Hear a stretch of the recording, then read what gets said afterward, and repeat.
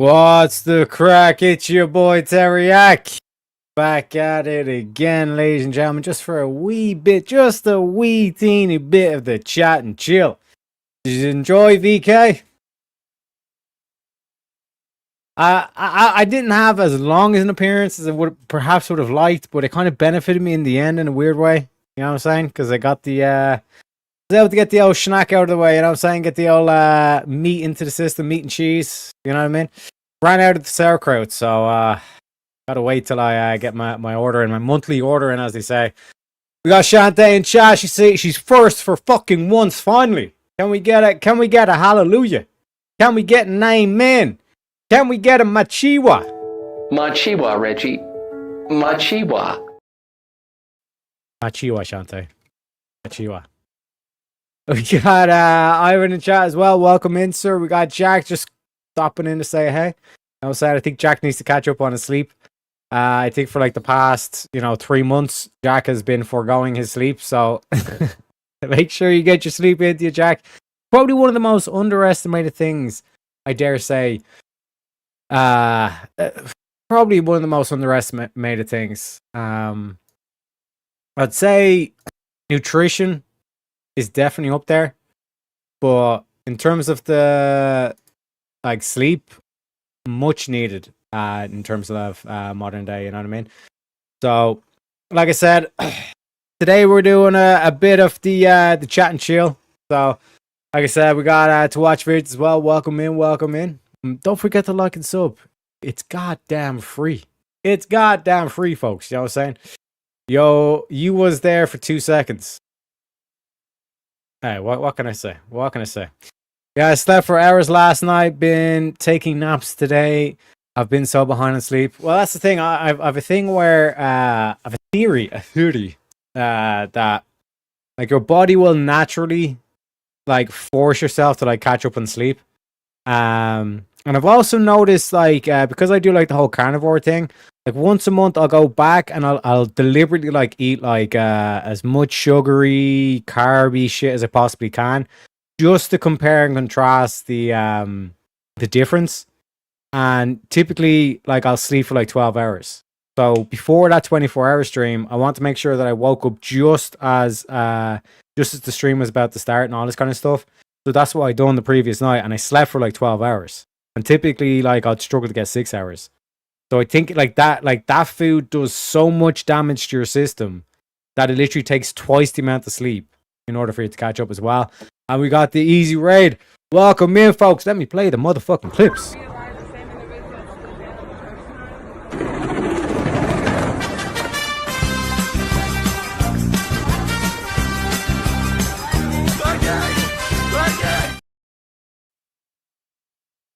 Ah, shit, I was muted. Welcome in, folks. Welcome in. Was I muted that whole time?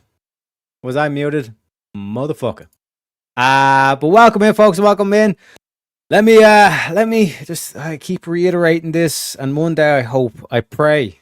I'm literally on my knees praying at this stage that we all understand the logic, and who better else to teach us the logic than our boy Speakeasy.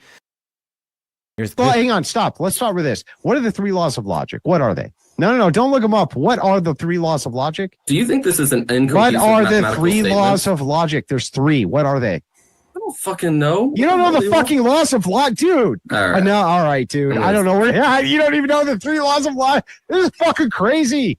You're fucking crazy. Do you want to ask Speakeasy if he knows?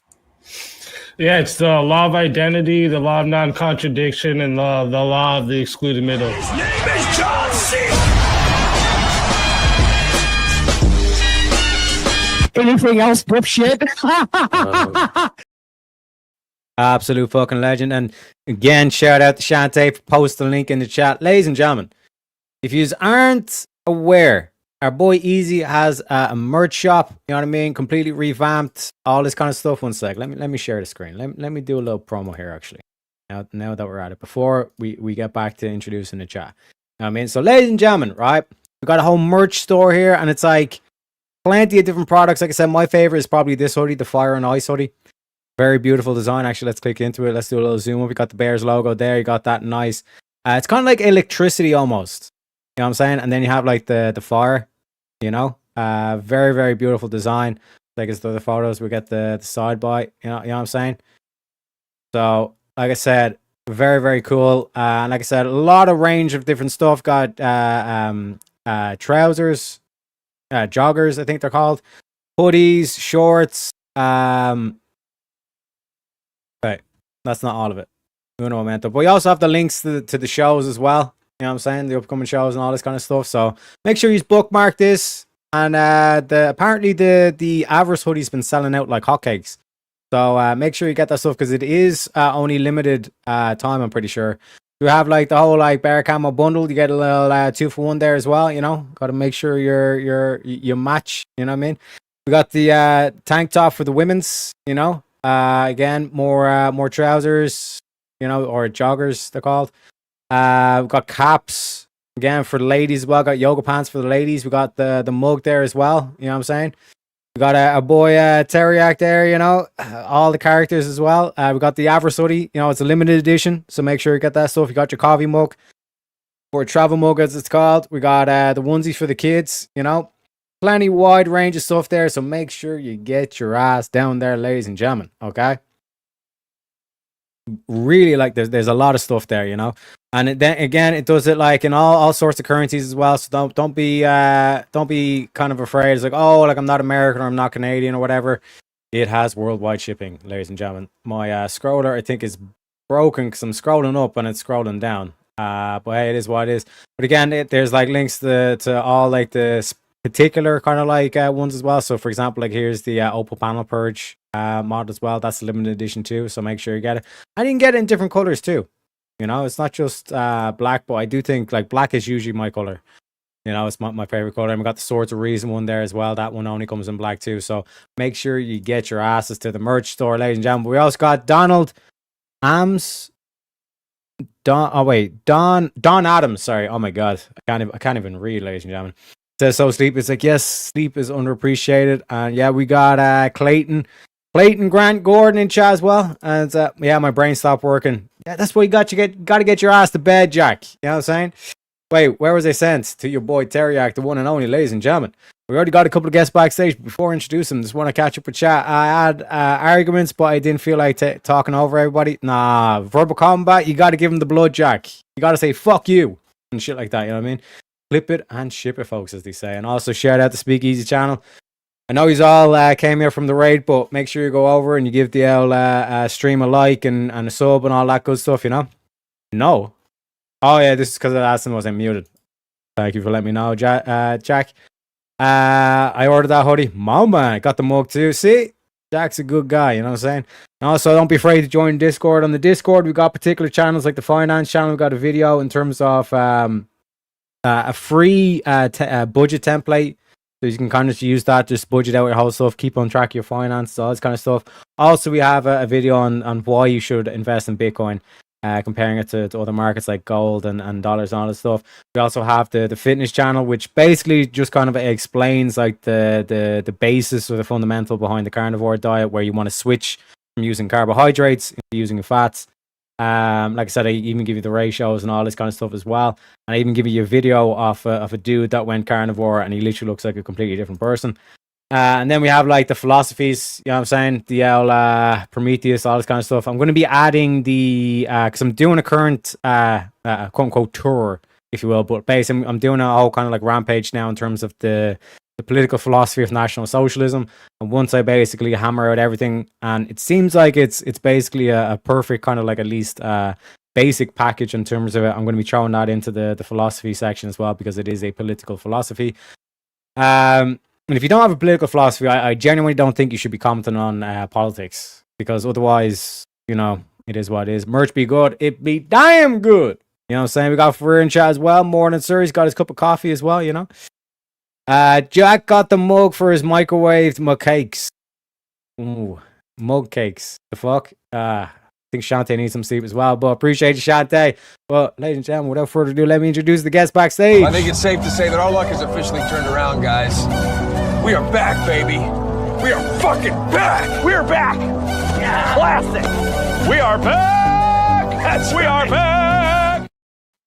We are back. Oh shit. We are back, boys. Welcome into the show, Dogs and Mr. Darth. What's going on? Just got out Not of a much. board meeting. To another. Yeah. A Oh, board shit. meeting. Yeah. Out of a Darth board. was in a board meeting. He was in his suit and everything. Tell us about the board meeting. What was going on?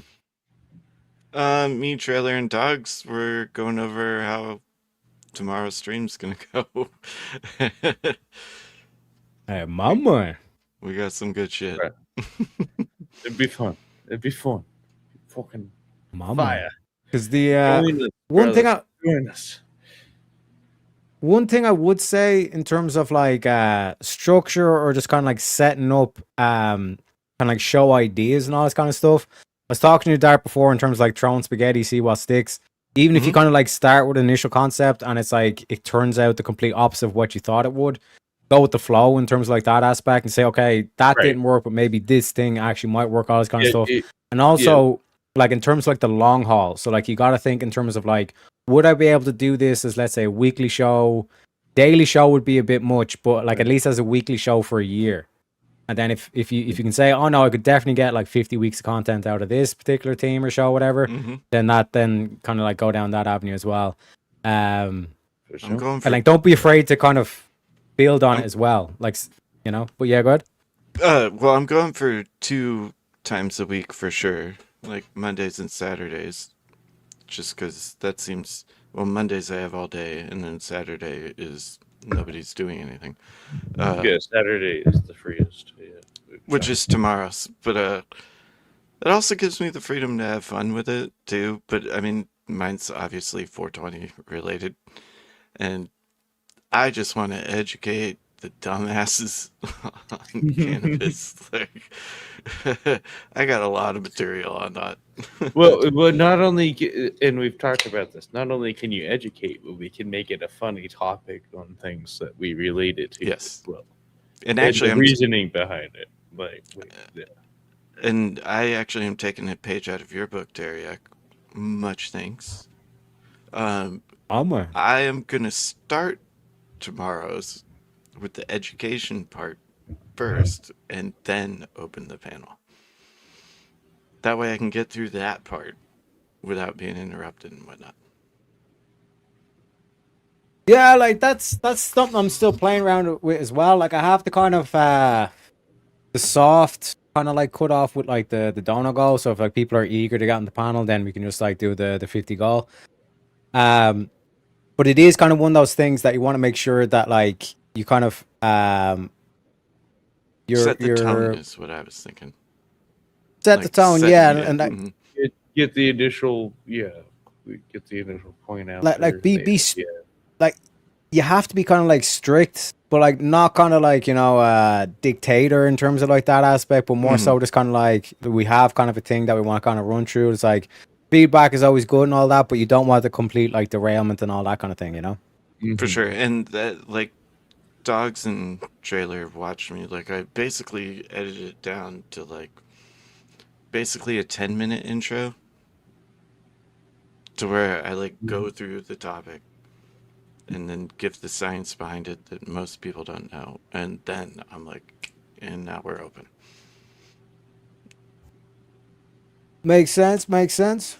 And is it just strictly cannabis you want to do? Or is No. there any kind of No, other kind once of it's topics you're kind of once branching it's out into? open, it's whatever. If you want to ask questions or whatever, but I mean, it's gonna eventually come back to hot dogs are not sandwiches. But No, you're wrong. You lost your logic again. You said sandwiches no, are hot. that's Shantae's logic. That's Shantae's logic, which you agreed with. So, sorry, good sir. I don't think I've told you yet, Terry. I'm gonna do a series. I don't know how to do this, but meet the people in the chat. And Shantae was on, and if you want to be shocked, as far as Shantae in the chat and Shantae actually having a conversation, you should go check that out. It's absolutely mind blowing. I've only had Shantae once on the panel, and it was like 5 seconds where she came on for 1v1 with Jack and just said "fuck you, Jack," and then like hopped off the panel, which I thought was, Oh, that's right. I do remember that. That was fucking hilarious. Pretty baller. You lose. See you later. That was literally. It was like, Shantae's over here freaking out. Shantae, you should want people to listen to that. it was funny. She She's just popped actually on and was based like, as shit. fuck you. I'm out. You lose right off the bat. It was That bullshit. hilarious. Don't listen to a fake news. She's pulling the trump card. Oh, whatever, John. But gentlemen, is there any kind of current events or anything that's happened recently we want to go over? I have some a bit of reserve material I have here that I've been kind of perusing. Some interesting stuff, to say the least. But want to give you guys an opportunity if there's anything hot in your mind or any kind of like burning topics that you want to go through. Nah, I'm interested to hear what you got, actually. Yeah. What do you got for us? Well, ladies and gentlemen, Oops. you know I like to talk about the aliens, and I'm not talking about little green Nice. dudes and none shit like that. I'm talking about the UFO files. Okay, I've been slowly going through them. You know what I mean, using AI to help me out and all this kind of shit. But this one is a long one. All right. But again, like they keep talking about, like this is like fucking J. Edgar Hoover, like FBI director and all this kind of shit. Like they keep talking about this flying saucer stuff, but this material only, like the earliest material from all these drops is ironically 1940s. You know what I'm saying? Mhm. So like I guess I'll just kind of like read through, and if you guys kind of see any interest, we can kind of go over it as well. So this is John Edgar Hoover, FBI Director, Washington D.C. Dear Sir, I'm a member of NECAP, and I'm very interested in UFO flying saucers. Several weeks ago, a fellow employee received a business letter from Arizona, the stamp on the back. The enclosed. Being interested in UFOs, I asked for a stamp and sent a $3 for 12 issues of AFSCA. Having received and read my first issue, I feel it isn't just what it appears on the surface. I can't say just why, but with my limited data, how communists operate, it strikes me as it is backed by them. My reason for writing is that I consider myself a true American. I'm told my ancestors go back to great-great-great-grandmother who was an Indian squaw, and I'm proud of it. If, by writing for this AFSCA report, my name would be in any way aligned with the Communist Party, I would like to know if there's any way I can get things straightened out. I may be all wrong about my interpretation of this report, but I'd like to be sure once I expect I will get other issues as they come up. I'll be 63 years old in a few days. My husband passed away on the 30th of the 4th, 65. I still don't understand why you Americans put the month first. God damn atrocity. That's what it is, boys. I've worked as Hold on. major of rank. What do Why? you mean? What's wrong with putting the month first? What's right with it? Uh, The Because day is the January smallest. 1st in unit. 1986, like that just makes sense. I Duh. January. Yeah, I when- know when it's you winter. say- 1st of January 1986. The smallest the unit is first- the day. The medium unit is the month, and the biggest unit is the year. No. Actually, like the smallest. that's unit factually would correct. Be the month. The smallest. There's How is the 12 smallest months. unit the month? There- A there's month has 12 like 30 months. days in it. There's 12 months, and then there's 30 days average, and then there's how many years? Yeah, a month has 30 days in it. Actually, But your you- logic but on you that just one, say- Teriak. You just sorry, said- sorry, dogs. That actually does make a lot of sense. And ladies and gentlemen, we got another guest backstage. Let me introduce him. We bring in the studio this morning one of the gay rights activists, Mr. Should I call you Mr.? Miss Star, you crazy? Welcome to the show. What's up? What's up, What's crazy? going on in here? I seen aliens and UFOs. I had to Yeah, come. I knew it. the crazy. As soon as I said aliens, I went crazy. He's gonna be up here. He's gonna be all Hell over the yeah. shit. It's like, Yep. show me the flying saucers, leprechaun. Yep. We're the floating objects. Why do UFOs have to have lights on their fucking ships? They fly across. Never mind. Never mind. Well, so to stick to the topic, the kneecap thing, I was actually curious about and just looked up. Do you know about the kneecap? No. Me? No, Terry, like in the earlier part that you I showed. was muted. No, I don't know. Oh, well, I mean, I can read it if you want. It was actually founded after. It was founded in 1956 as a nonprofit organization, and their goal was to conduct scientific investigations into UFOs, reports, and push government transparency, and challenge what its leaders saw as official secrecy or cover-ups by the Air Force and other agencies. But the notable leadership of it is retired Marine Corps Major Donald E. Kehoe. I mean, it's spelled as Kehoe. Yeah, it's Kehoe. Spelled a certain way. Served as its most prominent director, and he was a vocal advocate who believed in government was withholding information. And then Dick Hall, I had to say it, who compiled major reports. And a board that I find it interesting that it's always ex-military. But that's a nonprofit, though, so that's not a government agency that's making that claim. Well, here's a news report from 1966, right? Yeah, from Reno, Nevada, boys. All right, so this is AFCA's Amalgamated Flying Saucer Clubs of America, Third National Flying Saucer Convention. Movies, slides, exhibits, books, literature, all the good stuff. Only $2 per day, you know? But yeah, July 8th, 9th, 10th, 1966. Speakers are Wayne S. Aho. So basically, it's a bunch of speakers here. Weasley Bateman. Is there any other? Dr. George King.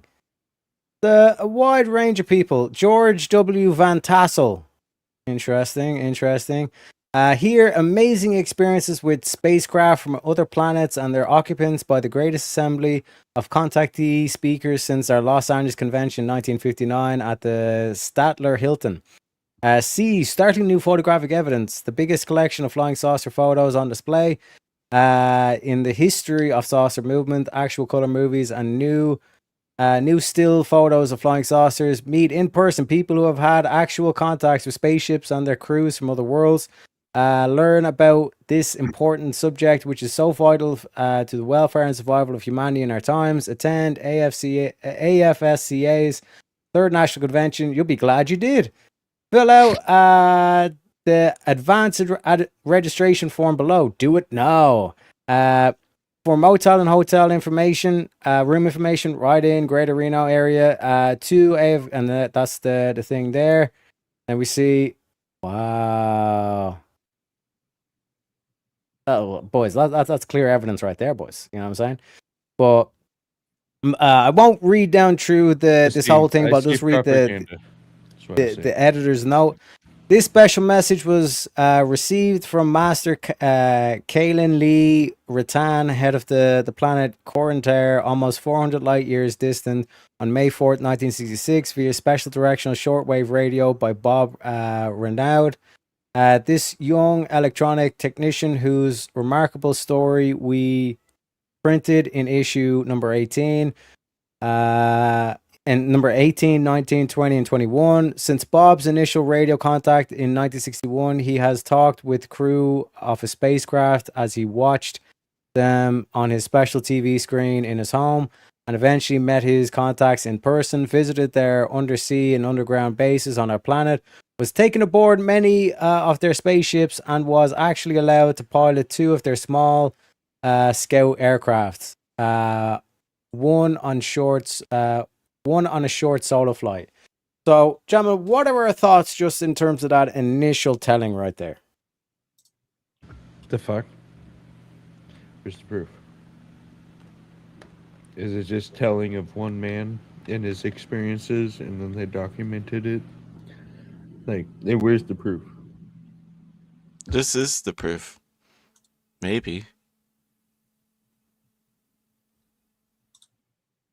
I want to believe. I have to make the X-Files reference because I do come from a bias that I want to believe. Mm-hmm.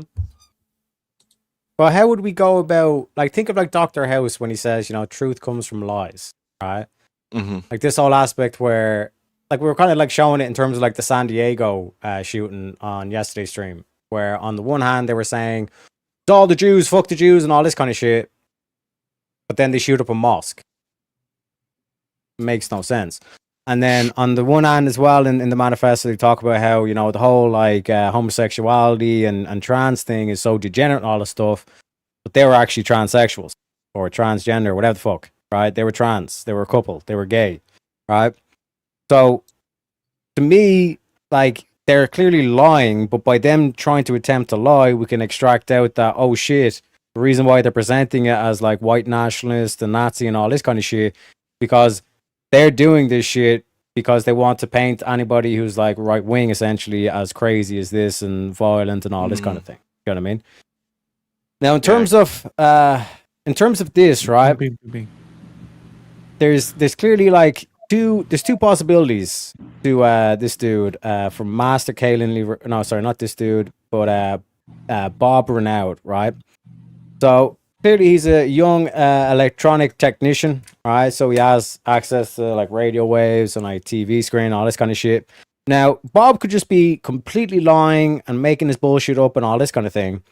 But as you boys kind of demonstrated, your initial thing was like, where's the proof? You know what I mean? Like the initial thing is going to be skeptical and all this kind of thing. That's in one terms should, of like, right? Because you can prove it by disproving all the other shit. Process of elimination, correct? Mm-hmm. You know what I mean? But his claim is he's talked with the crew of a spacecraft. He watched them on special TV screen in his home, so it's basically he's seen some sort of like TV, like it came through on his TV, and possibly radar waves as well. And then he eventually met these people in person. So we have the aspect where clearly he's just lying. It's a bunch of bullshit and all this stuff. Just hand wave it like that. But if we're to grant him the situation that he actually did see some people on TV and then he actually did meet up with some people, does that prove it's aliens, like little green dudes and shit like that? Or like what other possibilities could it be? Oh, well, first off, in that person's experience, he's meeting somebody completely elsewhere that he's not aware of over a TV at that point in time, which is just not really heard of, just beginning of that. And then again, I asked for the proof.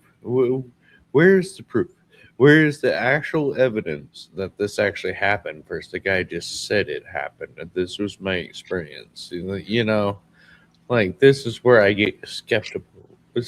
Yeah, we already went through that, dogs. Like in terms of like one aspect, this dude could just be completely fabricating everything that he's saying. Right, that's one thing. Yeah. The other possibility is he's actually telling the truth. Right. So now that's the other option where he's actually telling the truth.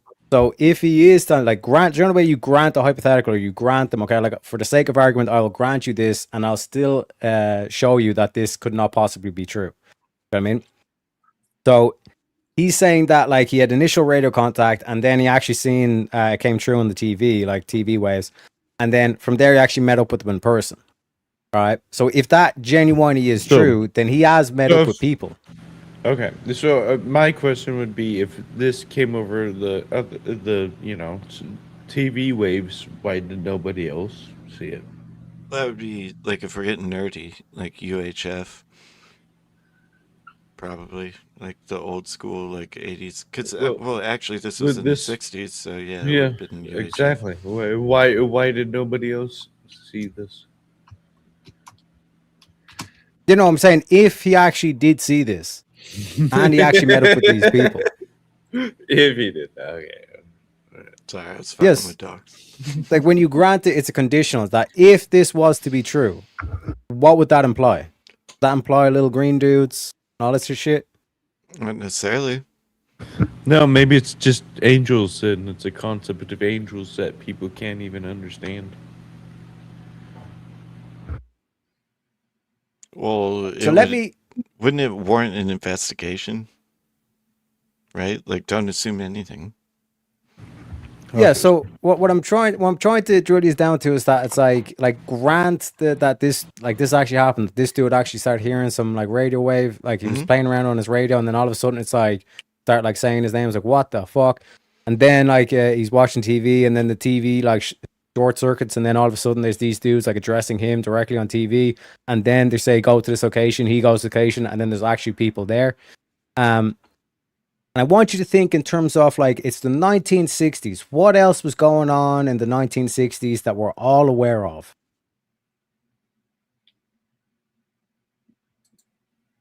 The church hearings. Yeah, Operation I'm not- Bluebird. Oh shit, I'm not MK. well versed on this. Well, MK yeah, Ultra. Yeah. Yeah, exactly. I wasn't sure if we could Oh, that's an interesting legitimately take. bring that up. Oh, are you tying this back to the Nazis being in the CIA and shit? I've never left. Okay. Okay, sorry. You had to walk me there. I get it now. I'm not well versed in the 60s. Like, I know like a little bit of shit about like the 40s shit, but I digress. No, I see what you're saying now. Do I need to play the video just as a recap for everybody where we walk through in like 1945 war ends, and for the next 2 years Operation Paperclip, then 1947 National No, Security Act I know gets what you passed mean where now. they develop the CIA, and then not only do they do that, they also change Department of War to Department of Defense, and then interesting enough as well, Donald Trump changed it back into Department of War. As it should and be. then like from that moment on, they continue on the experimentation and all the shit that they were doing in the Nazi camps, where they start using they were using mescaline in the Nazi camps, and then Okay. they actually improved I the drug was and created so- LSD. Yeah. Hold I on, was it confused can't to both where- be true at where the this same from. time though, because like with all the Nazi research during the World War II, what if they did have contact and that's how they came up with? I mean, this is a stretch. Don't get me wrong, but the probing, like aliens and the Nazis were doing it, not just the Nazis, and now aliens and Nazis are in our government. I'll take my tinfoil hat off. I apologize. So, but like, what do you mean by aliens? Well, like extraterrestrials. It's something other than this Earth. It's something you do not know, is what like extraterrestrial. Well, no, I That think you that's do a good not know question is because what is that definition has been getting fucked around so much lately. yes, Right? yeah, so much. What is it? Like, I think extraterrestrial from outside this world. I think that's a good definition, but Yeah, but is it little green dudes? Is it don't know. Nordics? Hey, don't you Nordics. fucking dare, you motherfucker! Fucking Because like fundamentally, like that terminology get has what you been mean. put in your head on the purpose. Nordics are still here, friend. You know what I mean? But in this time frame, in the 60s, we know for a fact that the CIA and FBI were fucking around and experimenting on humans. So like when I say MK Ultra, what does that mean? Like what does that look like? Like what does an MK Ultra operation look like? Well, they were using LSD and trying to do mind control shit. weren't Yeah, they? imagine the most Hmm. uncivilized experiments you can do. But against how would they mankind. know that mind control was possible, or is it just theoretical? Like that's why I Okay, say maybe it was you kind guys of roll in with this. cahoots, right? I mean, I'm total tinfoil on this, but I mean, what if they're? I mean, look at the technological boom in the '90s on computers, and then all of a sudden it just stopped. Well, not stopped. I shouldn't have said stop, but definitely hit a bottleneck. What I mean, if look there at was? the. Go Yeah, ahead. go ahead. Well, I was just gonna say, like, what if there was an outside influence and like it just stopped talking to us?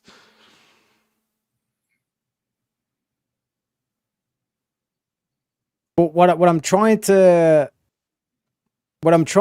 get you guys to look at is the perspective of like Sherlock Holmes, right?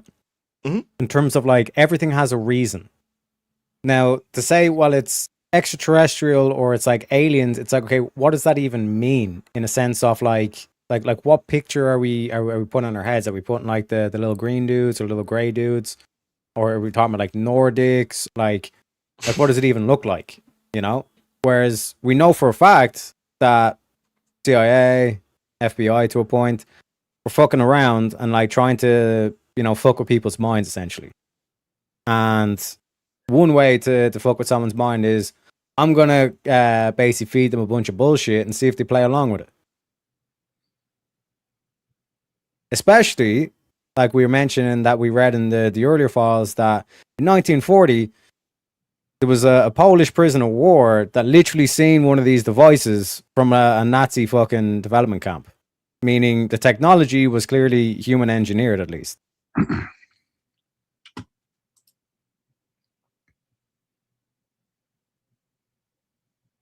Also, Shante, rope you tick, okay? You saw Pepe, okay?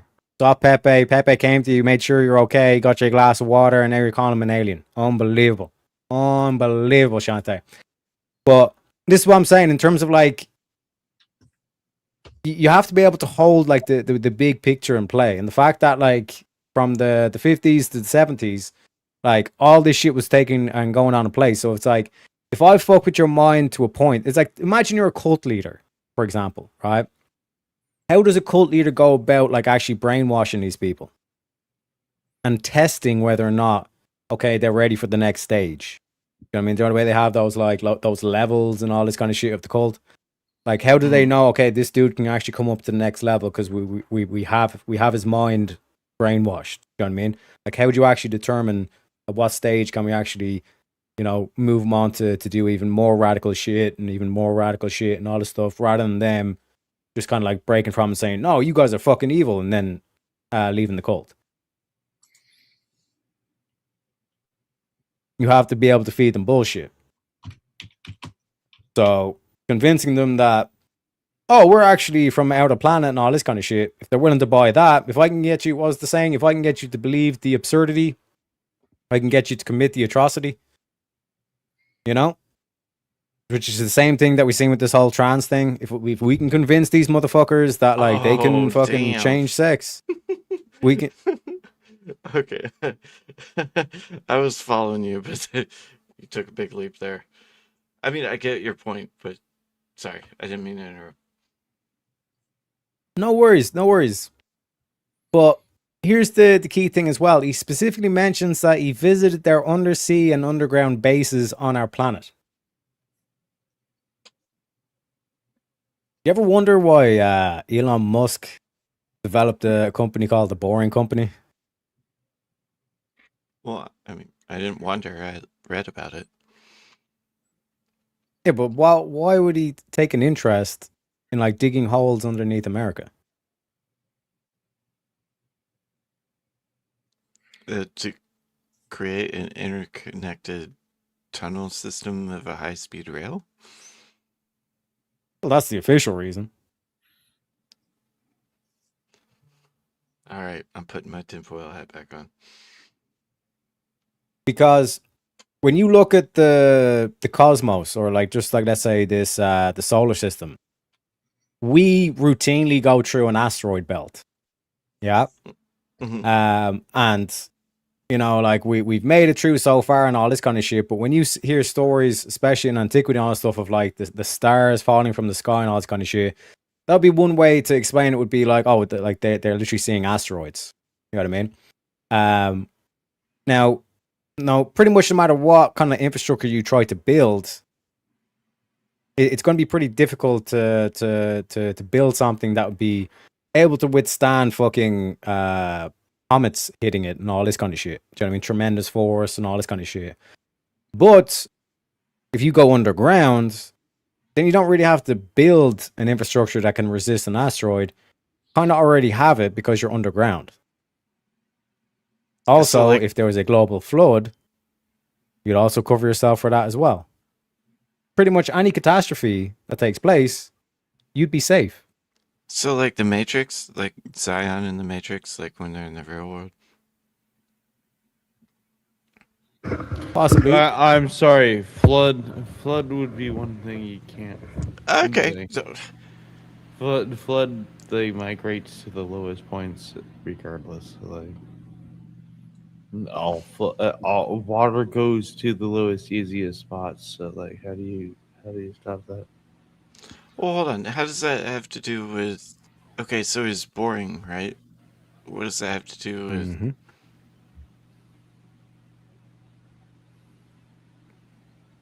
Aliens. Yeah, so like what I'm trying to like talk to you about is like this whole thing of like you're going to hear about like aliens or even like potentially like it's angels actually or demons or whatever fucking bin they're going to put on the shit. But like that's just the facade. That's just the fairy tale that they're going to hit you with. What this actually is this is humans trying to manipulate you through this grand narrative arc. You get what I'm saying? Reptiles, Yes, I do. bro. I do. It's the fucking reptiles. I'm telling you. Those reptilians are out there to get us. No, So- you're coming from it from a bolder perspective, and that's how I come at it too. But I want to believe so. Like, it's the spaghetti at the wall thing that you're talking about. I like to take the spaghetti off the wall and see which piece is still there.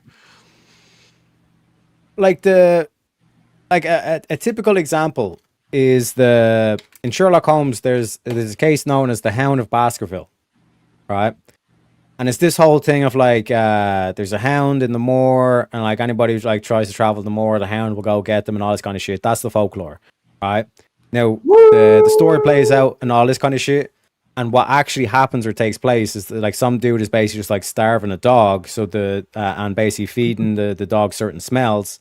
So the dog associates that smell with like hunger and abuse and all this kind of shit. So anytime the dog will pick up on that scent, the dog's gonna be so ravenous and so fucking angry and all this kind of shit that as soon as it gets that person, it's going to fucking rip its neck off. Do you know what I mean? Yep.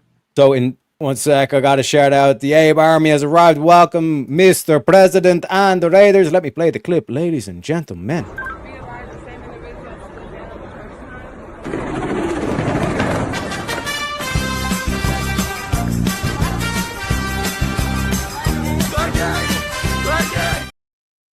Welcome in, folks. Welcome in. We even got Arnie in chat. Welcome in, sir. brothers. Welcome in. Woohoo, woohoo. Welcome, Raiders. Welcome all. But the whole kind of counts the basketball thing is like, well, why did the dude do that and not just kill the dude? Because technically the dude could, like, even if like a vast majority of the case gets like revealed and all this kind of shit, the dude can say, well, I didn't do anything. It was the dog. It was the hound. I have plausible deniability. See what I'm saying? So it's a very roundabout way of killing this dude, but you're doing this whole roundabout way so you got plausible deniability, because then you can convince everybody in the village, oh, like there must be some like hound in the village, and you basically let people's minds wander and all this kind of shit, let their imagination take over and all this kind of shit, and it's like, oh shit, like the dude actually died to a hound, when really it was like the dude that orchestrated it, but he's got plausible deniability because he now has this mask with this whole kind of like, well, it was technically a dog that killed him and all this kind of thing. You know what I mean? Mm-hmm. Same way with this, like they're going to take him to the underground thing. They're going to take him to this and show him all this like great stuff that like he's never seen before, like this space age technology and all this kind of shit. And then we're going to convince you that we're actually aliens when really we're just human beings. And you could actually, use this weaponry against us and all this kind of shit, but you never will because you think that we're actually foreign entities. Like we're from, Zargon. Hold on, couldn't that be used the opposite way though too, where it's like we're gonna make you think that, oh, this is absurd, but in reality it's actually a thing. What you mean? Like the reverse psyop on basically what you just said. Yeah, no. If you normalize it, then how would we even know? That an alien would try to convince you otherwise, regardless. Social Fuck. influence. There's a huge possibility I'm an alien telling you that I'm an alien, and you're gonna be like, oh, that's crazy. And Yeah, but if you look exactly like me, or similar to like a human, if you look maybe like I'm a a human, shapeshifter. yeah, then you say, well, shape to a different shape, make yourself into a chair. I don't want to. Yeah, it's like the whole like, I can't do it when anybody's watching. I'm shape shifting shy. You know what I mean? Like we do all that kind of shit. We're like, oh, okay, buddy. You know what I mean? Because like, why would like think about it this way, right? Why Well, would there's a you lot want of to incentive. hide? But why would you want to hide the fact? Why would you want to show the fact? That's the other question. Yeah, there's a Why lot of would you want to incentive to hide. show the fact that you want to do that, or have the ability to do that? Because then you could be taken advantage of, scientifically like studied on, like really. Well, and then actually- You know, you like wanna in terms not of show in that. terms of like hiding it. Like if I have the vast superior technology, if I Yeah, have you the can vast hide thing, like it. I can, I just, Damn straight. no, You're gonna be like, just- fuck you. I don't want to tell you guys. I just shit. conquer your planet. We send in the alien ships. We fucking wipe out everything. Why do they have and to then be any violent? survivors, they bow down. Why do they have to be violent? Maybe Because pretty they're- much every single living creature is violent. You want to go to Okay. the jungle and see what a tiger does to a zebra?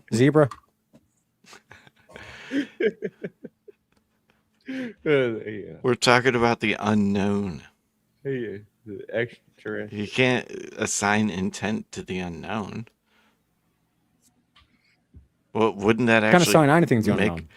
But wouldn't that make my point though? To like maybe they're like totally pacifists and they're like helping us, but yet we fucked up at some point, and they're like, yeah, we're not gonna fuck you up, but nah.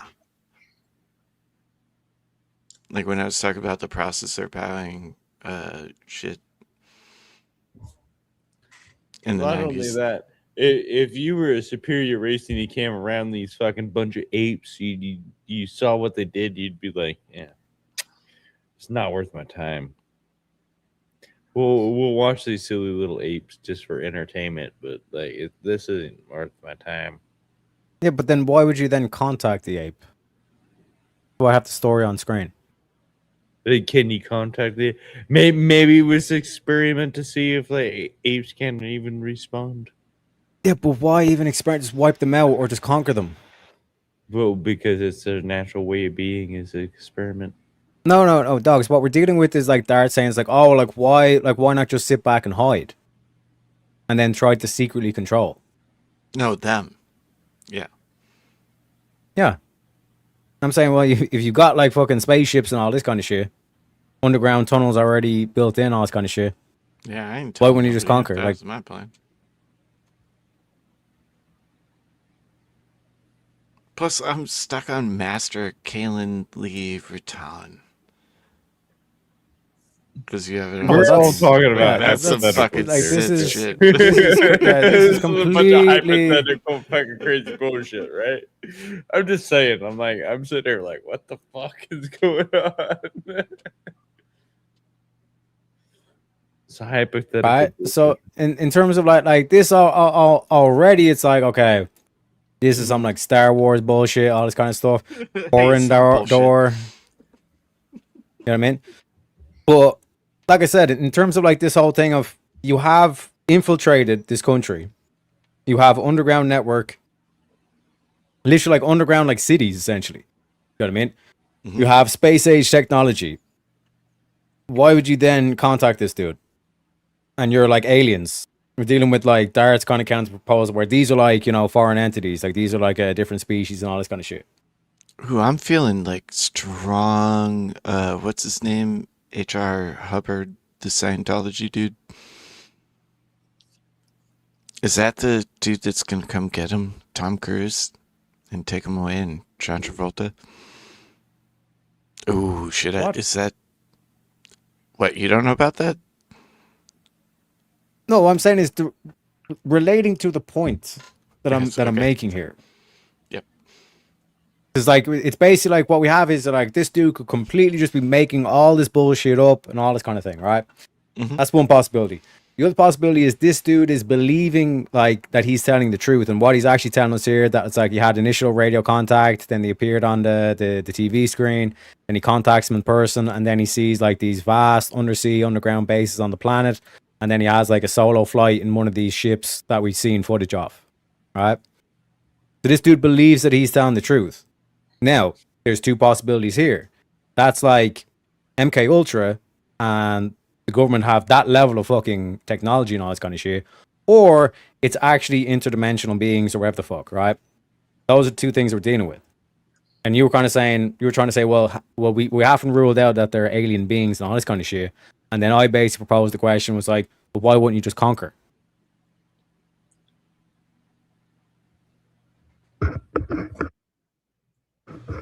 Again, you haven't proved there are alien beings. That was my thing. Like, where's the proof? Where's the proof? I see what you're saying. Versus people that have a mental disorder that thought they saw something that they didn't. Where's the proof? Where's the fucking proof of aliens? Give it to me. Correct me if I I'm want wrong, to. Terry. I want Hold to. on.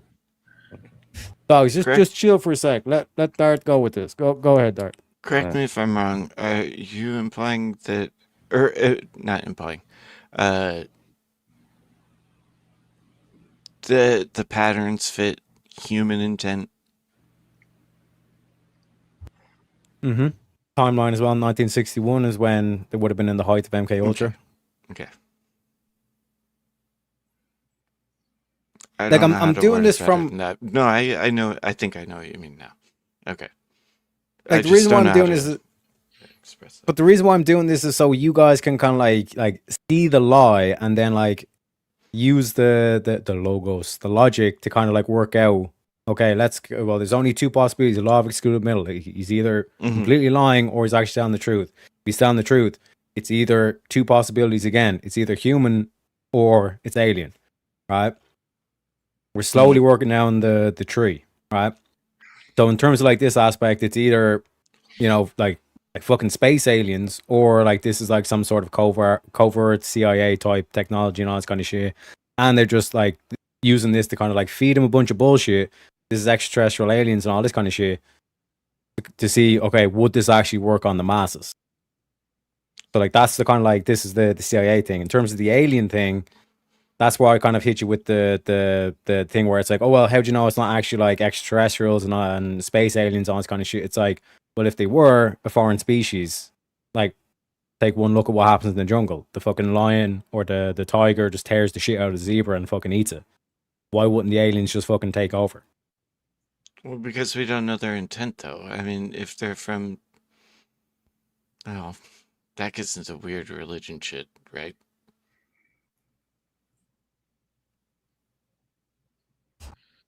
But I digress. I know you. I understand your point.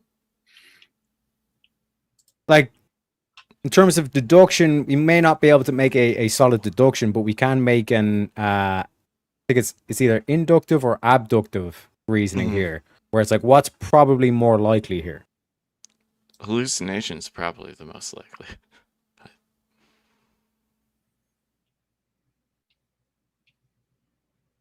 So like multiple how? different. Because I mean, the MK Ultra, like, that was all hallucination. Like, sorry, never mind.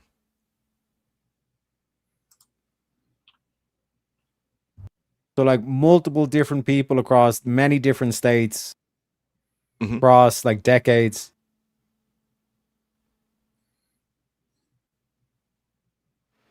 And it's not like a whole village gets is suffering from these like what would you call them, like trips or whatever the fuck. Like this is like just one individual. But also through recorded history, though, there's pretty much since written word, there's been references to extraterrestrial, and I mean, shit, don't get me started on the pyramids. But is it just because it's from 1966 that all of a sudden it's unbelievable? No, when you look at the pyramid and all this kind of shit, like there's underground tunnels and all that kind of shit. So like the same kind of like thing that this dude's describing here, where the civilization built, and again, crazy, I already had the picture loaded up. I mean, underneath the Sphinx, there's like underground tunnels, and like all the way from the Sphinx to the pyramid, it's all underground, all this kind of shit. So whatever civilization built the fucking pyramid, which we're still not able to do in terms of like a technology aspect. You know what I mean? So it's like clearly there has been people who have like had sophisticated technologies or sophisticated ways about going about things. But in terms of like the actual kind of methodology, it's the same kind of principle where they build underground.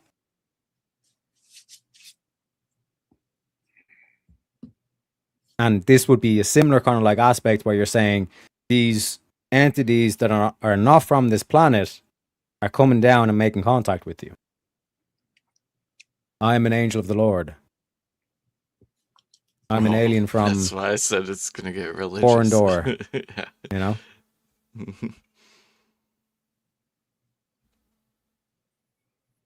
I mean, couldn't this also turn into never mind. I was gonna say Book of Enoch and like the Nephilim, and like it's also why the pyramids are fucked up and all that. I'm also very tired, but in terms of where we're currently at in terms of the logic tree or like the binary tree that we formed, we're already at. It's like this is either CIA covert ops or this is like actual extraterrestrial beings. So which is more probable? PSYOP. Alhamdulillah, habibi. Right. So again, like this is why it's like very important not to just hand wave and say, "Oh, that's bullshit." Same way, like when we went through the Marxism thing, a lot of people kind of say, "Fuck communism. I'm just going to be full blown capitalist." But as I pointed out, it's like you've only done half the job. You've discredited the solution of communism, but you also have to then factor in the critiques of capitalism that Marx makes. When you factor in those critiques of capitalism, you understand you cannot choose, anarcho-capitalism and all this kind of shit, because then your own military companies will sell to the highest bidder, meaning they're undermining your nation. You know what I mean? So we have to take the full picture, the big picture here. Do you know what I mean? So in terms of this, like to just say, oh, this dude's just clearly lying, we're just going to ignore everything he says, especially when he says his initial radio contact, TV screen, he sees them on TV screen, then he contacts them in person, then he visited undersea and underground bases, and then he takes a short flight in one of these things that we now have video evidence of. You know what I mean? Food for thought, gentlemen. But let's get on to the next stuff. There's a lot of things on this. In terms of the pictures, again, here's some of the pictures because I know Crazy likes to see the pictures. What do you make of these? Well, the lower right looks inflated, like an inflatable thing that they got to fly long enough for a picture. Yeah, somebody tried real hard. I mean, they all look like tops that somebody would like spun real quick, got up, and I was like, I think the dude's right about the underwater stuff. I think they're here, been here. If there is such a thing as an alien, they are in the ocean, and they've been here. I could not agree with you more, Chris. After the flood. Well, I think the pyramids were built by another iteration of beings, whatever that might be. And after the flood, some of them went underwater.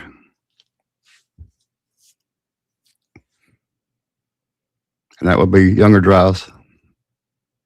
Caused the flood. Yeah, everything in the ocean is alien, in my opinion. Like, the hell is that shit? I don't know. I don't know why they fly around like that. They don't need to be above water. They take a chance of being seen. But what Terry is doing is not good. I'm trying to get it all tied together in my head. But I think about him different than he does. One reason why I'm showing these pictures was you can't say, oh, this is artist rendition or AI or anything like that, because firstly, it didn't have AI back then or image generation. And secondly, in terms of like the artist AI, this was taken from an actual like film clip. That's why you see like the specks of dust and all this kind of stuff on the photos, like this picture up here and up here in the top left. like that, like those little black marks and all that kind of stuff. That's all like dust from like the microfilm. You know what I mean? Mm-hmm. So Yeah, but look at the grass in comparison. It's very mean? clearly. So this is a tactic that they used in filmmaking. Look at the ground and how it's a whole bunch of. It looks like trees, but they're not on the bottom left. But on the one on the bottom right, that's totally an inflatable thing that somebody spun and took a picture real quick. And same with the one above it.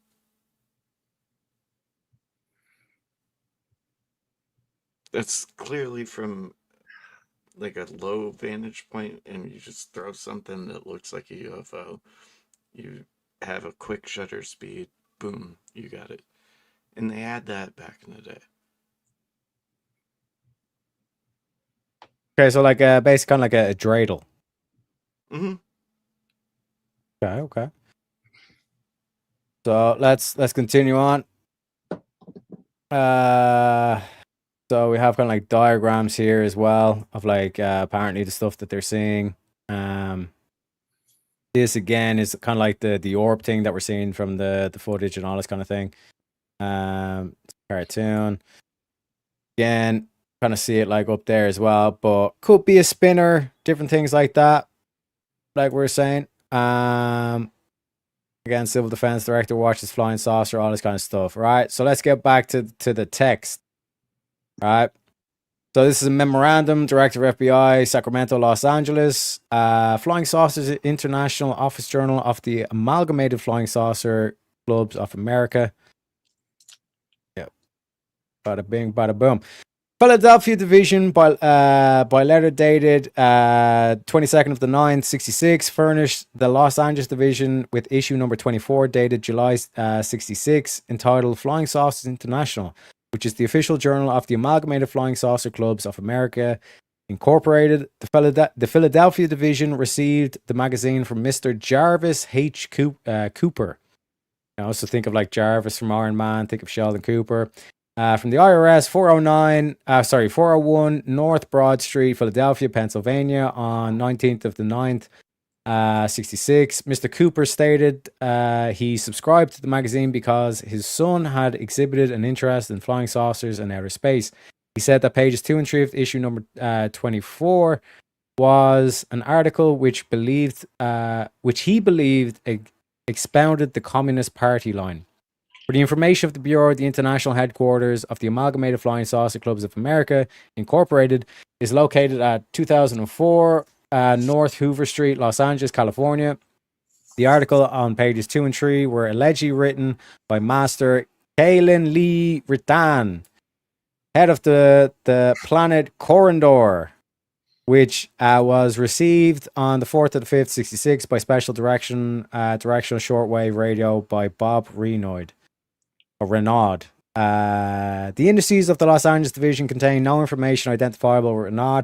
No investigation has ever been conducted on captioned organization. No further action was contemplated in this matter by the Los Angeles office UACB. The foregoing is furnished for the Bureau of Information. So it's like the FBI and the CIA are taking note of this, right? We have another letter on October 17th. Mr. Paul L. Wright, 1331 Lucille Avenue, Southwest, Atlanta, Georgia. Dear Mr. Wright, your letter of October 9th has been received. With respect to your inquiry, matters pertaining to sightings of unidentified flying objects or flying saucers are not within the jurisdiction of the FBI.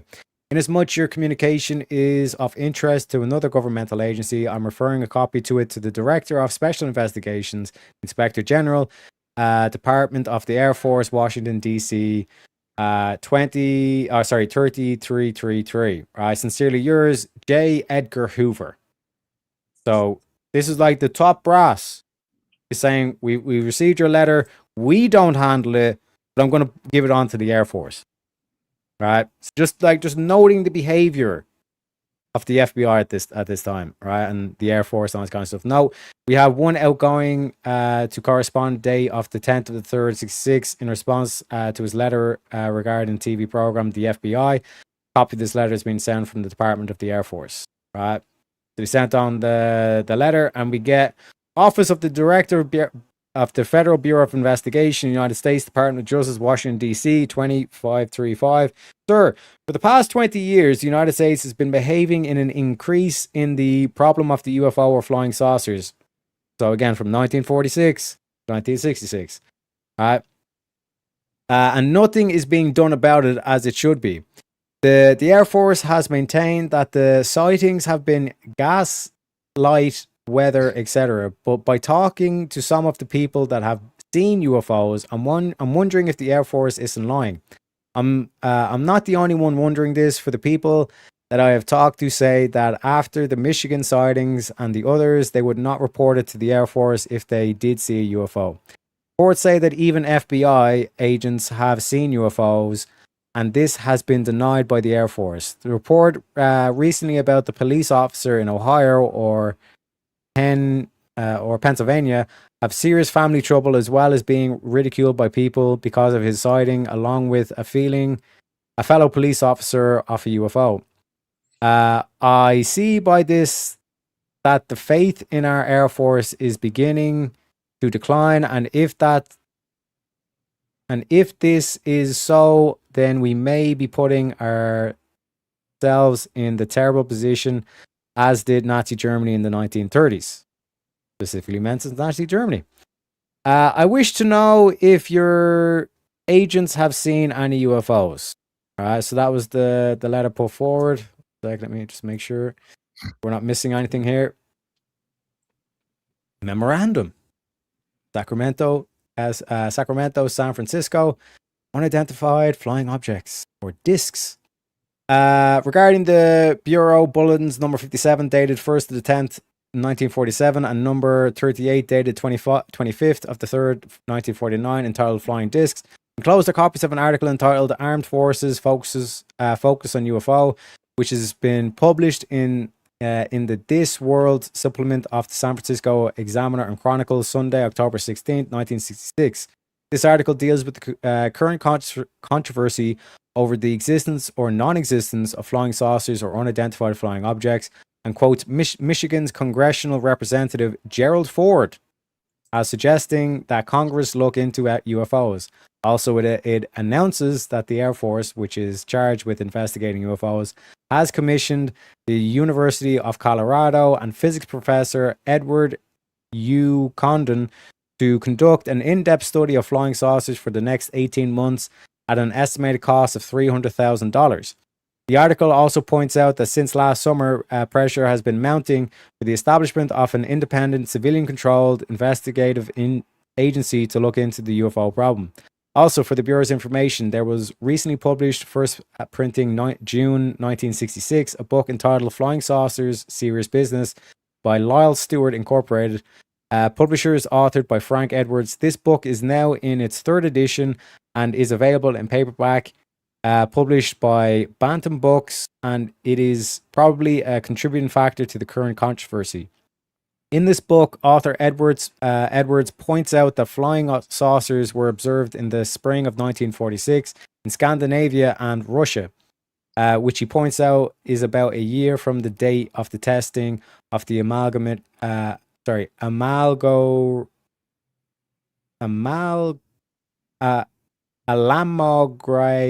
atomic bomb. And the book documents many reports throughout the world of UFOs since that day and claims that 1965 was the year of the greatest number of UFO sightings and that these were observed by multiple witnesses. It is author Edwards' contention that UFOs are space vehicles sent to observe activities on Earth, and the Air Force, which is charged with the responsibility of investigating UFOs, has deliberately withheld information and given misleading explanations because it fears a mass panic by the public if the public were told the truth. The book describes UFOs as polished metal objects radiating heat and light sufficient to have burned witnesses that were too near, and emitting some force fields that interfere with electromagnetic instruments and power sources. Colors range from brilliant white to dull red and brilliant orange. Some objects have carried blinking lights. So again, shout out to Crazy for that as well. He said that. There are three basic shapes: a Zeppelin-shaped ships up to 300 feet long. Number two, disc-shaped objects ranging from a few feet in the diameter to 100 feet, with many reported at about 30 feet diameter. And three, egg-shaped objects, which, according to the author, are ones most recently sighted. According to the book, the objects move silently and attain fantastic speeds, yet can hover motionless in midair. They have been reported to land and to take off with great speed, usually with a burst of light from the underside, which in some cases have left groups beneath them scorched. Many of the persons named in the book who have reported them are reliable individuals, including law enforcement officers, military personnel on official duty, military pilots, commercial airline pilots, civilian defense officials, etc. A number of photographs of the objects have been reproduced in this book, some reportedly taken by reputable persons. Many reported sightings are from atomic and missile research areas. Bear that in mind. From nuclear and military grade bases. All right. Wreckage of crashed saucers have been reportedly recovered at least three locations. In one case described as a magnesium alloy, in another as pure magnesium, and in a third case attributed to an official of the Canadian government. Goddamn Canadians. The material was described as exceptionally hard, unknown metal, actually a matrix of magnesium orthosylate, which contained thousands of 15-micron metal spheres throughout, and showing evidence of micro meteorites on the surface. So, first of all, like any comments on that, gentlemen? Well, fuck the Canadians. Yeah. Just kidding. But not really.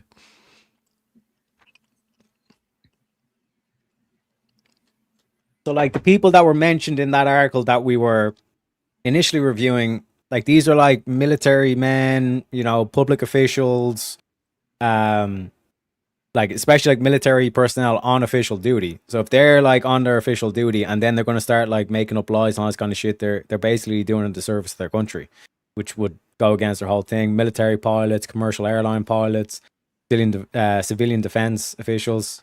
You know what I mean? Does that change the outlook on this situation?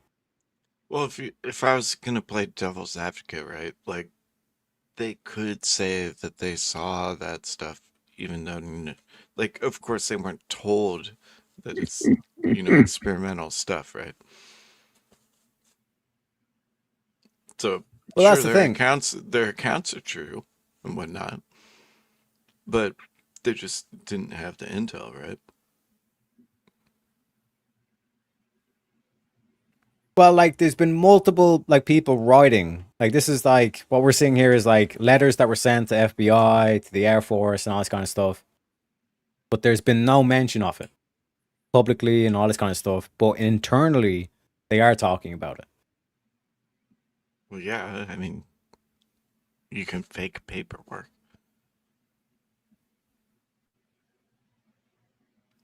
If that makes sense.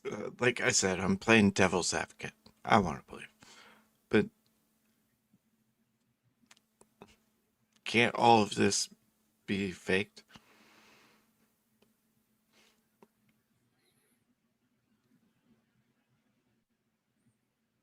Well, if that is the basis we're going on, it's kind of like we're just hand waving it, but then everything becomes fake. Well, you say the CIA, ARPA, DARPA, whoever tried to use this or tie it together for me. Put it together for me. Sorry. Yeah, so like in terms of like in terms of like one area we're getting like the response back from the concerned citizens, let's call them, right? Concerned citizens sent in a letter, and basically J. Edgar Hoover says, well, we're not allowed to talk about this. The whole like we can neither confirm nor deny, but we're sending this letter on to the Air Force and all this kind of shit, right? And then on the flip side to it, they're basically saying it's like, listen, like we're getting massive reports from citizens seeing this shit. You know what I mean? And like they start describing what they're seeing and all this kind of stuff, as if to say, what the fuck are you guys doing? why the fuck are you flying around citizens? You guys are clearly fucking the shit up because people are starting to realize what the fuck is going on. Stop doing what you're doing.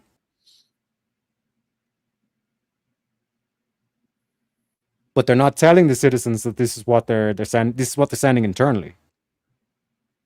That like people are coming forward that are fucking military, aviation pilots and stuff. We cannot fucking claim that these official people, these reputable people, are fucking crazy. We're not going to be able to fucking gaslight people into thinking that shit.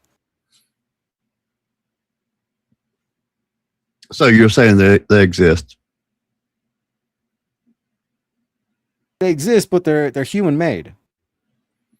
What they're going to do is they're going to play on this whole ET phone home bullshit and try to play this off as, oh, like these people are actually aliens and they come from Zargon, Persei 8, or whatever the fuck. So you're saying it's human tech? Yeah.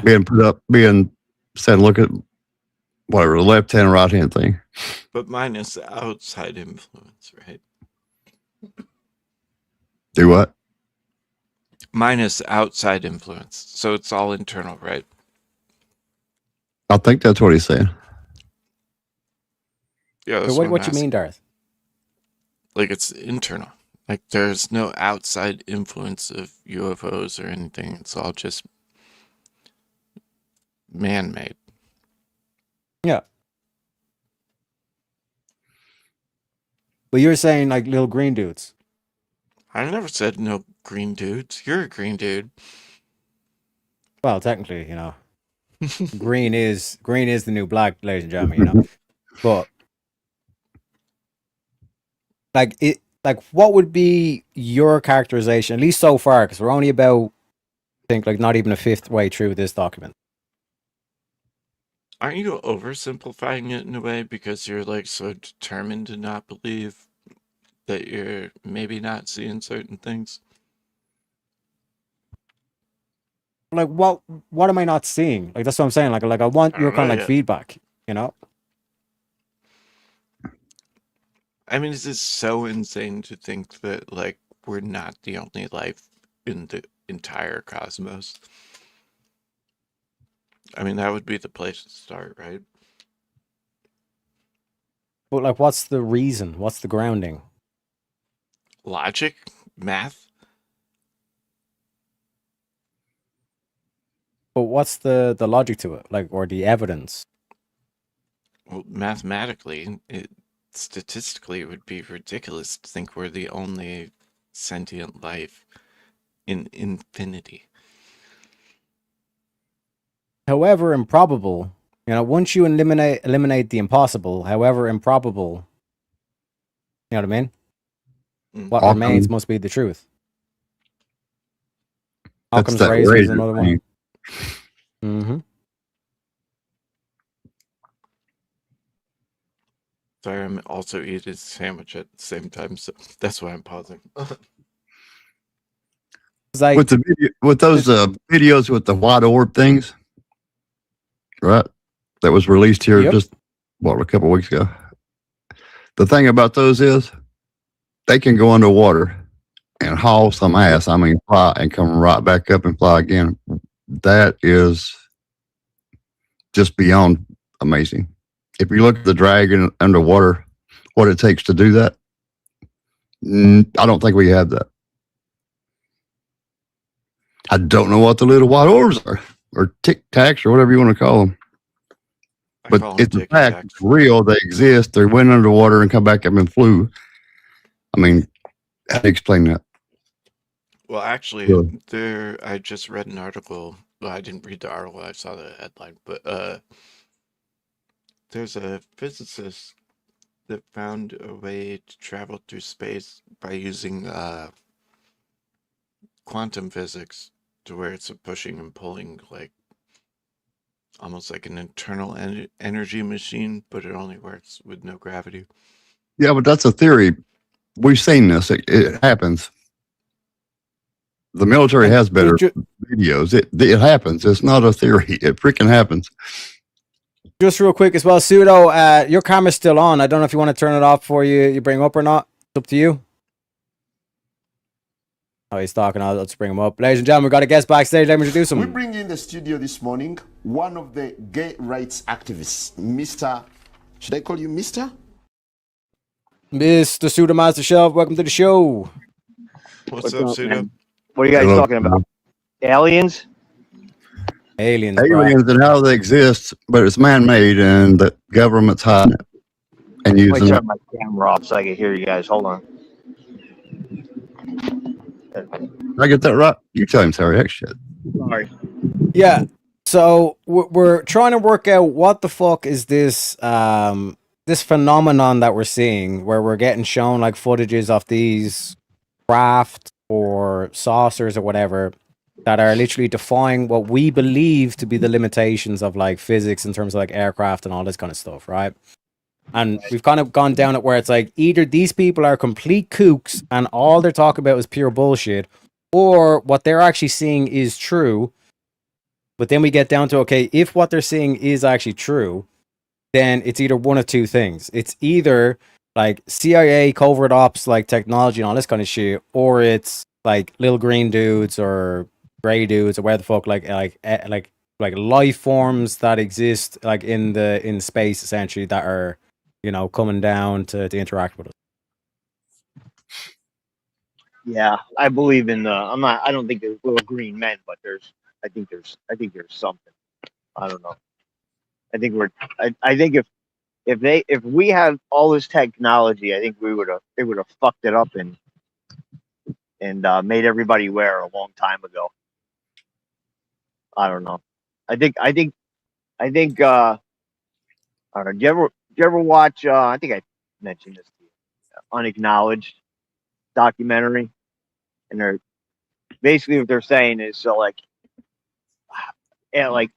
aliens, whatever you want to call them, they didn't really have any interest in what we were doing until they discovered we learned how to split the atom, and then shit went fucking haywire. And they came to a realization, well, wow, okay, well now they can, you know, do more than just blow themselves up on Earth. And I'm kind of along the lines of that theory. I could be wrong.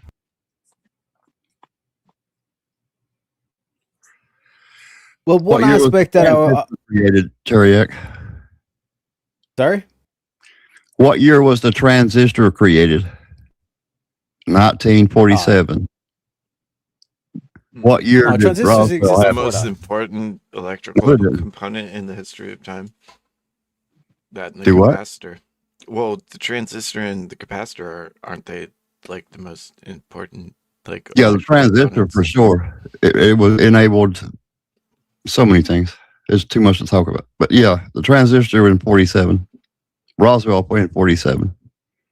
And when did the Nazis go or Hitler go over there? To Egypt. Digging up Right. bones and shit. I'm not saying And all time of a period. sudden, there was more than that. Who knows, man? Who knows? I don't know. So I'm going to say if any government had it, it would have been them. December I don't know. 16th, 1947. I could see it. I could see it going like coming from the other direction. Like we got the technology. We got the technology from them.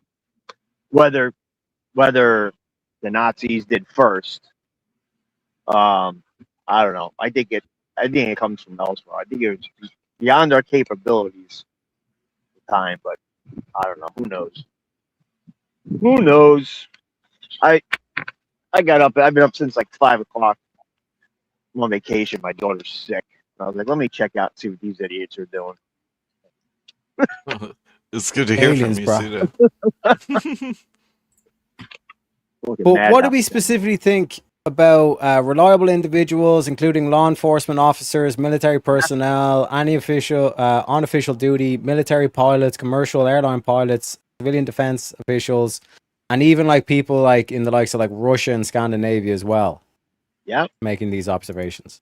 Hey, here's my thing. When you see like footage, right, where you're listening to reactions. So okay, it's possible that maybe they're not in the know that our government has all this technology. It's either that or they're really good fucking actors. it don't seem like they're acting. It seems like they're really in disbelief of what they're seeing. You know what I mean? Yeah, Yeah, but that's what I'm saying. I had a There's one two word thought possibilities. when you'd ask that though. Incentive. Okay, what would be the incentive? Well, we're seeing it with like how people are getting paid to go do these bullshit ass protests. Maybe people were being paid to say that shit. Yeah, well, then it comes down to like, I mean, you take like the greatest freaking quote actors in freaking Hollywood. And I could always tell, like, okay, they're acting. Like these people just don't seem like they're acting. I mean, like these protesters and shit, they're all They're paid to faking. fucking lie. They're Like faking that's their stupid. job. Like these What protesters, incentive? like, they're Sorry, faking you're stupid. talking about incentive to do what? Hide it or cover it up or No, they're saying No, it's when they incentive get paid. for them to lie about saying that, oh, like we saw this stuff when they actually didn't. But like this is what I'm saying in terms of like you're then going to be ostracized by the community and no one's going to believe a single fucking word yeah, you at say. that time it would have ended your career anyway. No matter what. Exactly. It's the same thing as like, which I think there's a 99.99999% chance there's no fucking Bigfoot running around out there. You know what I mean? But you had people that seen something. It was probably a bear walking up on two legs through the trees, and they misidentified it. You know what I mean? But like, it's the What? last thing people want to do is come out and freaking be known as some kind of fucking kook. But like, you take like these generals and shit, like these pilots, the last thing that they'd want to do. You know? But there's a possibility like they're just not at that classification level, you know, level of intel. There's that possibility. I'm not throwing any of it out the window. I don't know. I just kind of lean to my whole thing is infinity. Like, you know, like the odds of us being the only planet with life is just slim to none, in my opinion. I want to take religion out of all of it. I don't know. That's just kind of how I see it. I can't see how we're Yeah, that's even- actually what I was saying, Pseudo. Is like statistically, like if you're just going by the numbers, it's very impossible. But even for this planet to be like habitable is an extremely low probability. Mhm. Yeah. In infinity. Yeah, it's just like you look like infinity. Yeah, but that beats the argument that it's like, oh, it's like extremely low possibility that there's aliens out there and we're the only intelligent life form and all this kind of stuff. It's extremely low possibility for the Earth to even exist the way it does, maintain life.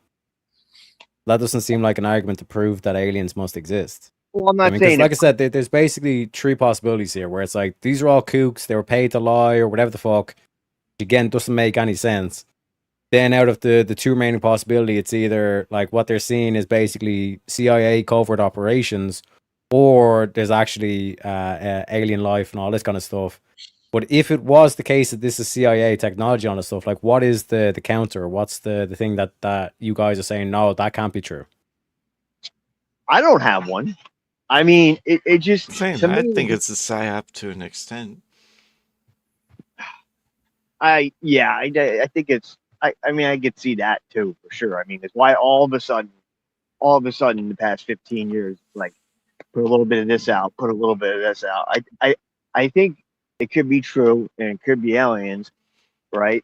Or whatever you want to call them. I kind of don't like using that word, but it could be true, and it could also be that there's nefarious reasons for them to put this information out there just to distract us from other things that are going on. You know what I mean? Well, that Darth, kind of when you say it's a psyop, like what you mean by it's a psyop?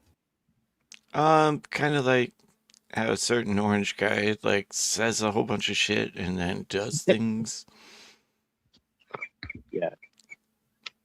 Yeah, like what I'm specifically saying is like this, like these flying saucers actually are real. They actually exist, but they're human technology. They're human built by Yeah, like CIA covert ops. What is the counter argument to that? I just don't think we have the technology. I really don't. I mean, you can call it, say, sure, that's not an argument. I don't know. I'm just a fucking retard, dude. I'm just going with my gut. I don't know. I think I think we have too many fucked up evil people out there behind the scenes. If we had this technology, I think we would have. This planet would be gone already. If we were able to reverse engineer it and use it, I don't know. It's just I'm just going with my gut. So to answer your question, Terry, the reason I kind of think it's a psyop is because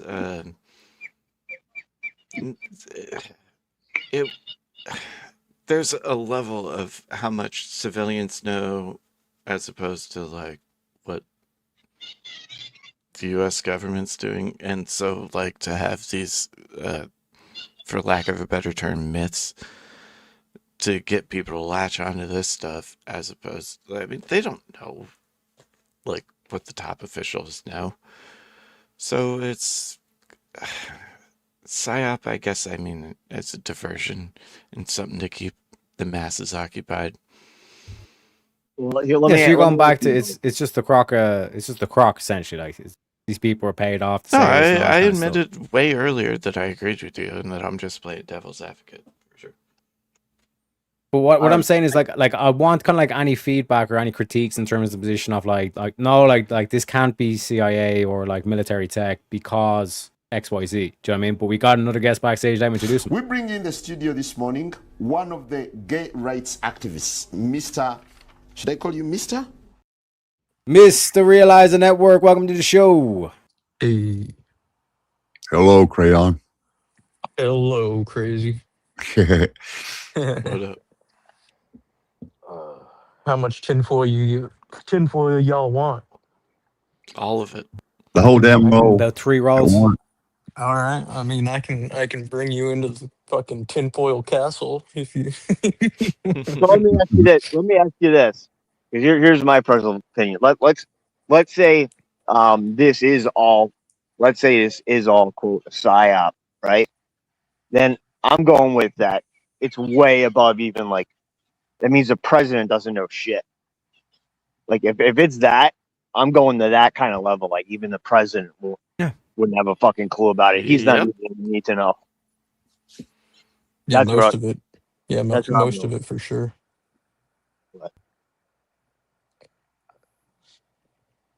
If you want my opinion, I think it's a mixture. So, like, what I would say is,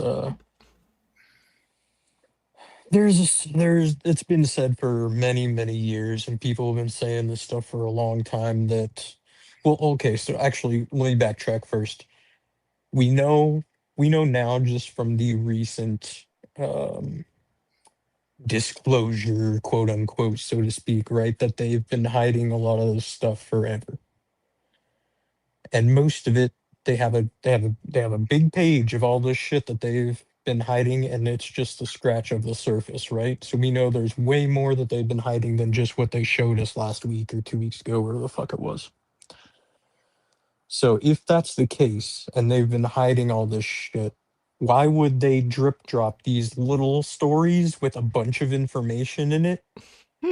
If it weren't to have a specific narrative, right? So let me skip forward a little bit. There's people that have been saying for a long time that you guys are aware of Bob Lazar, I assume. There's people that have said that Bob Lazar is being paid to do exactly what he's doing. He was a guy who maybe really did work at S4 and really did work at Los Alamos and really did work at these places. And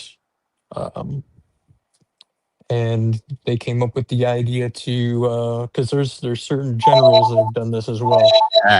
And what they're doing essentially is they're trying to dissuade people from being true whistleblowers. So he's basically a plant whistleblower, so that the real whistleblowers, so to speak, that could come out are going, oh man, look what they're doing to this guy. They're ruining his life. He got divorced from his family. You know, he makes no money. He's fucking poor. He's barely scraping by. Why would I come out and say anything when this is what's going to happen to me? So that's kind of that narrative. And then you've got the Stephen Greer guy who's been out forever, you know, saying, oh, and he's been talking about these various humanoids like the praying mantis people and, you know, the fucking the Nordics and the Greys and all this shit. He's been saying this shit since the early 90s. So, and now that it's come out that like, okay, well, maybe that's the official government narrative and he knew about it the whole time. So it's basically being put out there to discredit the real stuff. And what do I mean by the real stuff? I mean, there's pilots that have come out over the years that have said, yeah, we see this shit all the time and we're told that you don't talk about it, and if you do, then say goodbye to your career. So you look the other way and you don't say anything. And what do I you know, like, what do I think they're seeing? I don't know. I don't necessarily think it's little green men. Personally, I don't even think it's people from another planet, because I mean, if you want to go full tinfoil, like I said, you know, I still find it very hard to believe that, you know, we landed on the moon and shit like that. It's possible, but I don't think it happened personally. But I do think that there are possibly, you know, these underwater crafts that are basically anti-grav technology that can come out of the water and shit like that. And I think they don't really know where it comes from. It could be here on our planet for all we know. Do you think time travel could exist? Absolutely. Yeah, and I was just going to bring that up. So well, there's a huge flaw in that, though. What? Well, if time travel existed, we'd know about it, right? No. Why not? And not necessarily, but there are subtle things, and there's plenty of stories of people claiming time travel. But think of it this way: if someone traveled back in time to our time now, they'd have no way to necessarily get back. And would we ever believe them? Well, wouldn't time travel only unless they had some sort of tangible proof? So let me, you know, like let me real simplify it down for y'all. And Okay, even let then, would me we make really this believe really them? easy, You're right? just like, you made that up. You know, The claim is like, flying saucers are so real, right? the girl- So what these? One Terry. sec. Yeah, you need to refresh Realizer. Or so you Crazy, guys can you tell him to are all refresh? aware of these like missing scientists, right? Can one of you tell him to refresh because he can't hear me? All right. Realizer, you need to refresh. You can't hear Terry yet. Oh shit. Okay. Make sense? So, it's like the flying saucers are real. Either like this statement is false, and the people that are coming out and doing all this kind of shit, they're lying, they're incentivized, they're paid off, or they're just like working for the government. It's psyop and all this kind of shit. Or it's true, flying saucers are real. Which then we have another dilemma. It's either aliens / ET made them, or man-made / CIA covered ops. What I'm saying is, in terms of like this whole conundrum here, this is the most probable solution. And we also have another guest backstage. Let me introduce him. We bring in the studio this morning one of the gay rights activists, Mr. Should I call you Mr.? Mr. Steelborn, welcome to the show. The CIA is actually the one that sent me here to tell you to stop talking about our crafts, good sir. We made those. Yeah, you're forgetting about ARPA and DARPA. They weren't founded officially until 58, but they have unlimited resources, advanced research projects, and then it put the D in front of it, Defense Advanced Research Project. The CIA ain't shit.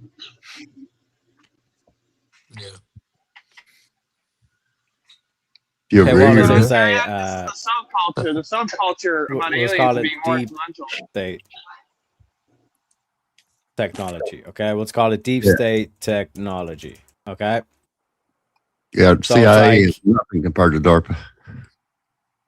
so basically, like this is what I'm saying, right? This is the most probable solution here. But I'm looking for any feedback to criticize this position.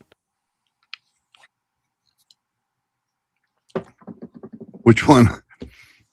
What is The their one that's position? highlighted, Rick? the I man-made can't or put my finger on deep it. state technology. That's your position? Yeah, to me, like I think it's like abductively speaking, this is the most probabilistic. Abductively. I caught that pun. That's funny. What about the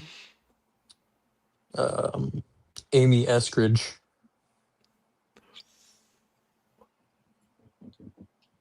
Do you know about Amy Eskridge? No. All right, so she died in 2022. People say that she was murdered. She said, and she was basically a anti-grav technology person. She said that her team had developed like a new form of anti-gravity, and that they were trying to kill her because of it.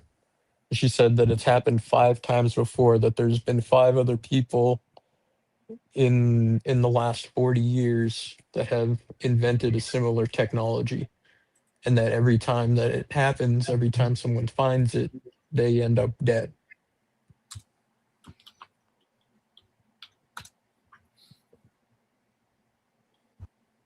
Yeah, which would point to man-made or deep state technology.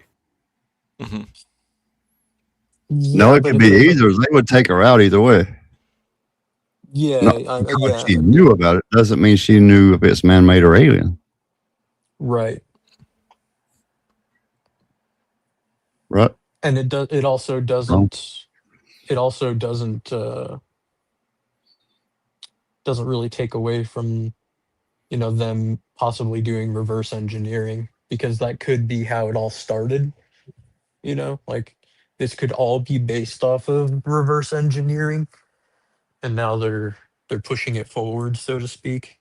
And every time somebody makes an advancement on it, you would have to figure that there's probably at least 5 or 6 different organizations and private and government that would have a vested interest in making sure that no one is first.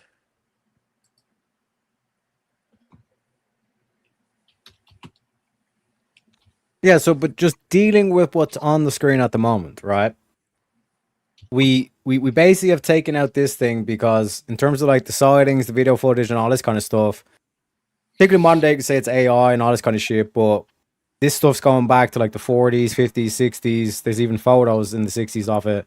And it's multiple sightings, not just in America, but also in Scandinavia and also Russia as well. In terms of it being like a psychedelic trip or whatever, it's only individual people. It's not like towns or whatever. So in terms of water supply or food supply and all this kind of shit, typically when that gets like the rye bread thing, it's like the whole fucking village is hallucinating, all this kind of shit. Furthermore, it's from reliable individuals, including law enforcement officers, military personnel, official military pilots, commercial airline pilots, civilian defense officials, all this kind of stuff. And the whole kind of thing of like coming out and trying to lie or incentive, be paid by and all this kind of stuff. Fundamentally, they'd either be on the books or there'd be some sort of like payment or bank statement that you'd be able to tie it back to. Plus, you're basically trying to convince these people to ruin their lives because no one's going to believe a single fucking word out of their mouth, because that's basically what happened. Anybody that came out, they were basically ostracized by the community, right? Well, they're really good at hiding. Yeah, at but hiding that's one payments. counter for the false aspect. Yeah, in terms of the true aspect, it's either aliens made them or they're man-made, right? But if we're to make the claim that aliens made them, it's not only do we have like the sightings of like these craft and all this kind of shit, we then have to say, okay, well, where's the sightings of the little green men or the aliens, essentially? You know what I mean? Well, There's I not would be. evidence of that. I'm on team time travel. I'm not on team alien. Well, if you're gonna be on team time travel, like, doesn't time only move forward, right? So, like, if No. that's why I say if time travel exists, we'd know about it, because if you go back in time, we'd know. So that girl specifically talked about Amy Eskridge and two or maybe three of the other 11 scientists that are missing were actually working and allegedly had made breakthroughs on time travel technology. And there's just a bunch of like anomalies that can't be explained of certain things. There's been quite a few people that have claimed to be time travelers, so on and so forth. And But how we do can't you really give prove how do you it. give them credit though? How do you give their story credibility with lack of proof? Yeah, what is the evidence? There is Like none. this is what I'm saying in terms of like Yeah, the there- aliens or ET or like time travel. I Or can even give if you it's time one- travel, that would still point to like deep state technology. That this is like I some can sort of give you one- technology that can actually be achieved. I can give you one that just happened 2 months ago. That's a real anomalous account of possible time travel that no one really has disproven yet because it's so fresh. It's pretty interesting.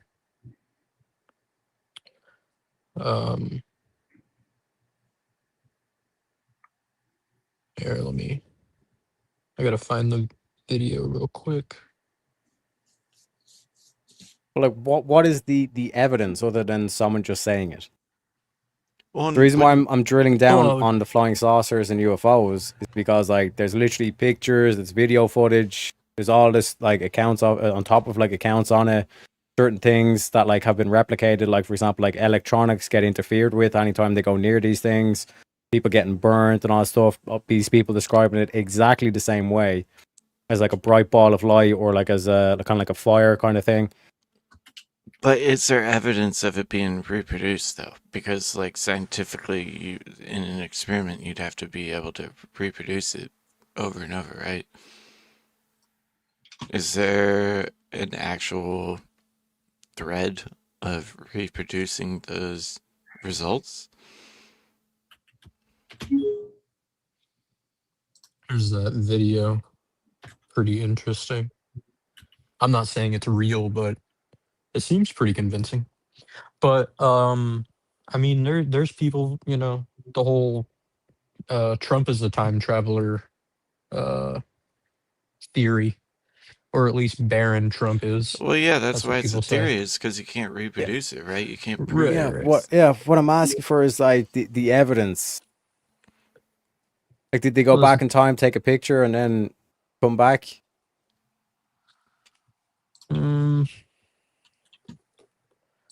It would take. I mean, it would take like hours to really explain.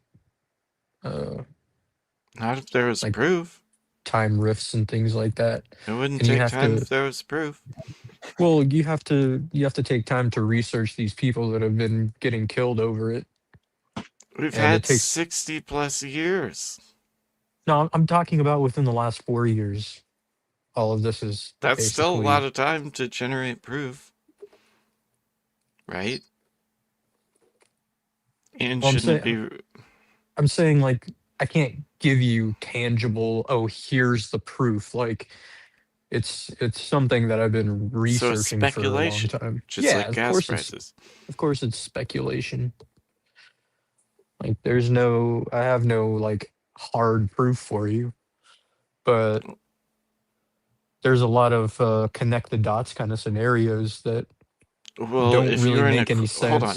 But if you're in a court of law, right, and you're accused of a crime and there was a lack of evidence, but you were like, but you couldn't connect the dots, you gonna go to jail over that?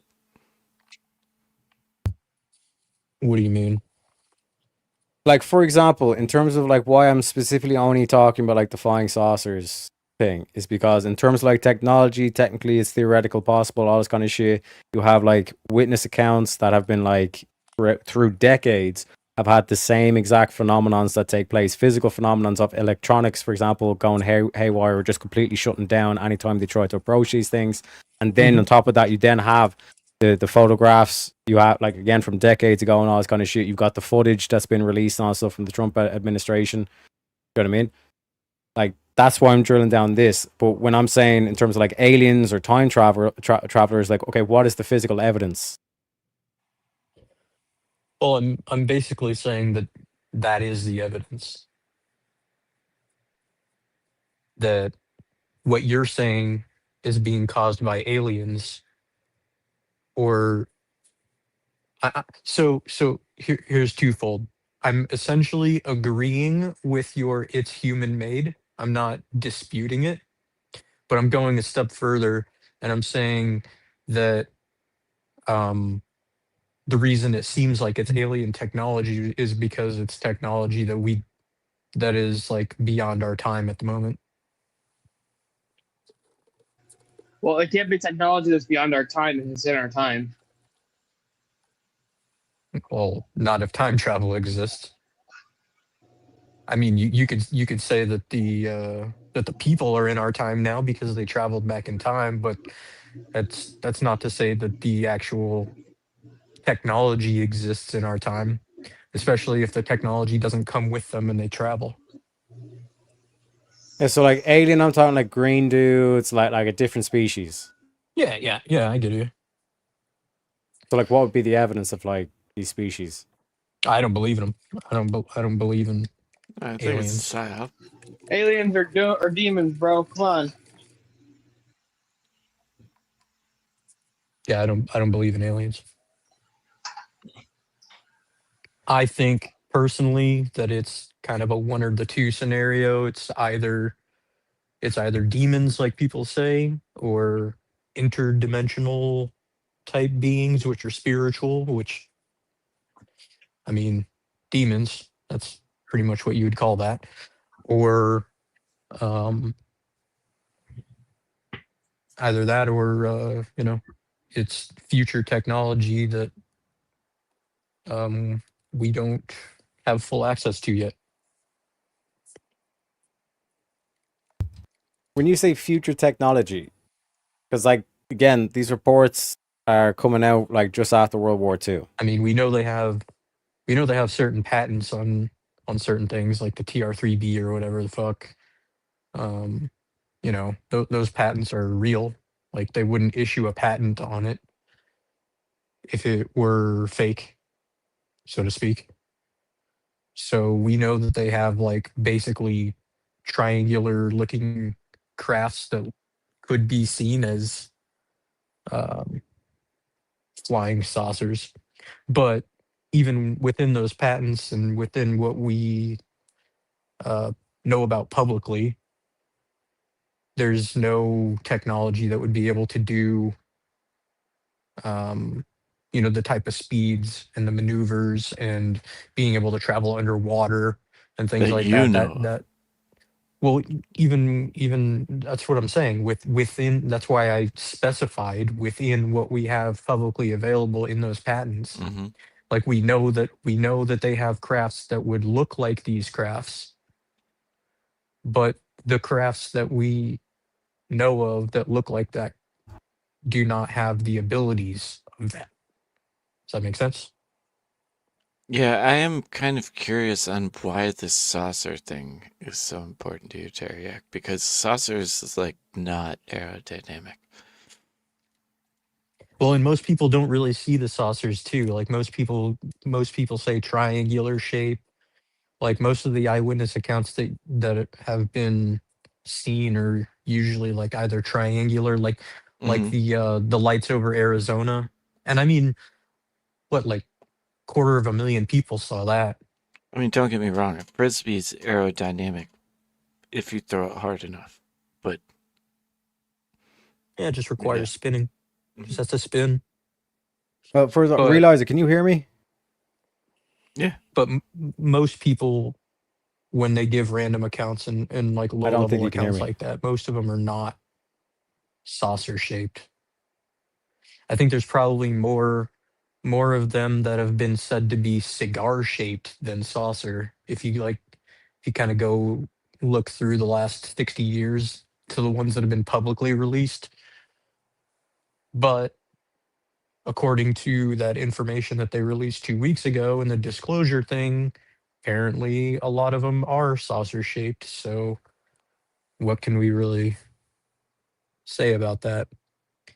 But the ones that they made public before that disclosure event, a lot of them were said to be cigar shaped, triangular shaped, you know, balls, like orbs type thing. Sam Shamoon. I was just curious. Yeah, 'cause- so yeah, one go sec, ahead. Realizer, can you hear me? Yeah, so someone tell Realizer to rejoin. Is Toriak Realizer. talking? Yeah, can you hear him? He's asking if you hear To him. refresh again. Fuck. That's a unique problem. He's Yeah, been so pressing in through yet. term, so in terms of the like the shape per se, like think of like a frisbee. Like what shape is a frisbee? Saucer shape. You know what I mean? Yeah, and it goes what, 40 feet?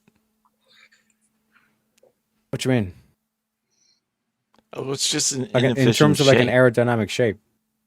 I mean, yeah, for short distances, not for long distances.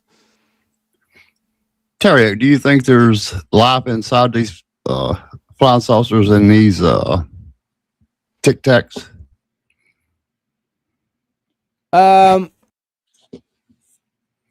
Well, there's multiple things that it could be. It could be controlled, like remote controlled. It could be, there could actually be people inside of it, but how does it actually operate?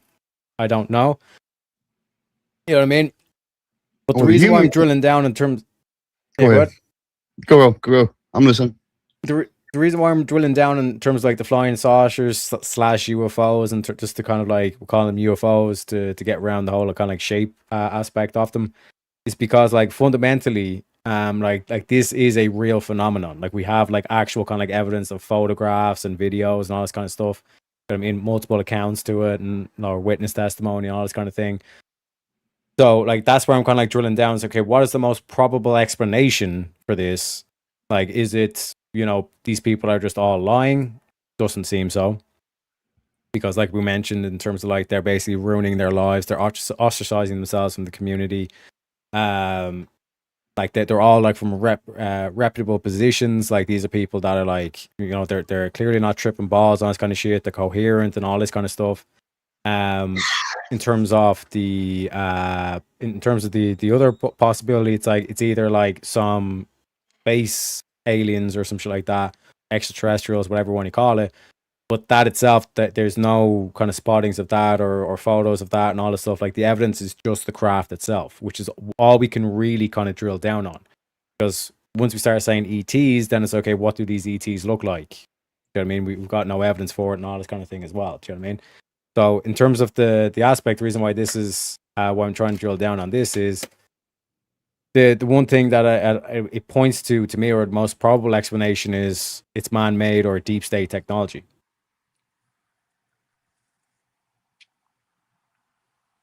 Could it be like a facilitated mass hallucination? What does that mean? They all did shrooms. Not necessarily, but like a programming in a way where like we got so programmed that it turned into a mass hallucination. And so then you'd see like mass accounts. Like you'd see a whole village. That's why I'm ruling out like the psychedelic trip and all this kind of shit. No, I didn't mean it like from a psychedelic aspect. I think he's just saying, if correct me if I'm wrong, but to Steelman that, I think you're just saying like people have been infatuated enough to convince themselves that that's what it is. Yeah, so But then we go also- back to like this is just false.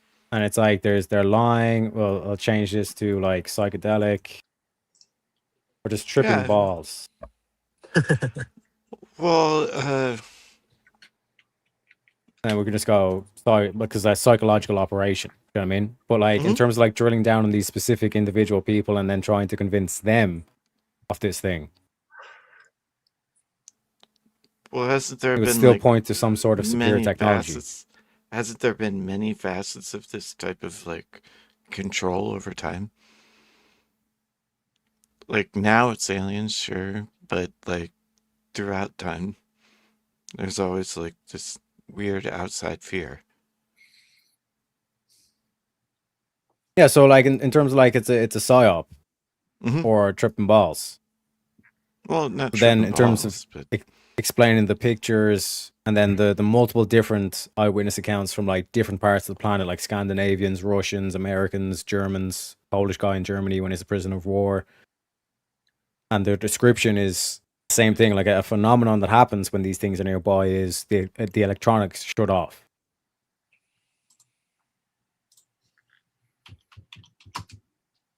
So this is why I'm saying like this whole thing, like by process of elimination, we've basically have multiple ways to dismiss this. Then it's like we go into the true aspect, and it's like aliens, ET, or whatever you want to call them. Where's the evidence of the extraterrestrial beings, these like foreign entities, and all this kind of Well, stuff? what do we think of Robert Byrd or Richard Byrd? My bad, Richard E. Byrd, the other Bird. We can get to that in a sec, but I just want to explain like why it's like in terms of process of elimination, this is the only kind of theory that still stands up. This is the most probabilistic explanation of what we're seeing from these photos and these videos and all this stuff, is that this is man-made. This is like deep state technology. I mean, yeah, I don't and that, necessarily disagree, but we have but that brings up a whole nother question, doesn't it? well, we have a lot of precedent of people saying that that's not the case and that it's not necessarily deep state, but that it's, you know, advanced humans or whatever. Would we classify that as the same thing? What do you mean by advanced humans? Well, that's why I was getting into the Richard Byrd thing. Are you aware of like his claims? The dude that went down to Antarctica? Well, before that, so he was the first man to explore the North Pole as well in the Arctic. And he said that there was like basically a tunnel into the earth that he was basically able to fly his plane into, and that he met with an advanced civilization, and that they were capable of all sorts of crazy things that he had no words for. And there's also supposed to be a black pyramid, no less, under the ice. And what's the only place in the world probably that's more restricted to visit than Antarctica? Like you can't go without one of the governments. So that's two separate accounts. So he came back from exploring the North Pole first, right? And he did that TV or that like aired interview or whatever for fucking whatever fucking publication that was. And that's when he said that he saw the advanced civilization there underneath the North Pole, basically. And then it was a couple years later that they sent him to explore Antarctica.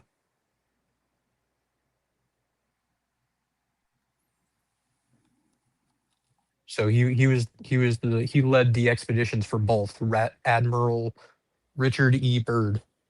Yeah, he did a whole bunch of stuff.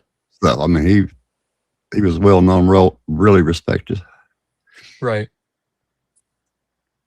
And he basically said in that interview that there was essentially a giant fucking bridge or whatever, that hole in the ground to fucking kind of like Agartha theory, that he was able to fly his plane into, and that that an advanced civilization made contact with him, and that's why he was like, oh, we have to be ready to meet with these people or whatever they were. See, Yeah. I think that's a common theme right there. Is we got to be ready to face the opposition. But then there's this whole Yeah, of course. psyop of like, okay, based on what proof? Like you say these things, but you provide us with no proof, and when you do, it's kind of bullshit. What do you mean, like the government? Yeah. Yeah. And it's like, oh, well, why are you talking about this when there's like a whole bunch of shit that I care about more that you should be dealing with? That's why I think it's a psyop fucking bullshit. It's, hey, check this out while we do some other shit. Yeah. Yeah, so like the whole thing, that was basically from his quote unquote secret diary that was found and all this kind of shit. But because I looked into this, like basically what happened was he encountered some sort of like counterforce when he went down to Antarctica in 1946, 1947 after the World War II. And again, a key thing is that the Nazis went down to Antarctica, and like if you actually were in Antarctica, you'd see like Nazi flags planted, flew planes over it and planted Nazi flags and all this kind of shit. Yeah. He met with like some sort of force that like wiped out like a large portion of his thing. He went back to, I think it was like Peru, or like one of the South American countries that's like nearest to the thing, and he gave an interview, and it was mistranslated where it's like they say, oh, like you fly pole to pole. What he was talking about is like we have to prepare for aircraft that can traverse the poles at rapid speeds. So again, what Admiral Byrd is describing is this deep state technology. It's recorded. You can watch the interview on YouTube. It's a video. I've watched it. Pretty sure it's still on YouTube. It's like 40 minutes long though. But yeah, he talked about both during that interview. So yeah, I'm not talking about whatever he said in his diary. I have no idea. I'm just going off of the interview that I watched.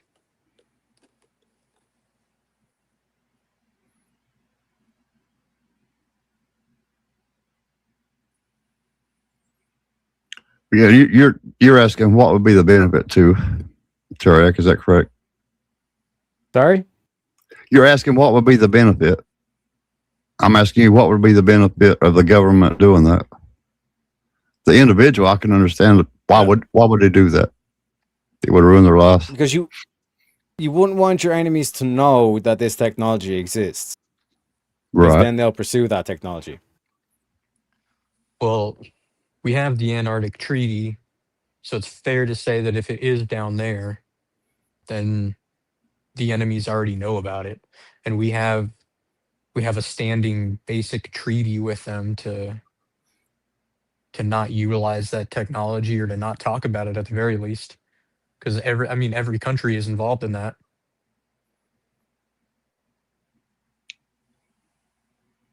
Yeah, what if every country knows about this technology and has it? Right. Yeah, that's what I'm saying. What if that keeps us from using nukes because the governments know, hey, we got something bigger than that. Just don't do it. Right. But we can keep the war machine alive here with these bombs and keep everybody scared to death. Yeah, that's always been my assumption, is because there's no other way, there's no other reason that we would be in a standing treaty of countries that we're also basic enemies with, like Russia and China. Yeah, we'd be like, get the hell out. We're taking all this shit right now. We're taking it all. Leave. Yeah. Yeah, exactly. But for some reason, we have the Antarctic Treaty. Every country seems to know that there's something there. And Google Earth took it down. You can't see it anymore. Did you know that? Oh yeah. Yeah, I know. They made it impossible to view anything. Used to you could, but not anymore. Yeah. And the names of the places down the names of the places down there are scary enough. I mean, you got places named after fucking Nimrod and various other Nephilim frost giant fucking type creature shit. Yeah. The blood I don't lake know or what's whatever there, that but is. there's something, you know? There has to be something. Yeah. The blood lake, the giant pyramid thing, which people say it's black and black pyramid. I don't know, but Yeah, I that's don't. what people say. Can I believe there's a pyramid under there? Absolutely. There's some in Yeah. Egypt and other places. Why not? Yeah. But they took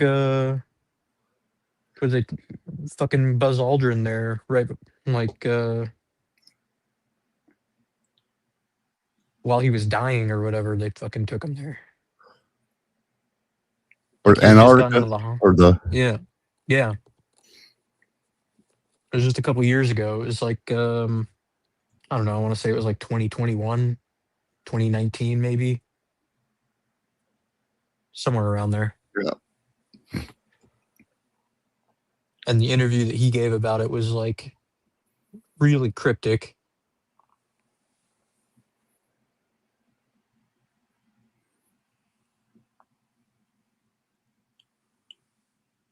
Well, everything about it, that area is suspicious. Right. Again, I think, if I'm not mistaken, Germany went there too and pilfered a little bit, if I'm not mistaken. Yeah. They went to Egypt and pilfered around.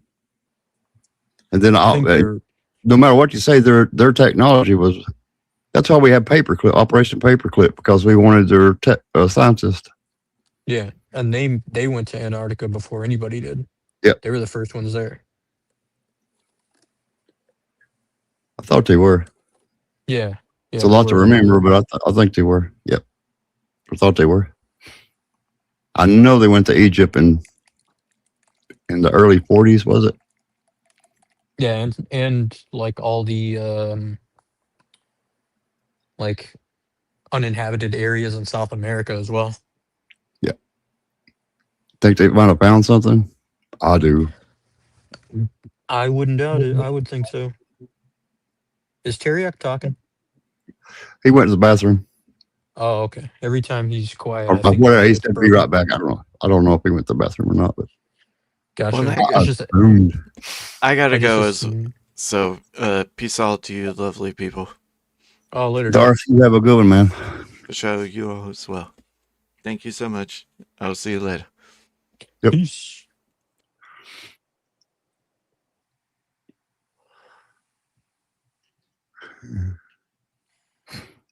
But yeah, I would not have any, or I wouldn't have a hard time at all betting that Germany found shit or whatever. Right. Something. And- Yeah, yeah. they found something. I don't know what they found. But I believe that's how their tech was so much ahead of everybody else's. Mm-hmm.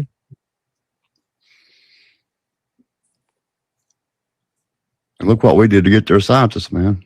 I said it Right. before. And then look what we did. Right.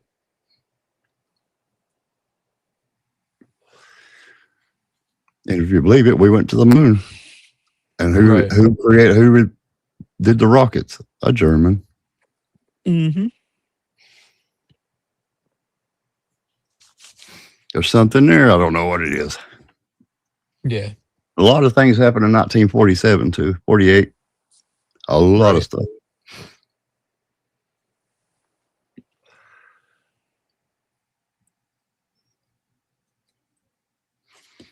And some of those crafts, if there were some kind of organic life in there, I don't think it could take the G-force.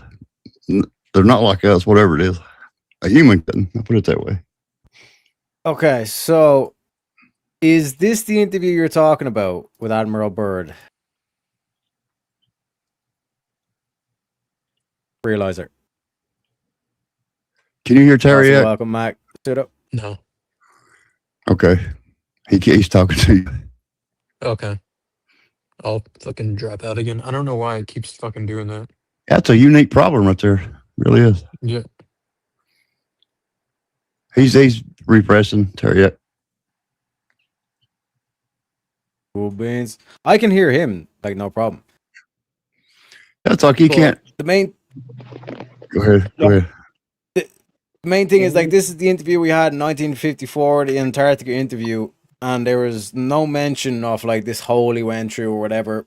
And like when I looked into this, like the whole Operation Paperclip, Operation High Jump, and all that, essentially what the reason why there's like so much kind of like conspiracy theory around all this kind of shit is because he gave an interview to like a Spanish speaking thing. I think it was like Peru or some shit like that. And he basically said that, one sec, he's back. The Realizer, is this the interview you're talking about? Yes. Yeah, he does not mention anything about flying into a hole or whatever in North Pole. I think that's it. It looks like it. Yeah, there was no mention of anything in terms of the like flying into a hole and seeing a secret civilization, all this kind of shit. Right, that comes from his diary. In terms of the pole to pole thing, that's a mistranslation from the Spanish thing where he says we have to. He gave an interview to a Peru media thing, and they basically said that America needs to prepare for aircraft that can fly from pole to pole with tremendous speeds. Also, shout out to Dart. Thank you very kindly for the gift of membership, and a congratulations to Ferrer. What a pull! What a pull, Dart. Yeah. So Ferrer, you've Dart to thank for that membership. Terry, yeah, like I don't want to interrupt Go you, ahead. but before I forget it, because I'm old as you know, the black and white is reminding me who sent out the first television broadcast. What country? Don't know. Germany, the Olympics. Wow. Like that's the thing though. Like the Germans were extremely more technologically advanced than America, Yeah, Britain. That's what we were talking about. They went to Antarctica. They went to Egypt. What did they find? I got a question. So what about all? If you look at there's countless examples, hieroglyphics, whatever, back in ancient Egypt, of what looks to be like what we describe as flying saucers and like alien beings that they considered to be quote gods. Telling you got to watch that Unacknowledged documentary. It's fucking crazy. Like, Yeah, there's a bunch of that in South America too. but here's something that here's a thought, and it just came into my mind because like I'm on vacation, they're doing this freaking air show, and my daughter's being a little bitch about it. She's like, "Oh my god, these jets are so loud." Oh, she can't take it. Like it's ridiculously loud. So let's say we have all this technology, where these crafts don't make a sound. They can go from 8 million miles in a half a second, whatever fuck you want to call it. We're still using like jets to go to war and to bomb Iran and these other countries and shit. Like it doesn't make any fucking sense. If we really had this technology and this was a psyop and we know how to use it, it's either it's fake or we don't have it. Like it's either fake or it's not. Like it just doesn't make any sense. It doesn't make any sense to me. Like, if we had this technology, why would we be risking lives doing shit the old-fashioned way? I mean, yeah, things are a little different. We drone technology and stuff like that, but wouldn't we be using this shit, or is the war that they show us on TV all just bullshit? Also, That's kind of my opinion. Because if you use, like, for example, if you sent in the UFOs into Iran, Russia's going to see that shit and say, okay, there's definitely technology out there. We're going to pursue that. do you really I don't think want to give your hand away. you I really think they already think, know about it. you really here's the thing? You really think at this point in time, with all the we could hack, we have people that can fucking hack anything.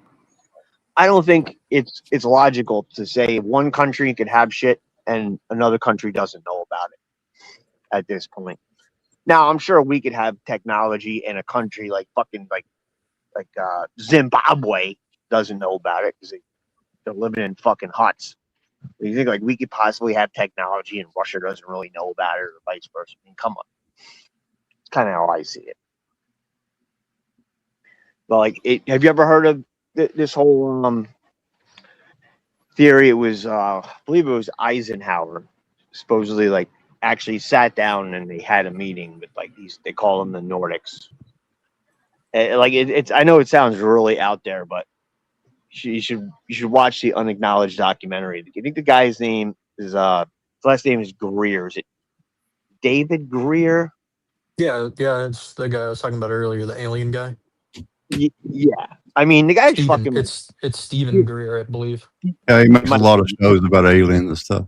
A lot of movies. But that documentary is freaking crazy, and like the guy's. I mean, either he's a better actor than anybody in freaking Hollywood, you know, or he's just misinformed. I mean, he definitely believes what he's saying. Like, the guy's fucking standing there in tears, like over the shit. Like I think I know what you're Greer. talking about. I think Greer is a disinformation agent, personally. I mean, it's who knows? It's possible. Anything's possible. It happened in Brazil, right? No. No. It just goes into all the information, all this supposedly otherworldly technology that the U.S. gathered, and it goes back to basically aliens. Alien. I kind of hate that word. Another intelligent life form, way more advanced than us, and once we learned how to split the atom, that's when they became concerned. Until that point, supposedly, like, they didn't really give a shit. Yeah, that's been his thing for like the last 30 years or so, 25 years. He's been talking about it. I mean, yeah, he could be, but like, I don't know. Like, this guy that good of an actor?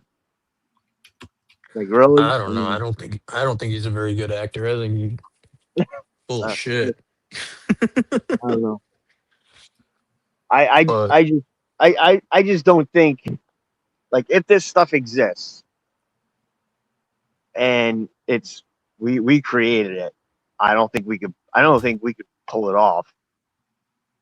Okay, so without exposing like it. imagine a reactor the size of a coffee mug that could literally power your whole fucking town, right? That's like the level of technology we're dealing with. But an energy source like as small as that could like power a whole town could also blow up the whole fucking town, right? Yep. Why would you give that to a bunch of retards, and like especially people that like are like in the Antifa, want to wipe out the United States of America? Why would you reveal that to these retards? And I agree with you in that, but I'm just saying, why can't both be true? Like, the thing, I just don't see us coming up with that kind of technology. I look at it the same way as, let's say God didn't exist, right? Like, what if?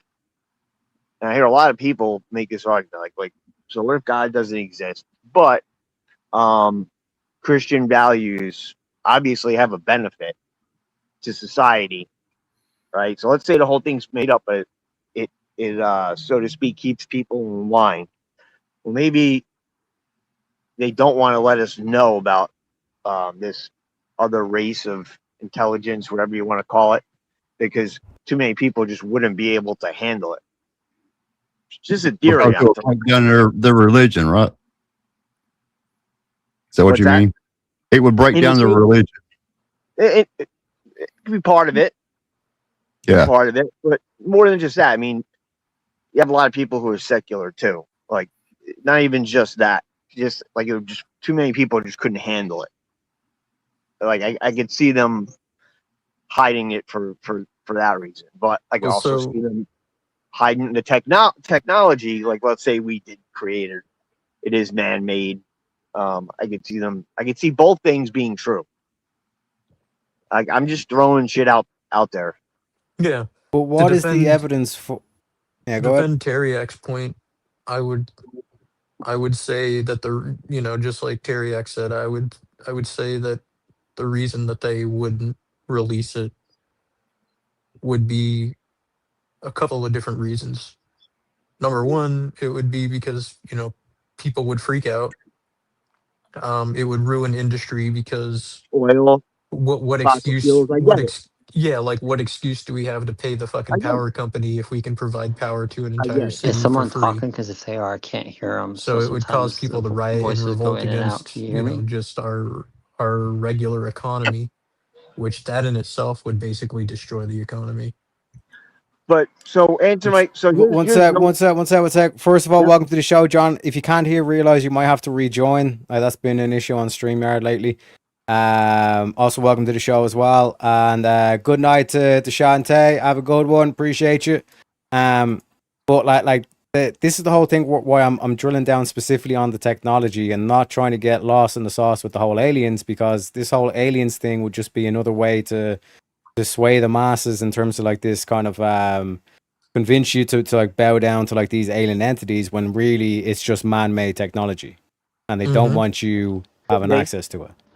Well, and we also know that there has been I mean, that's government a fair operations, especially done by the assumption to make. United States Air And Force and that would basically be intelligence my agencies. main In fact, assumption is I believe because this One sec, platform realizer.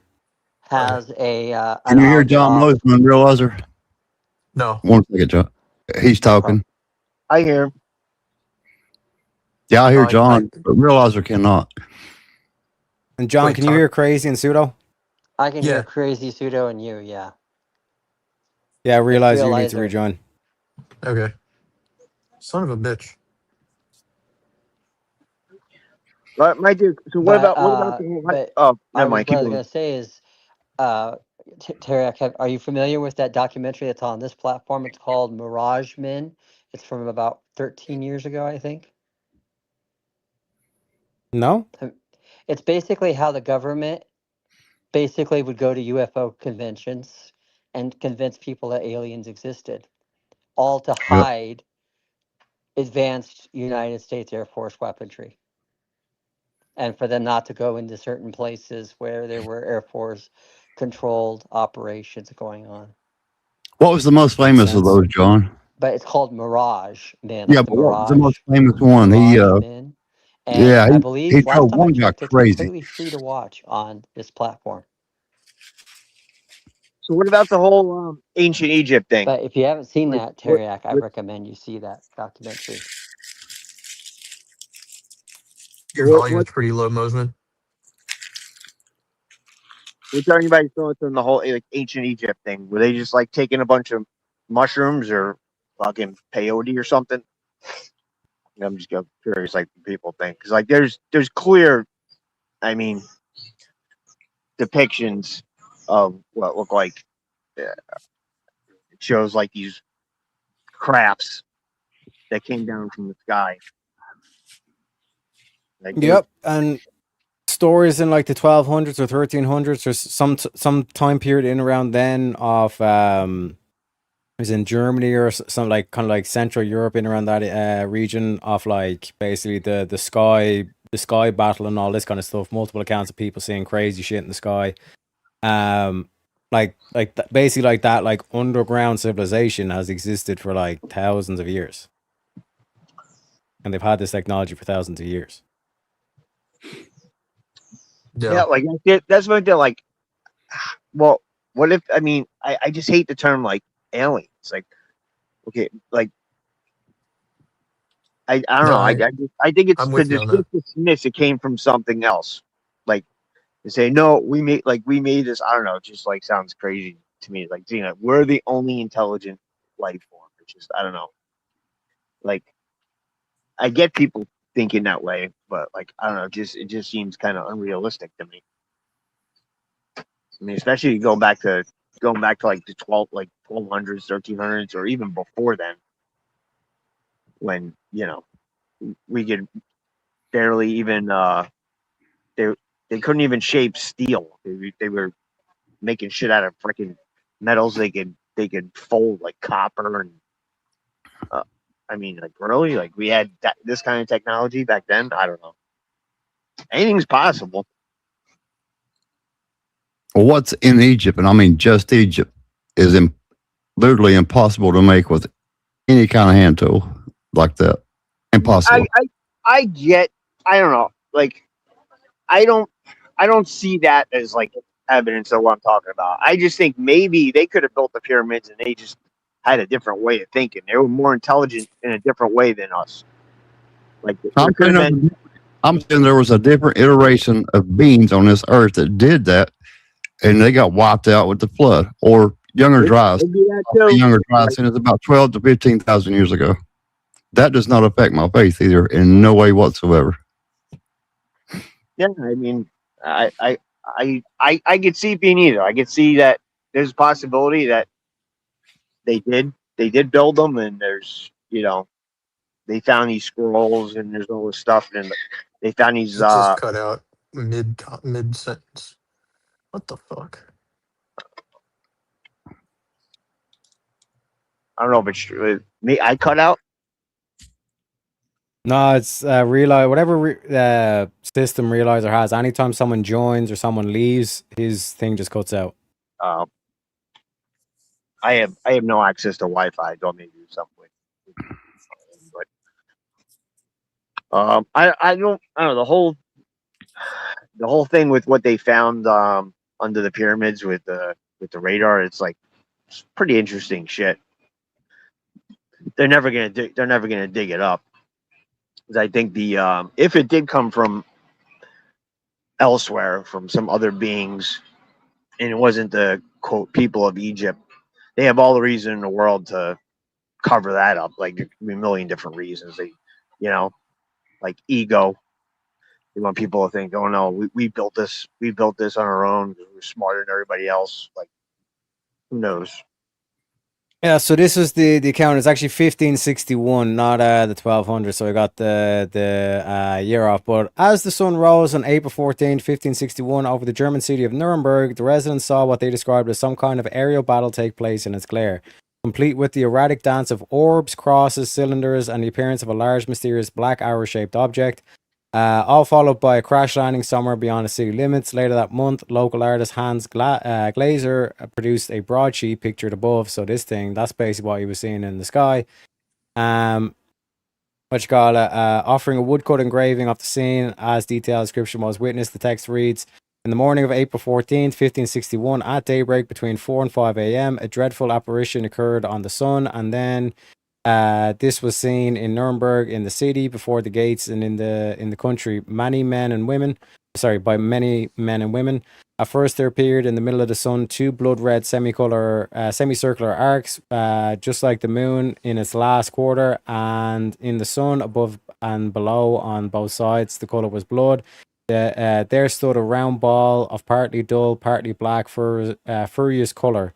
Likewise, there stood on both sides, and as a torus about the sun, such blood-red ones and other balls in large number, about 3 in a line and 4 in a square, also some alone. In between these globes, there was a visible few blood-red crosses, between which there were blood-red strips, becoming thicker to the rear, and in the front, malleable like the rods of reed grass, which were intermingled. Among them, 2 big rods, one on the right, one on the left, and within the small and big rods, there were 3, also 4, and more globes. These all started to fight amongst themselves, so that the globes, which were first in the sun, flew out to the one standing on both sides. Thereafter, the globes standing outside the sun, and the small and large rods flew into the sun. Besides the globes flew back and forth among themselves and fought vehemently with each other for over an hour. And when the conflict in and again out of the sun was most intense, they became fatigued to such an extent that they all, as said above, fell from the sun down upon the earth as if they had all burned, and they then wasted away on the earth with an immense smoke. After all this, there was something like a black spear, very long and thick sided. The shaft pointed to the east. The point pointed to the west. Whatever such signs mean, God alone knows. Although we have seen shortly one after another many kinds of signs of the heaven, which are sent to us by Almighty God to bring us to repentance, we still are unfortunately so ungrateful that we despise such high signs and miracles of God, or we speak of them with ridicule and discard them to the wind.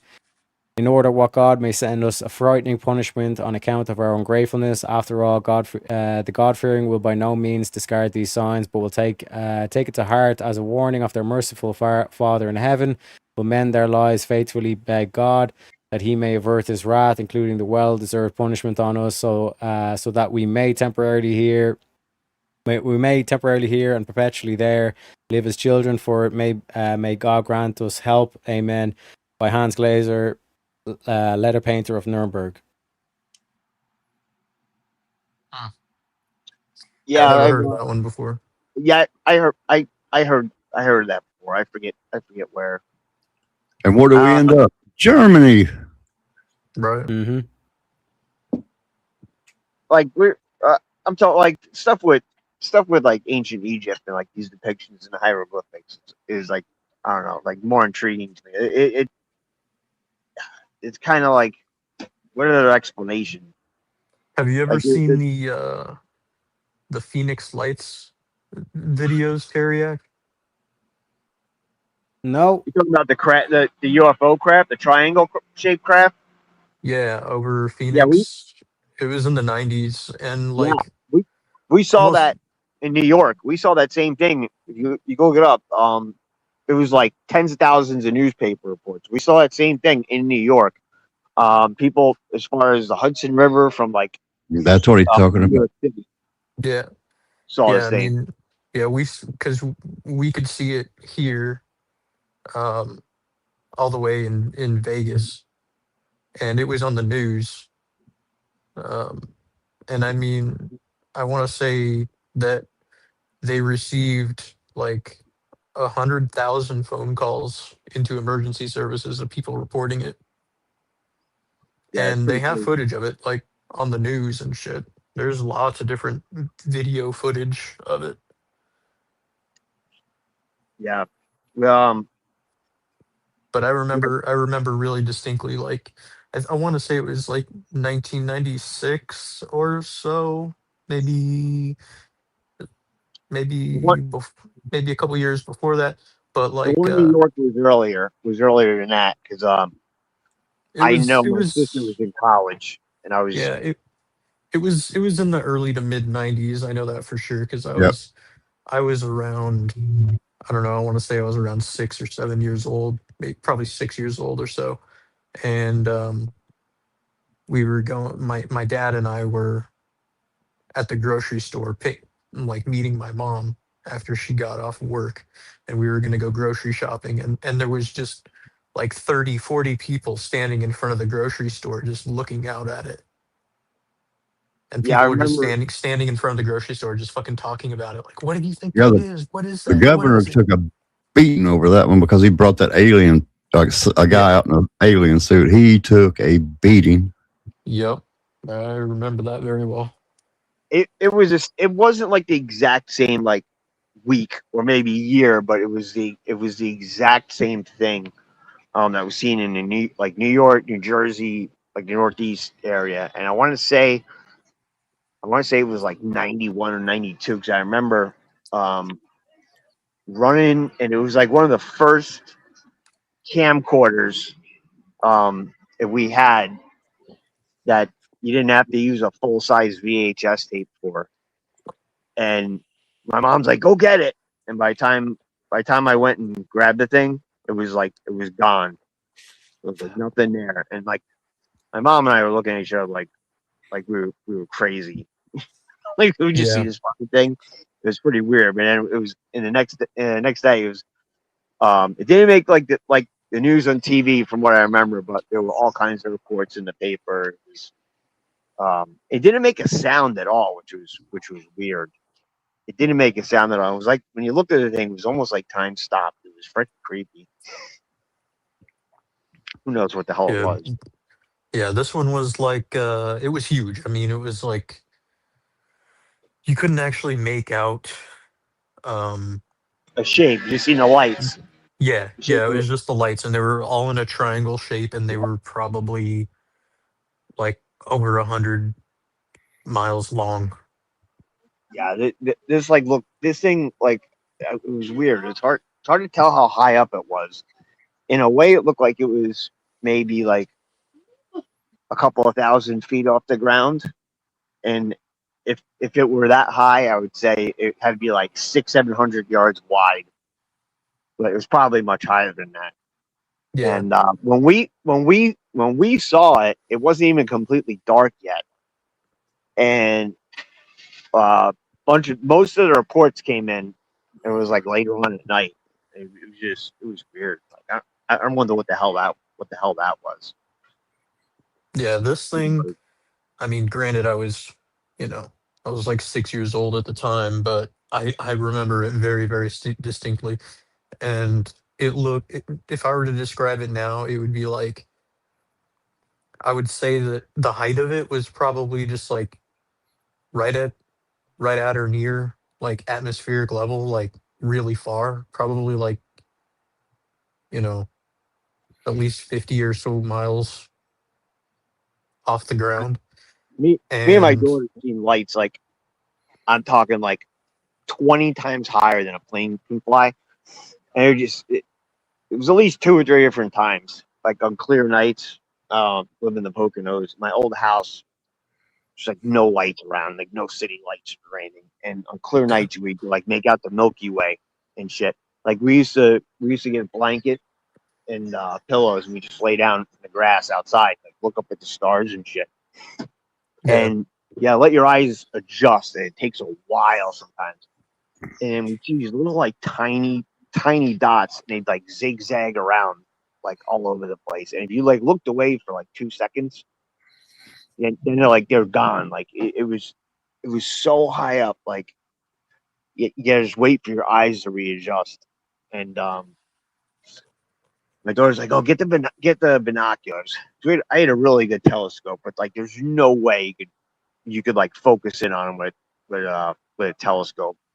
And I went in the house one night to get binoculars, and I came out. And she's like, "Oh, they're gone already." She's like, while you were inside, it went from like 2 or 4 of them to like a dozen of them. They were just like little blue like dots, like smaller than like what a star would look like.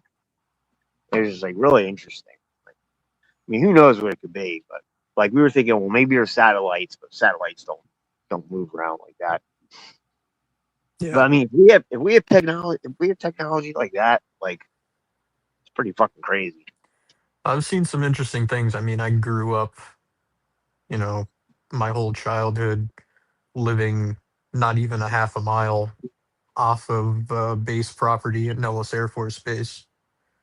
So I mean, I've seen pretty much every aerial vehicle that you can imagine that people know about. I was like 8 years old or something, and we were putting a slide in the backyard. And my grandfather was over, and they were like digging a hole to like cement the slide into the ground. And a fucking B-2 did a low fly right over our backyard. My grandfather thought it was a kite because it was so quiet. Yeah, because it was so fucking quiet. Like you couldn't hear it. It just did a low fly like right over the house. I mean, it was probably not even barely 100 to 200 feet off the ground. Like they low flied right over our neighborhood because it was being built at that time. So like most of the neighborhood wasn't even there yet. You And talking ours about was one of the You first said streets. Nellis, right? Is that the stealth? Oh boy. The stealth thing? Is that what the hell is it? Yeah, B2. Yeah, it's the large stealth. Like a black. The large. Yeah, the large black one, not the small ones. Yeah, It's like the one that it's the one that they used to strike Iran most recently.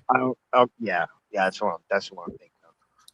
Yeah, you listen to these jets, and it's just fucking crazy. Like they're practicing for this air show. Yesterday, what's today? Saturday, right? Down in Florida. Friday, yesterday, and Thursday. and they fly over. It's like it's just crazy. Think how loud that is, and then you have something that doesn't even make a sound. It's like comparison, like nuts. Like these jets like go by. Like my daughter's like, I can't even go outside. I can't handle it. I'm like, okay. Yeah. But Really good friend of mine, actually. His dad, like growing up, because we lived, like right off of Nellis, and kid I went to school with my whole childhood. I was really good friends with him. Like, I used to go to his birthday parties. He used to come to my birthday parties. We used to have sleepovers and shit. And his dad was a Thunderbird pilot for the Thunderbirds. It's basically the Air Force version of the Blue Angels. Yeah, a lot of people can't even. You got people in peak physical condition that no matter how hard they train, they just pass out from that G-force and they can't be pilots. Like it's insane. Yeah, his dad won for career day because it was like bring your dad to school day and for career day or whatever, and all the kids' dads came in and talked about what they did, and he's like, "Yeah, I'm a Thunderbird pilot." Everyone was like, "Whoa!" Yeah, it's pretty cool. Yeah, I'm looking forward to looking forward to his air show today. I think. Wasn't it just last week? Those at that air show, the two planes flew head first into each other. When was this? Like a week ago. It was when it was the night of Teriak's 24-hour stream. I was actually gonna mention it that night because I got a notification for it, but I just never did. How did I not hear? That's just crazy. Yeah, Tell you how much shit is going on that I didn't hear about that. Yeah, it was in Oregon. Yeah, the Blue Angels come over to the house here one time. It was an air show. I lived near the airport. And like a week later, one of them crashed and lost his life. It's pretty crazy. But when they came through here, I live in the mountains. It was wild. Yeah.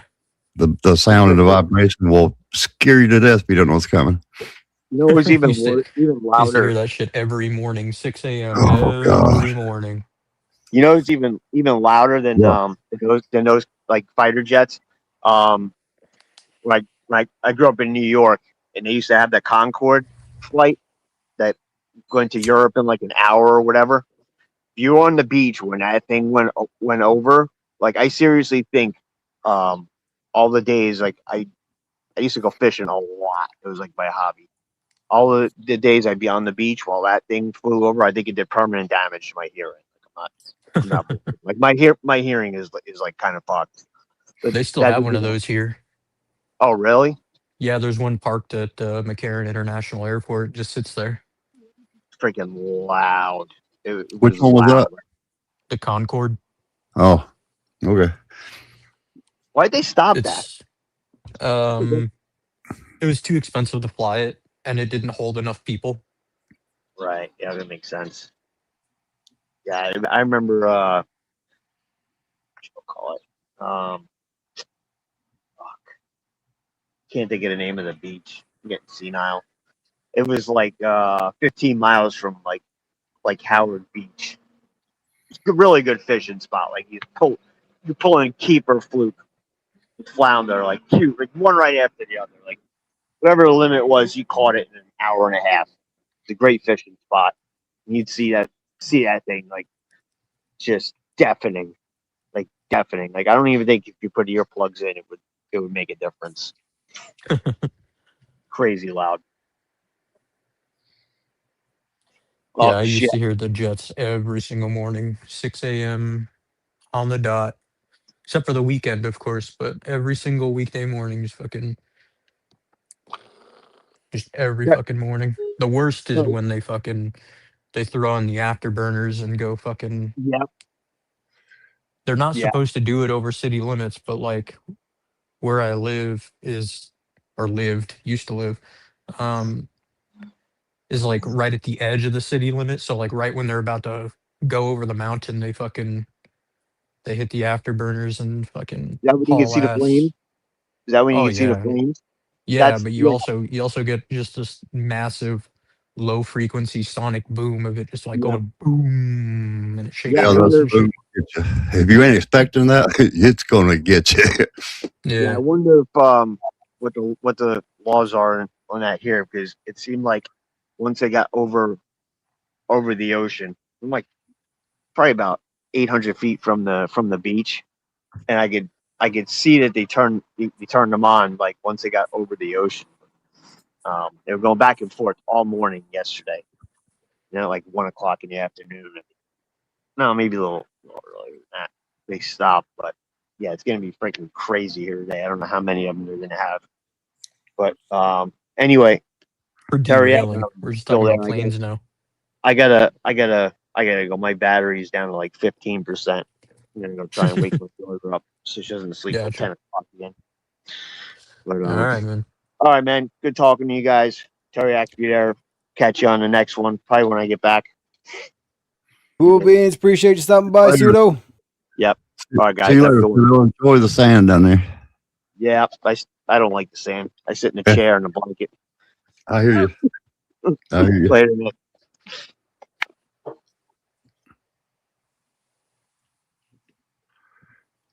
So to bring us back, folks, like I said, to the drawing board, as they say. At this stage, especially with like all the stories of like things that people have seen, all this kind of stuff. This whole thing of like people are lying, tripping balls, all this kind of shit. We've effectively ruled that one out. And then, like I said, it pretty much gets down to like alien ET, or we'll say time travelers, maybe time travelers. So it's either these made them, or it's just like man-made or deep state technology, right? Yeah. So to kind of echo off kind of like the stories that we were talking about, this is the next news article in the list or in the file. It says, so we'll zoom in and we do it row by row.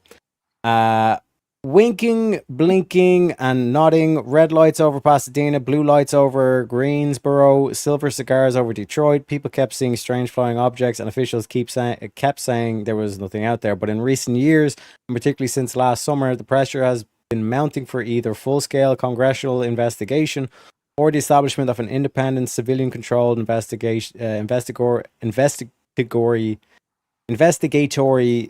agency. It had been a year for unidentified. It had been a big year for unidentified flying objects. The sightings had come in bunches, bulk of them last spring and summer, and reports came from all over. Like neon lamps, among the most intriguing items this year's crop at Milan, Michigan, 15 miles south of Ann Arbor. Bluish yellow bars of light were spotted looking like neon lamps dangling in the sky. In East Delhi, Michigan, 15-year-old boy called in to report seeing lights in the sky, alternately standing and moving, sometimes flashing on and off. In Altadena and San Marino, California, police switchboards logged dozens of calls after a pair of red lights in the sky were reported by residents. In Toledo, Ohio, officials at the local airport received 7 calls from persons who said they saw a glowing object that was red, green, and white. In suburban Detroit, a man saw a noiseless, wingless, cigar-shaped flying object. In Bryan, Texas, residents say they heard a star-like object purr. Over Valdez, North Carolina, a glowing blue thing exploded, then lit up the town like a giant flashbulb. Sometimes the alleged sighting spilled over into the bazaar. A spaceship full of little men allegedly landed in a farmyard near Hopkinsville, Kentucky.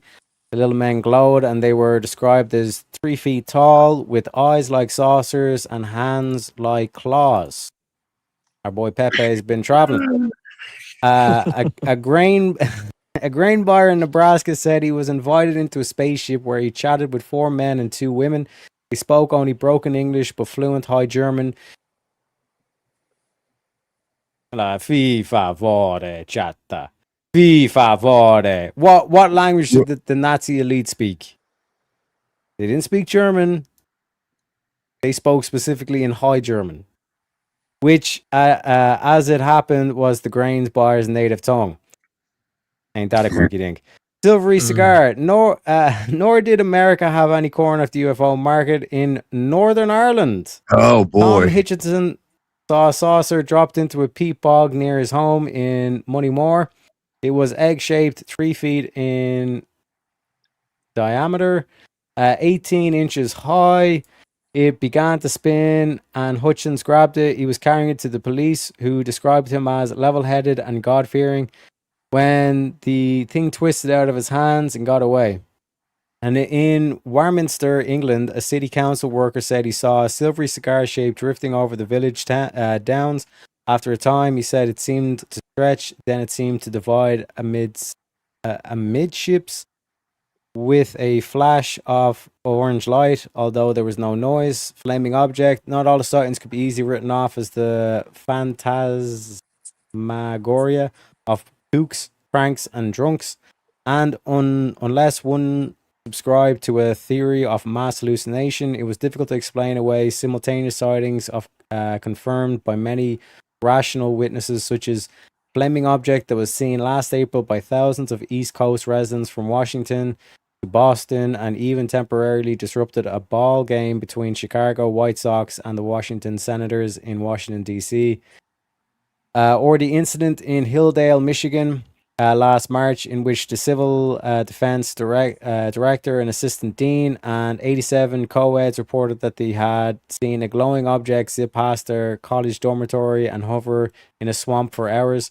Witnesses said they watched from the second floor of the Hillsdale College girls' dormitory as the object wobbled, wavered, and glowed eerily, and once zipped right at a dormitory window before stopping suddenly. And then it's like, oh, maybe it's a meteor and all that kind of stuff. But in terms of the things being described, it's plentiful. And like I said, in terms of the explanation, we can start like believing in like the whole it's aliens, bro, and all this kind of shit. But like, as we've kind of like said, like from ancient Egyptian, whenever like they were around, like the actual true stuff, to 1500, like 1940s onwards, essentially, like there's like this has been like multiple accounts. Yeah. Yeah, there's a multitude of them, that's for sure. Have you heard of the 1952 UFOs over the White House? The what? 1952 UFOs over the White House. No. Yep. Look it up. Pull it up. Pull it up. It's pretty famous.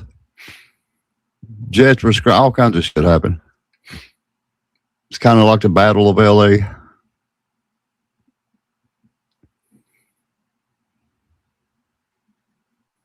Let me get an image.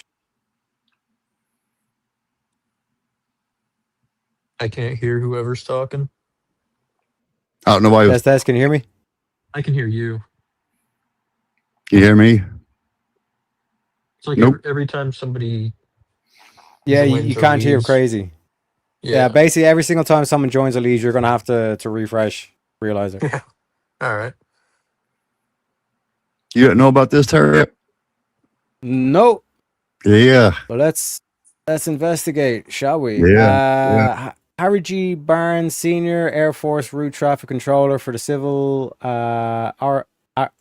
Aeronautics Administration, was in charge of the National Airport, Washington, D.C. Control Center of the night, July 19th, 1952. Briefly, he states in a newspaper article, "Our job is to constantly monitor the skies around the nation's capital with the electronic eye of radar." Shortly after midnight on that day, 7 pips appeared suddenly on the control center's scope. Ed Nugent, Jim Copeland, and Jim Richney, all experienced radar controllers, checked the observers. The aircraft control tower radar observer verified the same sighting. They were over the restricted areas of Washington, including the White House and the Capitol. God damn. Yep. Captain C.S. Pierman, a Capital Airlines pilot of 17 years flying experience, shortly after taking off, was asked to check these mysterious objects. He radioed back. States during the next 14 minutes, he reported that he saw 6 such lights. Each sightings coincided with the pip we could see near his plane. When he reported that the lights streaked off at high speed, it disappeared from our scope. So again, flying saucers over the White House. White House. A lot happened. They did dispatch fighter jets, whatever we had down, and all that good stuff. And they did something else to better control the skies, I guess. They probably put missiles in the White House. Possibly. Yeah. Well, there's anti-aircraft turret guns on the top of the White House. Yeah, like, pop out and absolutely. shit. Yeah. And the Washington Monument, it's hard telling what's on top of it Oh, yeah. as far as weapons. So you never know. Yeah. I'm sure there's probably something. I wouldn't doubt it. Yeah.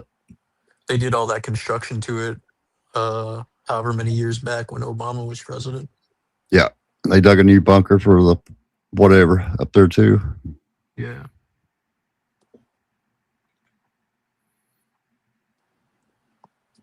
Like, this is what I'm saying in terms of, like, there's like so many different accounts to this, and it's like similar sightings and all this kind of stuff, to the point where it's like, okay, this is clearly like technology that we're just not informed of yet. But it does seem to be a real phenomenon. Yeah. Well, like I said, the Well- one that I saw, the Phoenix Lights, basically convinced me. And I mean, I've seen a couple of weird things since then, but that was the most convincing, to where I was like, okay, I'm not just tripping. I'm not just driving too late at night and seeing something in the sky or something like that. Like, because everyone was seeing it at the same time. So it was definitely something, and they never admitted what it was. Still haven't. Nope. I watched a documentary on that one. Yeah. I mean, people have damn videos of it. No, yeah. There's hundreds of videos of it. Yeah. It was on the news. The news cameras had videos. Yeah, of it was. Absolutely. Yeah. Ugh. I mean, since then, I've seen a handful of really weird things that I can only explain as, well, I live near I live near S4 and Area 51, so that's kind of always been my explanation. Is like, well, probably something that they're doing. Yep. That goes back to what Terry said about the man-made. Yeah. Well, I'm just taking the opinion of, maybe it's not man-made, maybe it's reverse engineered, or maybe, maybe it's from a time that we don't know about yet. Yep. But I don't necessarily think it's from another planet. That's No, I've never really thought it at all. Yeah. To me, that would seem to be the most far-fetched, is that it's from another planet. I would much sooner think that it's like time travel involved than it is off-world entities. But that's just me. And I can understand why people would think that that's fucking retarded. But I've been doing my own, dabbling in research for many years about the subject. So Yeah. That's why I've been checking in Egypt for like 6 years. yeah. There's so much stuff. And Egypt's just really a drop in the bucket. But anyways, I'll stop. Well, if you have this level of technology, like, you see, like, the speeds, or another way to put it would be like the power that these orbs have to be able to change direction so rapidly, just be able to hover there and all this kind of stuff. That would be a very useful technology if you were to build something as great as the Great Pyramid.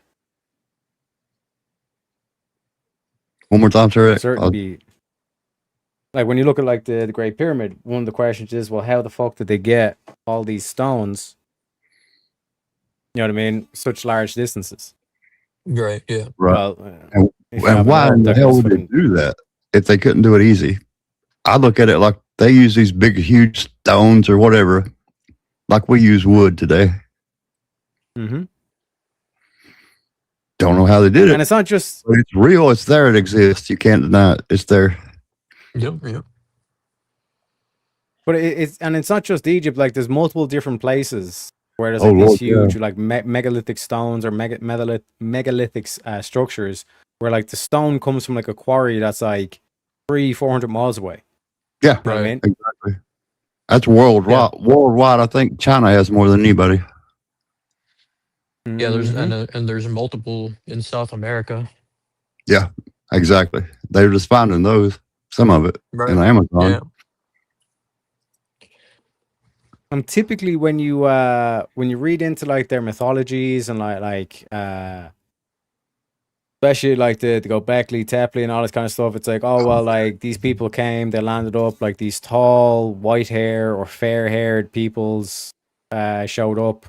You know what I mean? It does match the description of the Nordics as well. But shout out to Pseudo on the Ko-Fi. He says the little green men are listening. Speaking of which, speaking of a little green man.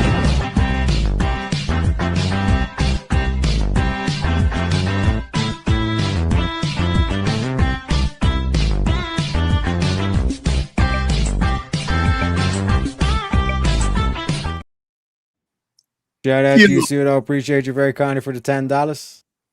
Let's go. You know, I just noticed that not too long ago, the writing on the front of that building.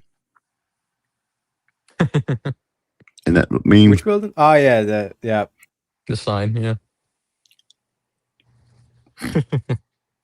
But gentlemen, getting into this on October 21st, 1966, captioned individual telephonically contacted the bureau and spoke with I think senior advisor Thomas B.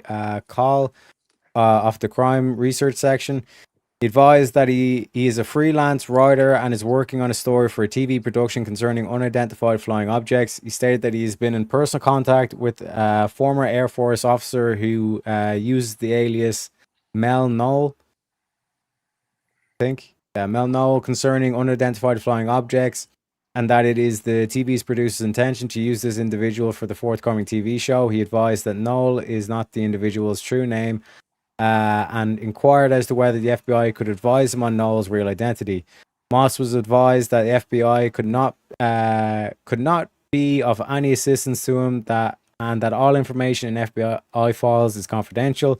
He was also advised that the investigation of unidentified flying objects is not and has never been a matter within the investigative jurisdiction of the FBI. Full files contain no information which can be identified with Moss' recommendation for record purposes. And then Mr. J.A. Hennessy, London, England. Oi, mate. Dear Mr. Hennessy, I have received your letter on November 26th. In response to your inquiry, the police of this bureau regarding the investigation of unidentified flying objects has not changed since I wrote to you on January 26th, 1965. Also, it is contrary to my long-standing policy to express an opinion on such matters.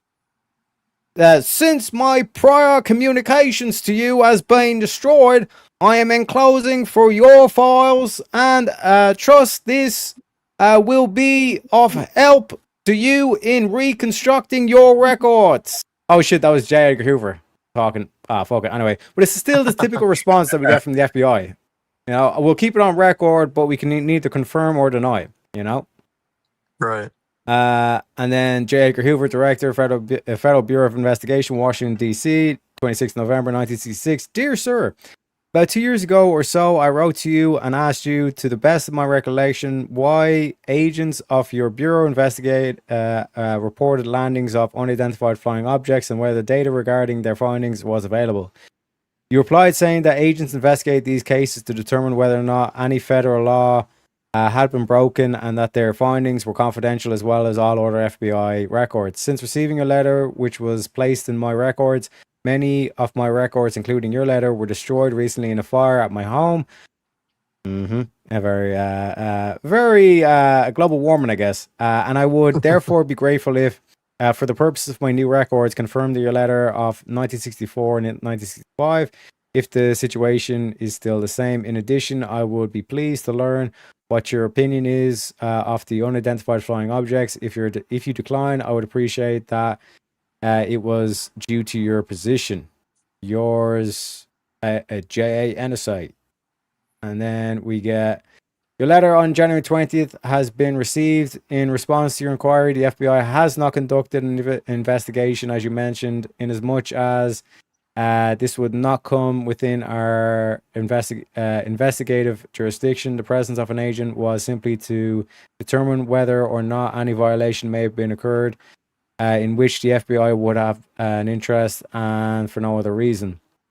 While I would like to be of assistance to you, the files of the FBI must be I don't know what the fuck that word is. As confidential, maybe classified or mentioned as classified in recordings with registrations of the Department of Justice, and are unavailable for official use only. In view of this, I can looks like with I am sure you regulations. will understand why I cannot be of any further assistance in this instance. J. Edgar Hoover. Mr. J. Hennessy. No, view files reflect that an unidentified flying object was sighted near Socorro, New Mexico on April 24th, 1964. Captain Holder, United States Air Force, along with Special Assistant or Special Agent D. Arthur Burns Jr., interviewed one Lonnie Zamora of the Socorro Police Department, who had observed the phenomena. Special Agent Barnes typed such a statement from Zamora, which was later included in a memo for dissemination. The Albuquerque office did not conduct any investigation other than to keep the Bureau advised and maintain liaison with the Air Force. This is apparently the situation to which correspondence is referring. View files contain no information identifiable with the correspondent. Dear Mr. Chief, your letter was received December 19th. Although I appreciate the motives prompting you to write to me, unidentified flying objects do not come within the scope of this Bureau's authority. I am, however, referring a copy to you to the Director of Special Investigations, the Inspector General, Department of the Air Force, Washington, D.C., whose agencies conducted things. So the FBI is like, yeah, it's not our position, but like, you know, we'll send on the letter. And it's always J. Edgar Hoover that's fucking replying as well. Dear sirs, I have been police chief of Princeton, WVA for a number of years and have been a member of the department for 22 years. Sir, I mentioned the above so that you will not think an idiot is writing. You seemingly do not know or orderly disregard the following subject. I'd hope that you might make a statement before now on the subject. I have waited many years to see your opinion in print, but nothing of the sort has happened. I'm speaking of the UFOs or unidentified flying objects before long, and it is a matter of time you are going to be scoped in to speak on the subject. Sir, I happen to know they exist. I have personally seen two of them. One of these sightings under a low cloud cover in daylight. I'm not sure as to the cloud height. The other as perhaps 2,000 feet altitude and approximately 1 mile off. You may not be interested, but I think this may be vital to the security of the United States. And if it is vital, I'm sure that you are now familiar with and working on this problem.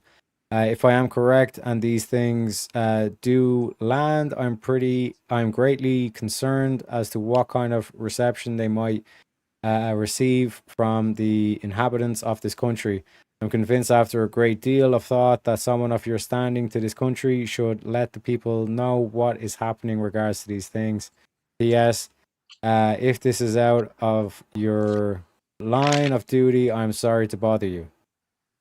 Then we have J. Edgar Hoover respond, Dear Miss Goodman, I've received your letter on December 20th.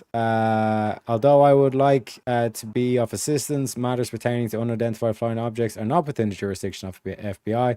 Inasmuch as your communication is of interest to another governmental agency, I'm referring a copy of it to the Director of Special Investigations, the Inspector General, Department of Air Force, Washington, D.C.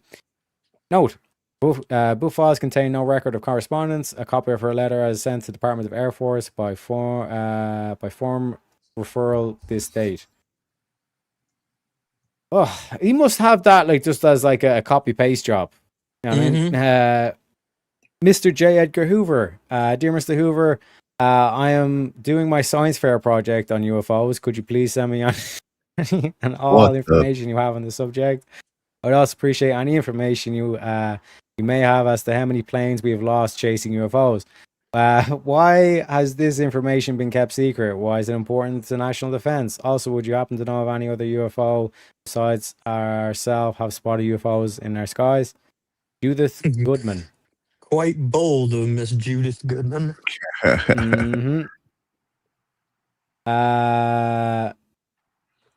Okay, so Boulder, California.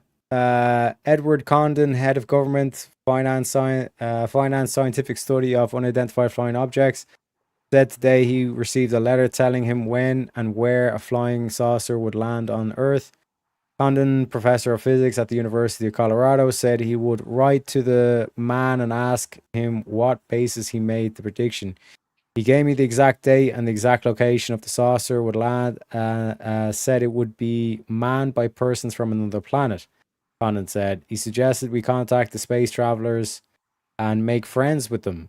The University of Colorado professor said Condon would not disclose the name of the person who wrote the letter, say where the predicted landing would take place on the date.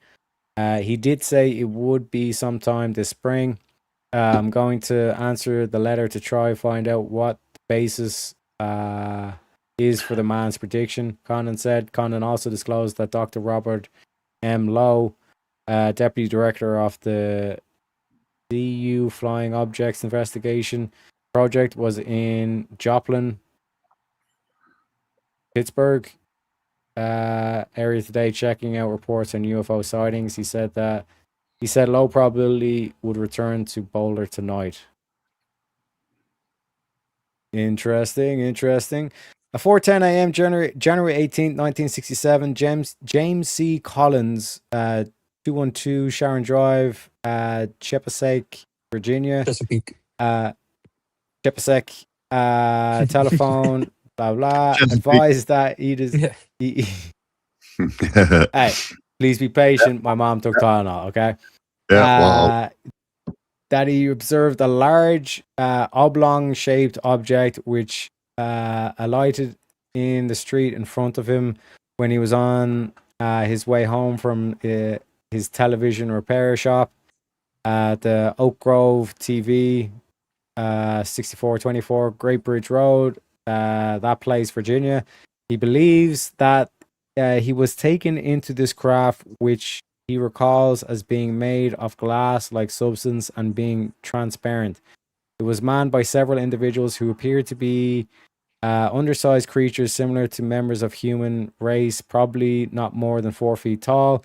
They were allegedly wearing regular trouser pants and t-shirts. Collins believes that he was transported by this craft for an undetermined distance and returned to the point of takeoff approximately 1 hour later. Collins spoke in a coherent manner, although he appeared to be under certain emotional strain. He claimed that he had not been drinking any intoxicants, but was unable to account for the time between 8 p.m. and 4 a.m. He stated that he was telephoning from his workshop, but he had no recollection of being elsewhere between 8 p.m. and 4 a.m. This above is being furnished for your information. Note, Collins furnished information tonight. Supervisor Special Agent A.R. Ware, Special Investigative Division, a check on Bureau indices not disclosed. Any information will be identified.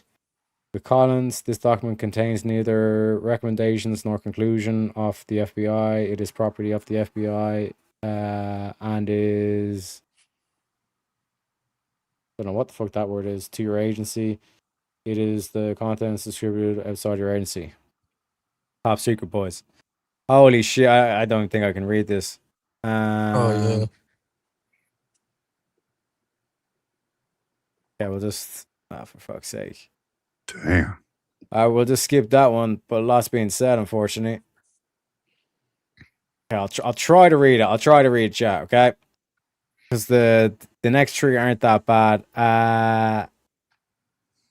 Furnished the following information on 30th of December 66, classified with the instructions that it not be disseminated in the whole or in part outside the Bureau without your prior approval. Attached for your information. One second, let me zoom in. Okay, attached for your information. And retention is a copy of the text of a telegram addressed to the Federal Security Police, Mexico, DP. Program was sent from Arlington, Texas by this dude on 20th December 1966. Files of this office contain no information on Hamelt other than the information contained herein. Telegram set out as follows. Federal Security Police, Mexico. I think that's DP two knowing letters sent to officer in charge, Texas Department of Public Safety, Harlan, Texas. Dear sir, this letter is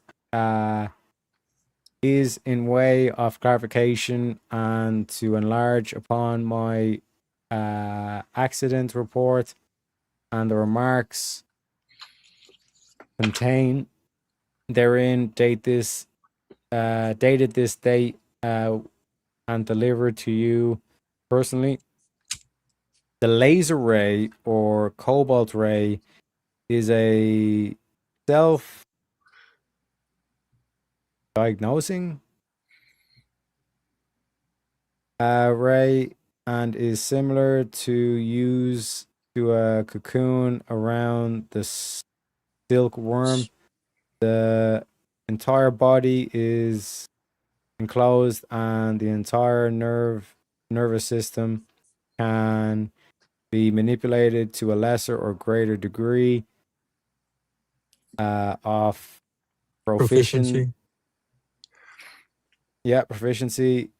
than is normal. Visions of flying objects are merely family vision, fully controlled, and is very real to that individual experiencing the phenomenon.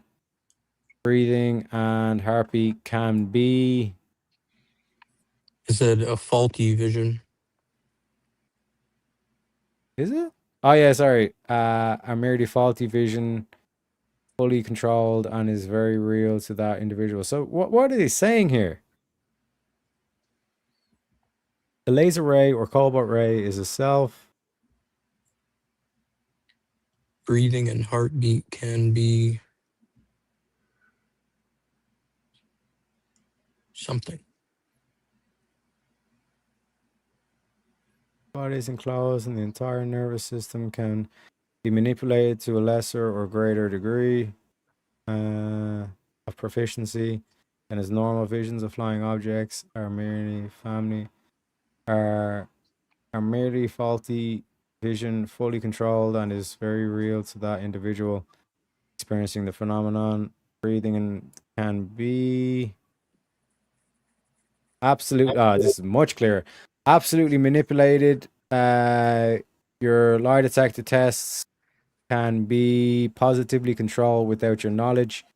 Any smell, taste, hearing by sound or word, sight can be controlled by vision, blocks, or intensity. Oh my god. Sick. Control their vision, blocks, or intensity of clarity, or pinpoint control of eye direction itself. Any physical sensation can be duplicated. Mental and conversational blocks can be created at any time. Usually with public embarrassment to that person. Naturally, mathematics, typing, bookkeeping can be manipulated to the extremes of frustration or nervous or mental collapse. Sexual climax can be made to almost any individual, anywhere, anytime. What? This is like space laser type shit, boys. Mm-hmm. Yeah, I want one of them. Any type machine can be manipulated, destroyed, or damaged from unexplainable reason or sources. This means any part or component of any part that the machine or motor, regardless of kind or type, any ignition system can be shorted at random. Previously, the method used was connecting the ray to electric or telephone lines, which gave access to the monitoring of anyone's thoughts where he may be, particularly while at work at your desk. Thoughts used on the highway while driving were monitored by equipment carried in trucks, rental trailers, autos, etc. Much of this equipment is out of state, particularly California, used in the valley by non-tourists who are here for reasons extending over 50 days and who do not pay for Texas plates. They've infiltrated almost every business level. Many men in business cannot realize the reason so many company secrets or confidences are lost. A business competitor can eventually bankrupt any or all of his competition. How can a defense attorney present a defense when his strategy is known to the opposing attorney previously? In an intensive review of my driving record, particularly accidents, I believe most are premeditated, all since 1946, because I learned too much in the Navy while at war concerning political appointments of some members of the armed forces with political influence. I saw unidentified flying objects in 1945 on combat missions. They were not the enemy. I further believe that I will possibly experience forgery and very possibly be convicted for it from valid signatures made at service stations using credit cards. The customer gets the copy, the station keeps the hard copy, and the clear carbon with the valid signature is purchased or given away for framing purposes. These signatures are entirely valid and in court will be so appraised by any handwriting expert. This involves betrayal of trust involving state taxes. I've stated the possibility of premeditated murder from the standpoint of the operator, his vehicle, and add to this the same conditions for the other vehicles involved. These are manipulated by the rotten apples in the barrel of any federal security arm who are untouchable because of betrayal of federal top secrets they have been sworn to defend. I suspect especially the CIA and the space arms is federal intervention necessary at state levels or business levels in domestic engagement. I further believe this letter will be seized by the post office authorities who already know its contents. If mailed for what I consider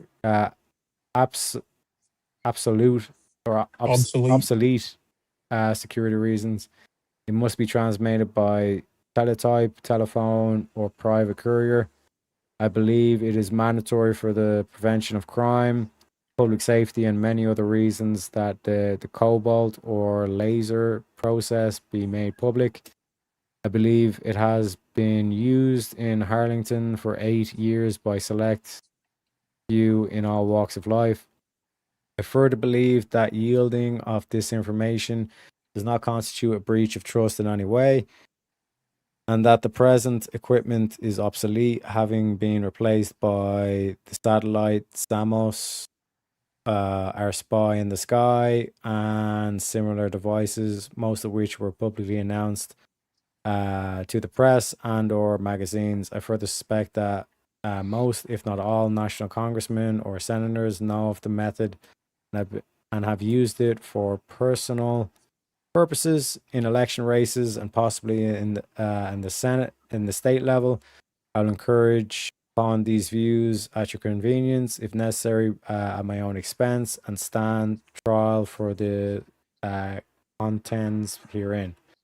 In this matter, I expressly ask the cooperation of the Departments of Public Safety of Texas, Pennsylvania, and California, and if the state of Texas prefers, with them alone, any medical or mental examinations to be conducted by Mayo Clinics, Rochester,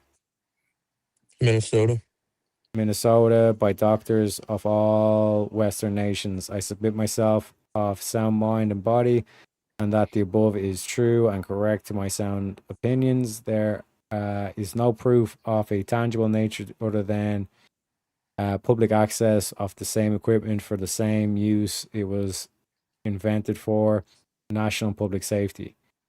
No information was located in the indices of the Mexico City office identified with the subject. The foregoing is furnished for information of the Bureau and San Antonio. Okay. All references, subversive and non-subversive.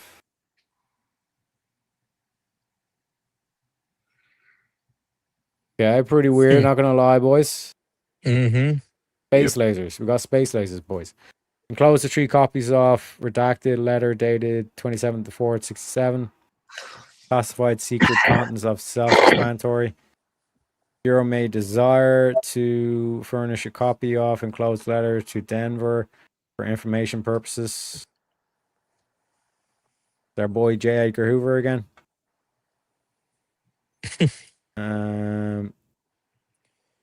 Mr. Crossdresser. Yeah.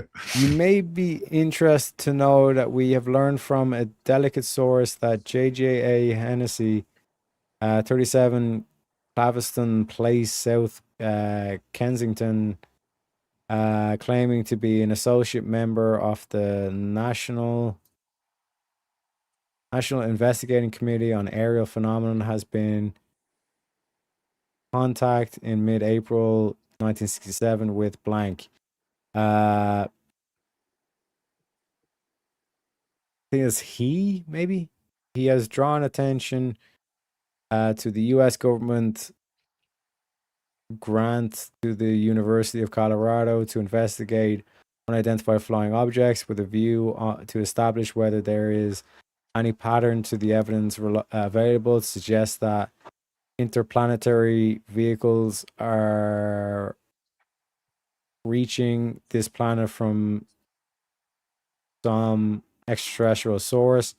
Investigations are being conducted under the chairmanship of Dr. Edward C. Condon of the Physics and Astrophysics Department in the university. He is known to have asked that a questionnaire in connection with this investigation forwarded to the approval.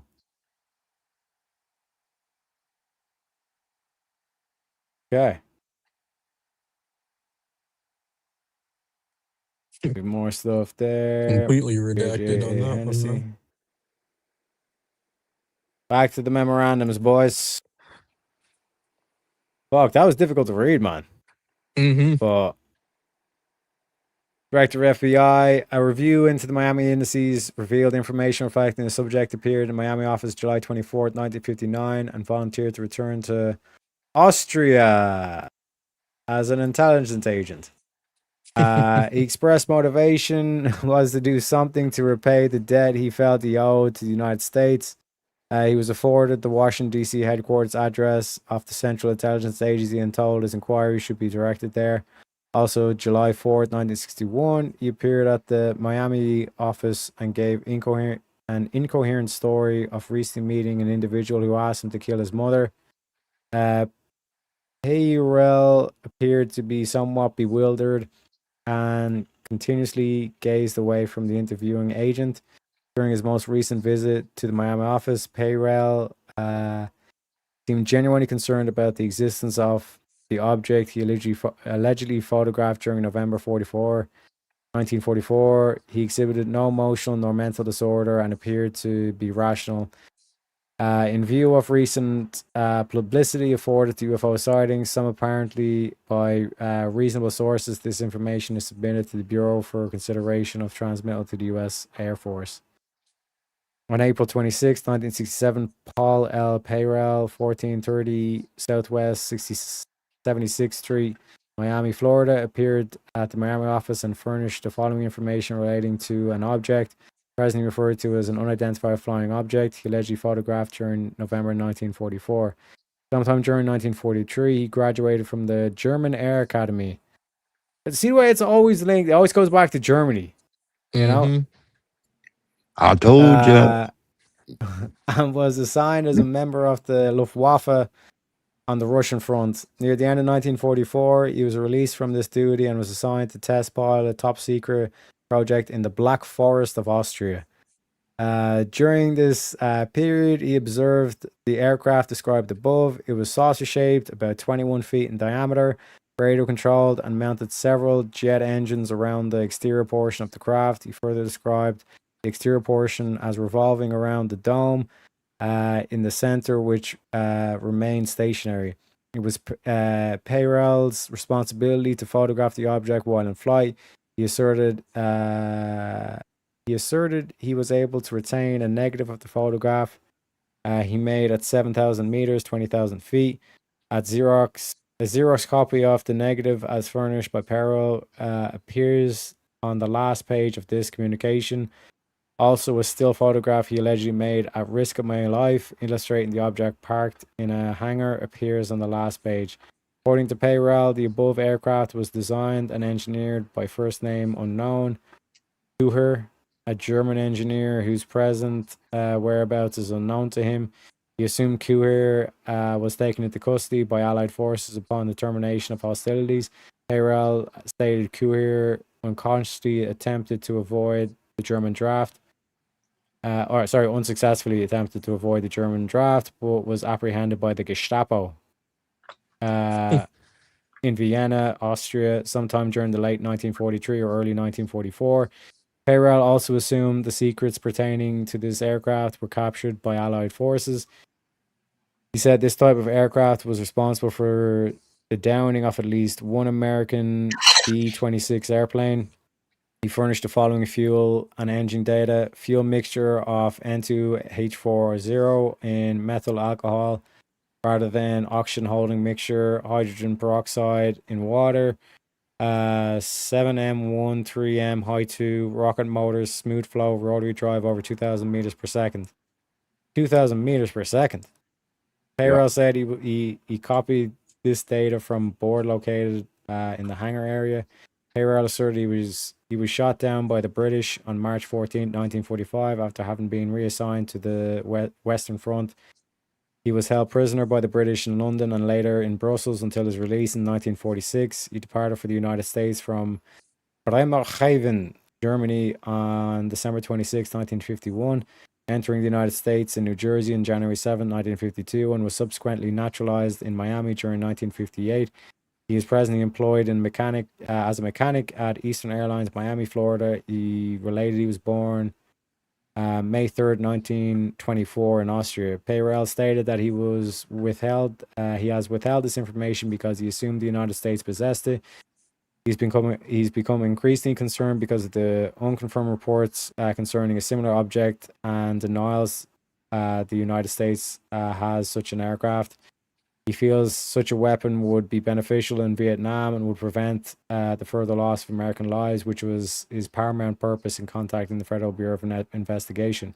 Peyrell reiterated he has the original negatives of both photographs. He said the shots were taken at 30-second time exposure. This document contains neither recommendations nor conclusions of the FBI. It is the property of FBI and loaned to your agency, and its content not to be distributed outside your agency. On April 26th, Miami office and furnished following information. So I think this is another copy of what we just read. Yeah, it's just another copy of what we read. It's basically his statement. Looks like. But is this supposed to be the picture? The bottom one.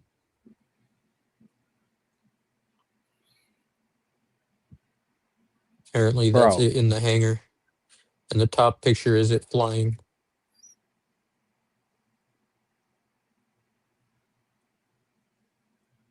Not exactly a great picture. I'm not gonna lie. Well, it's a Xerox. It's a 1940s Xerox copy of the negative of the picture. Yeah, I get what you mean. Yeah. So it's the negative that they put in like the very first type of Xerox machine ever invented. So naturally, it's going to be garbage. Fair point, fair point.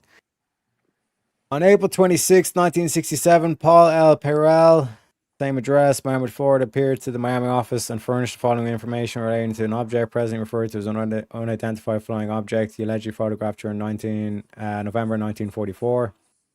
Here we I think go. this is the same German Air Force. same letter again. Sorry, Carriac. Did you see that? What? Oh, that's the same one. Never mind. Never mind. Yeah, that's his personal statement. The first letters, the first two that we read were the agents describing his statement, and then that is his actual statement. That's I think that's what's going on there. Gotcha. Enclosed herewith for the Bureau are chapters 13 and 14 of a book now being prepared by Ivan Sanderson. Ivan Sanderson? He's Scandinavian. The book relates to unidentified aerial objects, which Sanderson states will soon be published in magazine form on a nationwide basis. Sanderson, who claims to have written several books, is a graduate of Oxford in England and has various degrees. He states that he's appeared on the Gary Moore Show and other types of television projects. He relates that he has been extremely concerned about UFOs, and in the submitted material alludes briefly to the FBI and the CIA. It does not appear to be a violation of the impersonation statute or any other violation of which the Bureau now has jurisdiction. The enclosed information submitted only for the Bureau's interest, and no further action is contemplated by Newark. Dear Mr. Hullett, Mr. Hoover received your letter. Oh, he's now Edgar Hoover is now kind of saying, "Oh fuck it, we'll get the secretary to fly to these cunts." Mr. Hoover received your letter on August 19th with enclosure and wanted you to know. Want you to know he appreciates your best wishes. He asked me to thank you for sending the publication you forwarded to him. Sincerely yours, Helen W. Gandhi. And then Bureau files contain nothing identifiable regarding correspondence, no record of publication, UFO contact, and as much as correspondence might possibly use a letter from the director in some manner to promote this magazine, and in absence replies deemed advisable. Okay. Dear Mr. Hoover, a very happy birthday, July 16, 1967. I'm very lucky to have the opportunity this afternoon to be able to introduce you to UFO Contact, IGAP Journal. This magazine has been dedicated to Mr. George Adamski. My letter to you and the enclosed magazine is a project of my own. I'm a reporter for UFO Contact, and in this way I hope to bring to the attention of VIP in your country our magazine and the message that it contains to the reader. I don't sell the magazine, but I plan to give it to the person I write to as a gift. The cost is my own, and the experience I will gain will be my reward, perhaps in advancement to the position of co-worker for IGAP in the future. Thank you very much for giving me a moment of your time. I'm sure you will find our magazine interesting. May I again wish you a very happy birthday, Walter Winchell, your friend. Okay, interesting. I think this is the magazine. Yep. UFO contact. Yeah.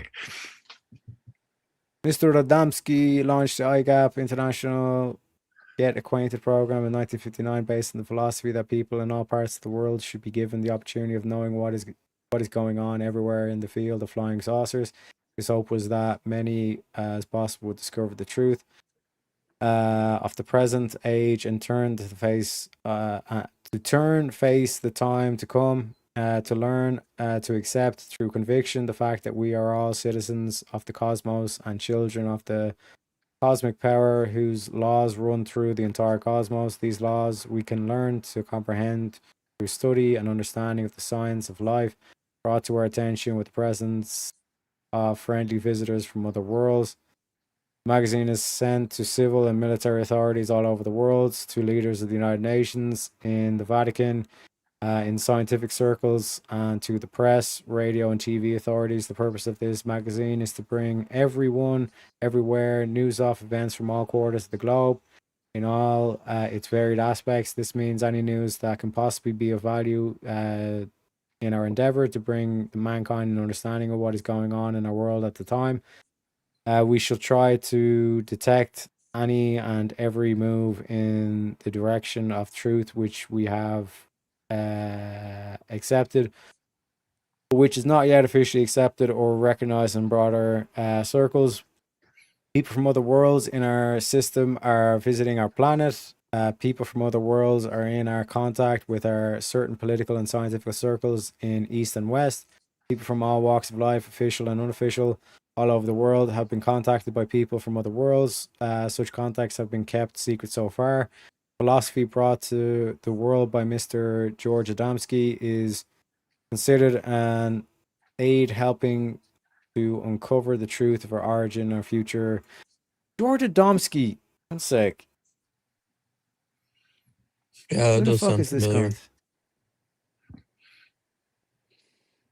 Was a Polish-American author who became widely known as ufology circles and to some degree pop culture. He used to play numerous photographs in the 1940s, 1950s that he said were of alien spacecraft, claimed to have met friendly Nordic alien or space brothers, and claimed to have taken flights with them to the moon and other planets. Adamski was the first and most famous of several so-called UFO contactees who became prominent during the 1950s. Adamski called himself a philosopher, teacher, student, and saucer research, although most UFO researchers and investigators regard him as a charlatan and a con artist, and concluded that many claims were an elaborate hoax.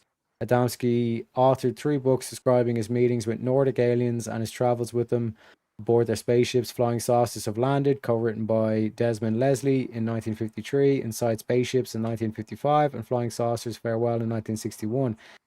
The 2 first books were both bestsellers. By 1960, they had sold a combined 200,000 copies. In addition, the contributions to UFOlogy in the United States, Adamski's work became popular in other countries, especially Japan, and helped inspire many depictions of aliens and UFOs post-war Japanese culture and in media.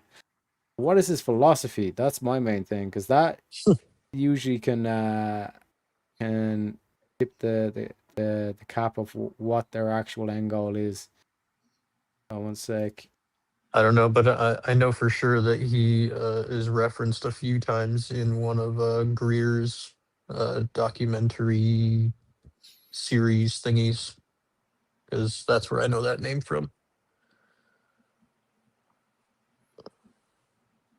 Okay, so core philosophical tenets is universal consciousness. Adamski thought that life is universal and one, emphasizing that individual consciousness is part of a larger cosmic whole.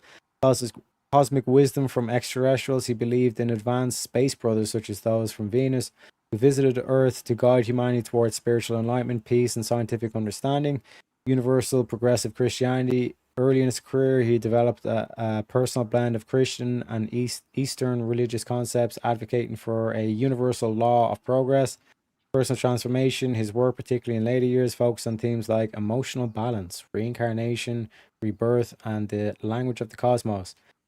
The Royal Order of Tibet in the 1930s, he taught through this organization, which, despite its names, focused on his interpretation of mystical philosophy sometimes referred to as the Temple of Scientific Philosophy. Adamski's philosophy was aimed at transforming the reader's view of the universe into a friendlier, spiritually advanced, and technologically enlightened place, often challenging traditional scientific views.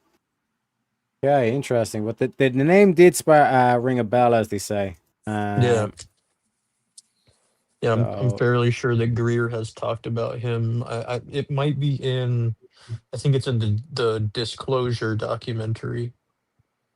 What was the name again? George Adamski. Adamski. Yeah, my bad. Yeah. It rings a bell.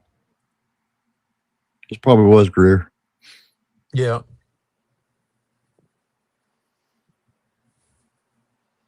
Back to the FBI, I think. Dear Mr. Robinson, your letter on of September 27th with enclosure has been received. The investigation of unidentified flying objects is not and never has been a matter that is within the investigative jurisdiction of the FBI.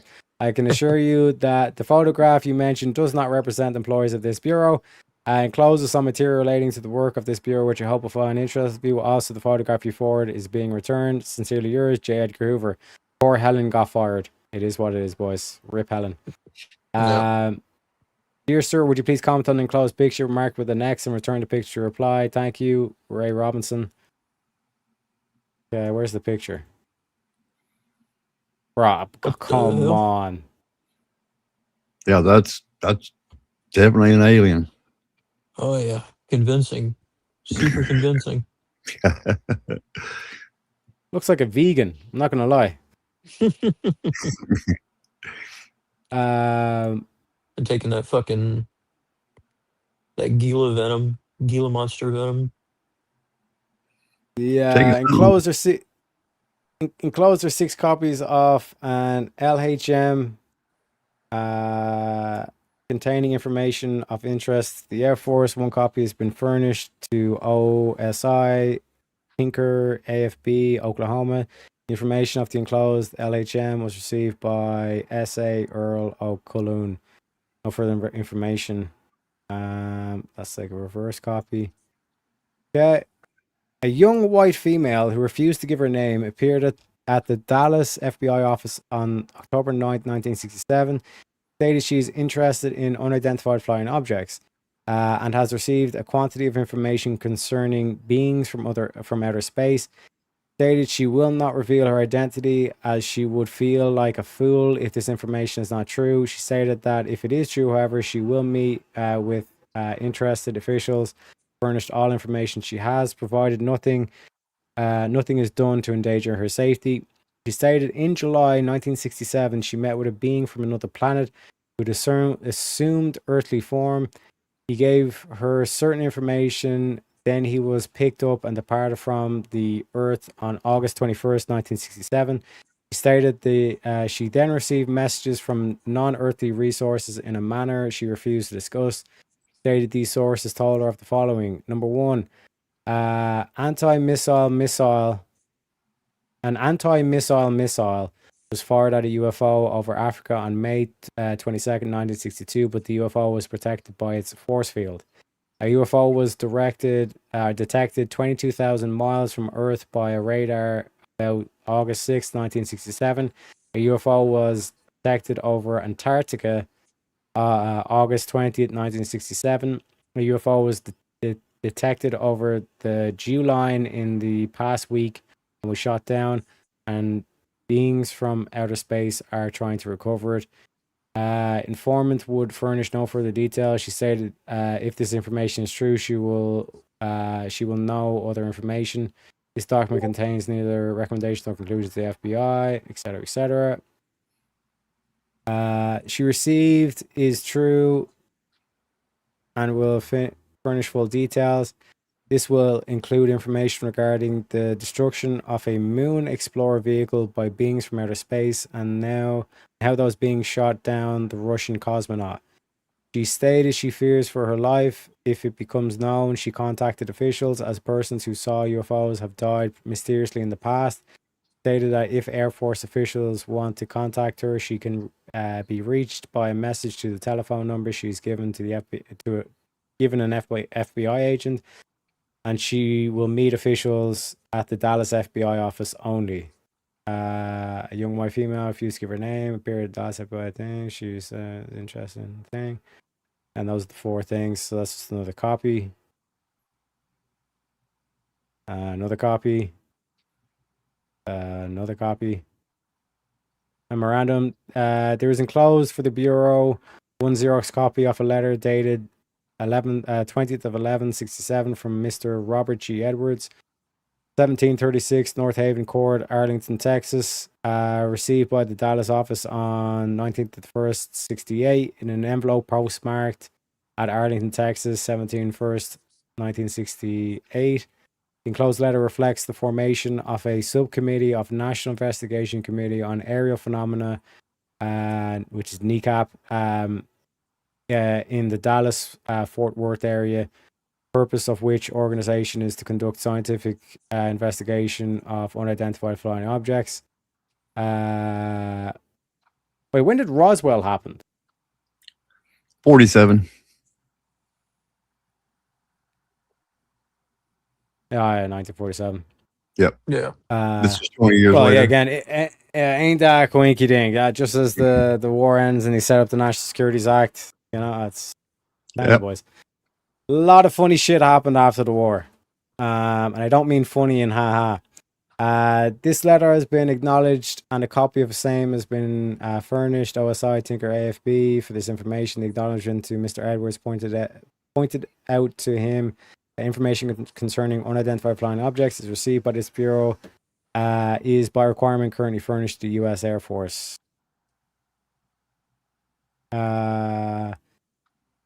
Robert G. Edwards, Arlington, Texas, requests information on sightings of unidentified aerial phenomena in the Dallas-Fort Worth area. A subcommittee of the National Investigation Committee on Aerial Phenomena has recently established in the Dallas-Fort Worth area. NECAP is a private, non-profit organization directed by Major Donald E. Kehoe from the national headquarters in Washington, D.C. The purpose of this organization is to conduct scientific investigation into unidentified flying objects.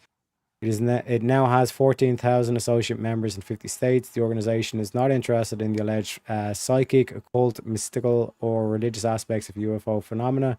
NECAP subcommittees, of which there are 30 in the United States, are composed of qualified individuals in technical and investigative fields who are selected and appointed by the Washington office. NECAP is currently working closely with the Colorado Project, a comprehensive study of UFOs begun in November 1966 by a group of distinguished scientists in the University of Colorado under the U.S. Air Force contract. The local subcommittee earnestly solicits your support in reporting to the committee chairman any UFO sightings occurred in this area. It is especially important that the NECAP committee be contacted immediately in case of reported UFO sightings where photographs have been taken or physical evidence remains after observation. Mr. Glenn Evans. Dear Mr. Evans, your letter, here we go, our boy J. Edgar again. Your letter on March 14th with enclosure has been received. Investigation of unidentified flying objects is not and it never has been a matter that is within the investigative jurisdiction of the FBI. I can assure you the photograph you mentioned does not represent the employee of this bureau. Sincerely yours, J. Edgar Hoover.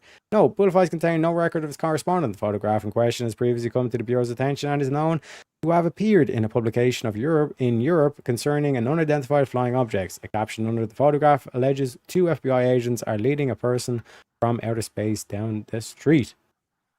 Interesting. Yes, sir. My name is Glenn Evans. I work for the United Saucer Hunter Organization. I'm writing this in regard to sounds kind of gay.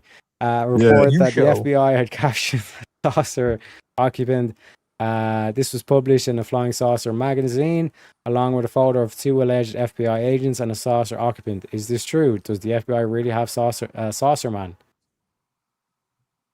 Interesting. A saucer man, not a saucy man. A saucy man is definitely gay. Anyways, dear Miss Ferry, I received your letter on March 15th. Although I would like to be of assistance, matters pertaining to unidentified flying objects are not within the jurisdiction of the FBI. I'm referring a copy of your communication to the Director of Special Investigations, Inspector General, Department of the Air Force, Washington, D.C. Any help he is in a position to offer to you. Sincerely yours, our boy, J. Edgar Hoover. I kind of want to read that last one. Like, is it true that United States really has a saucer, man? I seen a picture in the magazine. Dear sir, I'm a student at the Glendale City College in Glendale, California. This semester, I'm doing a research paper on UFOs. I was wondering if you could send me any information you might have regarding the UFO controversy. I'd appreciate it very much if you could send me this information before March 20th, as I would like to get started as soon as possible. Thank you very much for your time. Sincerely yours, Jane Ferry. P.S. If you can't possibly get the information to me by the 20th, I would appreciate it if it was sent to me as close to that date as possible. I'm pretty sure we're going to get our boy J. Edgar again. Dear Mr. Hoover, December 7th, 1963, I observed in the sky at Morristown, New Jersey, an unusual object and its unusual behavior on December 8th, 1963. Just 24 hours later at Elkton, Maryland, the Pan American aircraft with 73 passengers and a crew of 8 perished when this aircraft exploded mid-air and crashed. I sent a tape recording of the observation I made on December 7th to Mr. J. Edgar Hoover and associate this object with the crash of this plane. Mr. Hoover informed me that the Civil Aeronautics Board was investigating this disaster, and what I sent to him would be forwarded to them, CAB. In the month of March 1965, the CAB released a report this incident had caused due to a lightning strike. I protested to Senator Case of New Jersey. Senator Case mailed me the official report by the CAB along with a letter to Mr. John Degay, Director, Community and Congressional Relations. Upon reading the official CAB report on this accident and also this letter, I've come to the conclusion that neither the CAB or the writer of this letter know what they are talking about and have missed the point completely.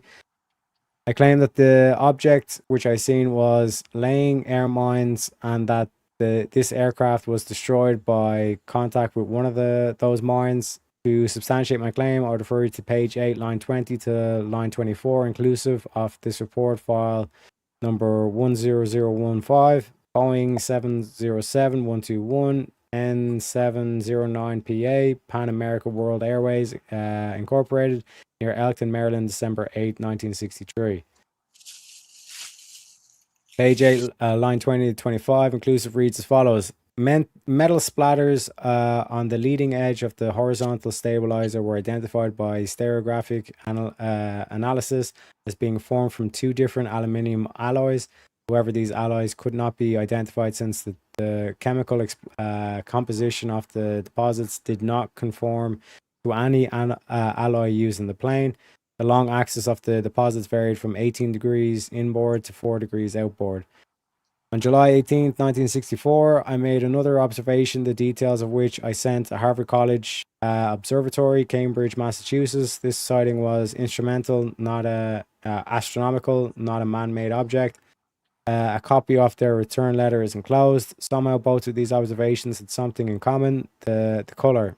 I proceeded to experiment here and arrived at the following conclusions after several hundred experiments had taken place.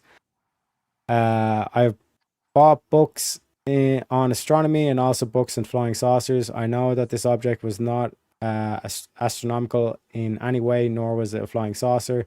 The object was a clever design missile camouflaged to appear as a meteor or as a flying saucer. However, this missile failed to operate as planned. That's how I know I was able to see the complete details of the color and also the design I furnished to the government. I also know why this design was used and also why the colors were arranged as they were. My experience proved this. Through my experience, I've been able to determine the following. Where they get the tremendous speed from, the wobbling effect they have on occasion, appearing to oscillate about their vertical axis. Why they make no noise, condensation or exhaust, whooshing and wheezing, hum noise on occasions, different colors they have, pulsating, light, luminous appearances, different forms and shape. These objects are constantly being sent over both the North and South American by Russia. Anyone seeing these objects are instantly responsive as to a flying saucer. Subjected to ridicule if this is mentioned to anyone and or reported to the authorities. Russia is well aware of this fact and has capitalized upon this fact. They have in this way been able to penetrate our radar system undetected. To conclude, my present situation can be blamed upon the various governmental agencies who in the part have scoffed and ridiculed people who've reported these sightings. Now we are about to pay with $60 million American lives or more, some price. Our one hope is that Russia and China will go to war against one another. This then will give us time to create an effective and efficient radar system that cannot be penetrated. I am not a prophet of doom, just an American citizen who is concerned about the future of America. Sincerely yours, Edward something. A copy of this letter is being sent to the following people: President Nixon, our boy J. Edgar Hoover, Senator Case of New Jersey, Senator Charles H. Percy of Illinois, Melvin Laird, Secretary of Defense. Interesting. Harvard College Observatory. Dear Mr. Stewart, the object you saw was a bright meteor, sometimes called a fireball or a bolide. Or bolide. Almost all very bright meteors are small bodies moving in orbits rather like the orbits of asteroids, and probably are fragments of asteroids. The direction of motion of your meteor is consistent with that sort of orbit. A good many bright meteors strike the Earth each day, but most go unnoticed. We have received another report of the same meteor from Washington, Delaware. I'm sending your observation to the Moonwatch Division of the Smithsonian Astrophysical Observatory here in Cambridge, which was a continuing program for analysis of visual observations of bright meteors. Since it is very rarely possible for the professional astronomer to observe these meteors, almost of what is known to be about them depends on the sort of lucky chance. What do we think about that? Like, is it a meteor or was it one of these flying objects?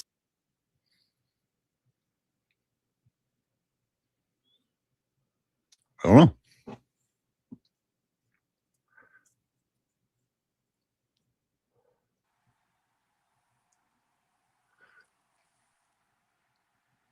Guys, bro.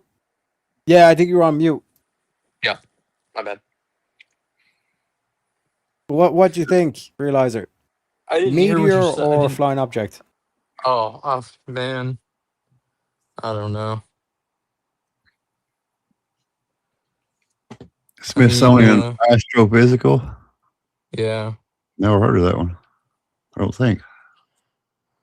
This is a different letter from the guy that said that they were camouflaged, correct? This is the same guy.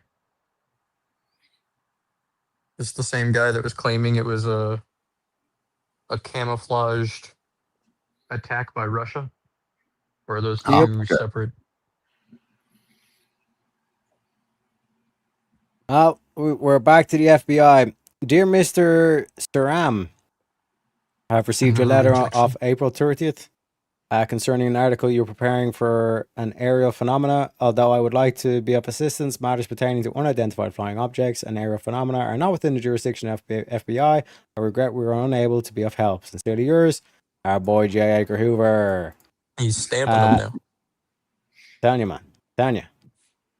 Federal Bureau of Investigation, attention to director. Sir, I'm doing an article for an Air Force magazine concerning aerial phenomenon and other so-called flying objects. To help me out, I would like to know if the Bureau has ever received any such reports concerning the sightings or investigation of such objects. If so, would it be possible to send me some reports to use for my article?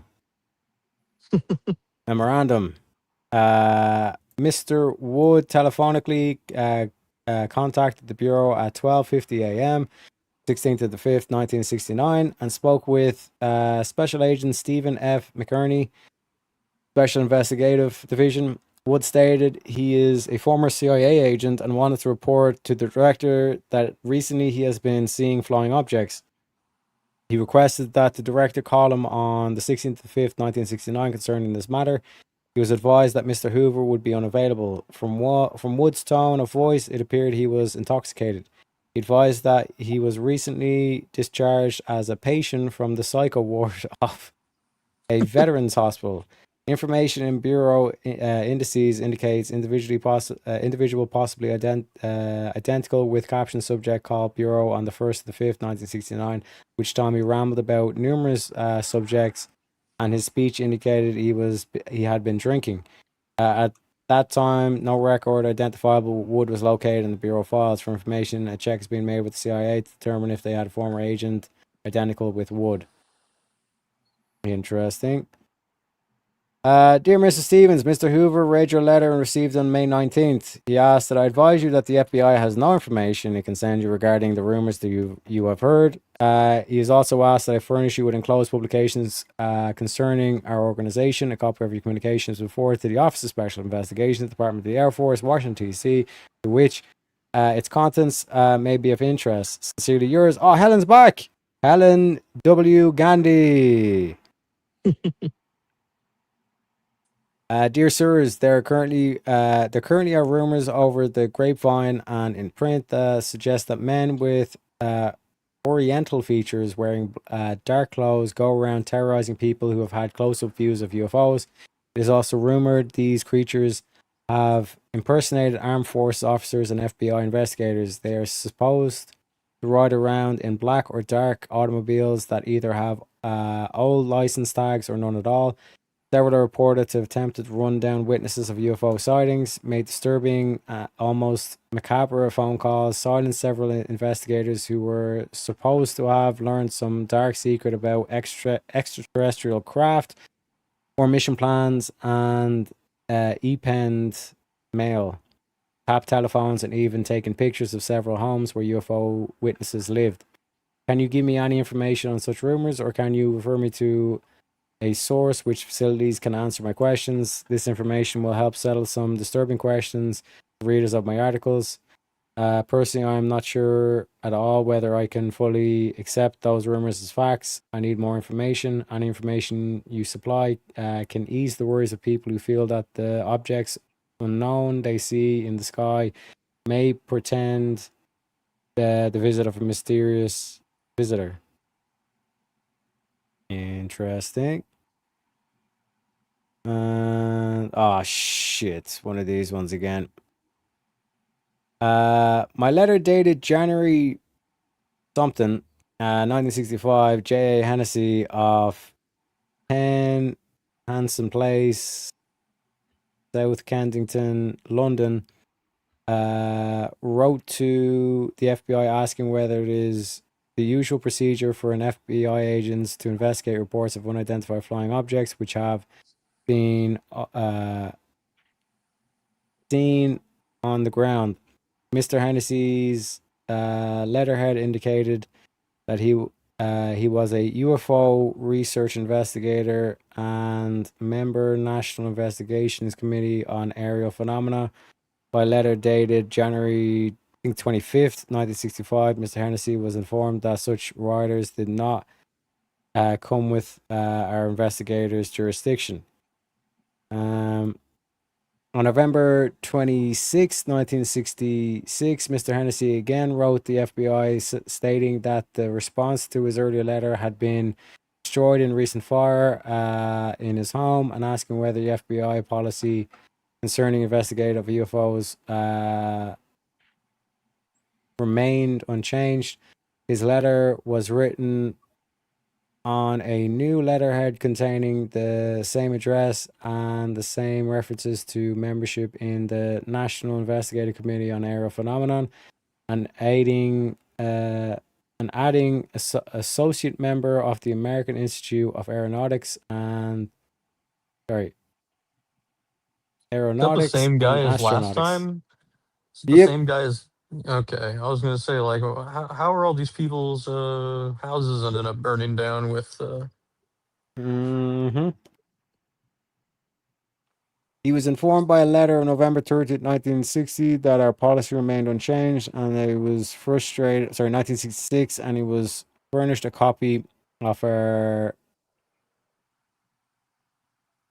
prior communication. We're back to the FBI again. Dear Paul, the letter from you and Stephen Smith and Gary Hargreaves was received on October 8th. Investigation of unidentified flying objects is not and never has been a matter that is within the investigative jurisdiction of the FBI. I can assure you the photograph you mentioned does not represent the employee of this bureau and encloses some material relating to the work of this bureau, which I hope you will be of interest to you. Sincerely yours, our boy J. Edgar Hoover. Dear sirs, our club is very interested in the study of unidentified flying objects. We were studying a magazine called UFOs Pictorial, and on one of the pages there was a picture of a supposed man from outer space who was being held by two men.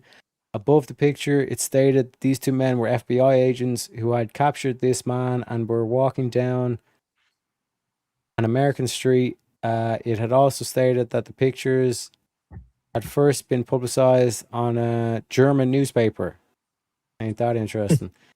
There was no other additional information. We would appreciate it if you would send us a letter telling us whether this is true or untrue. Could you please send us the information? We have 3 members in our club. They are Steve Smith, Gary Hargreaves, and Paul Brassing. So 2 13-year-olds and a 12-year-old. Interesting. I think that's the American symbol, like with the eagle or something like that, and then the Yeah, it's like a seal. It's upside down. Yeah. Dear sirs, this is from the Pentagon. Dear sirs, in approximately 7 months or January 1972, certain copies of top secret documents shall be sent to the New York Times as well as 2 other newspapers. These documents are related to and will be in ostentation of the involvement of the Pentagon in the controversial unidentified flying objects or flying saucer subject. It will show that not only the U.S. Air Force was involved in UFO research, but the other military branches as well. Analysis and the actual conclusions of the classic UFO case shall be revealed. This shall be accomplished by Xerox documents and photograph that General Wolf and other had reviewed, and when he was head of the Army's UFO support program in the Pentagon during the Eisenhower years. Sorry, but it is concluded here that this is the best course to take because we feel that secret UFO investigations are parallel in nature to the Times Pentagon Vietnam controversy. If we are wrong in taking this action, time will tell. Dear Miss Maritime, I regret that I'm unable to comment as you requested in your letter of February 15th. Investigation of unidentified flying objects is and never has been a matter within investigative jurisdiction of the FBI. Yours, sincerely yours, J. Edgar Hoover. Are you seeing a trend here? True that. No. Yellow paper. Are you noticing a pattern? Yeah. Dear Mr. Hoover, I would please like your opinion on UFOs, whether or not you think they exist or not. Sincerely. This is a very simple from our boy Mary Beth Maritime. Okay. this Department of Army. Mr. Hoover, do aliens exist? Thank you.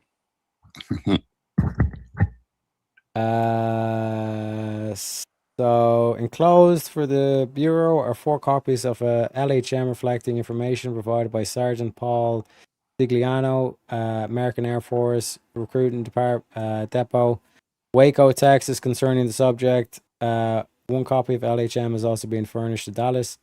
This information is being furnished to the Bureau for proper dissemination to the military due to the particular request made to subject concerning UFO identified as flying objects.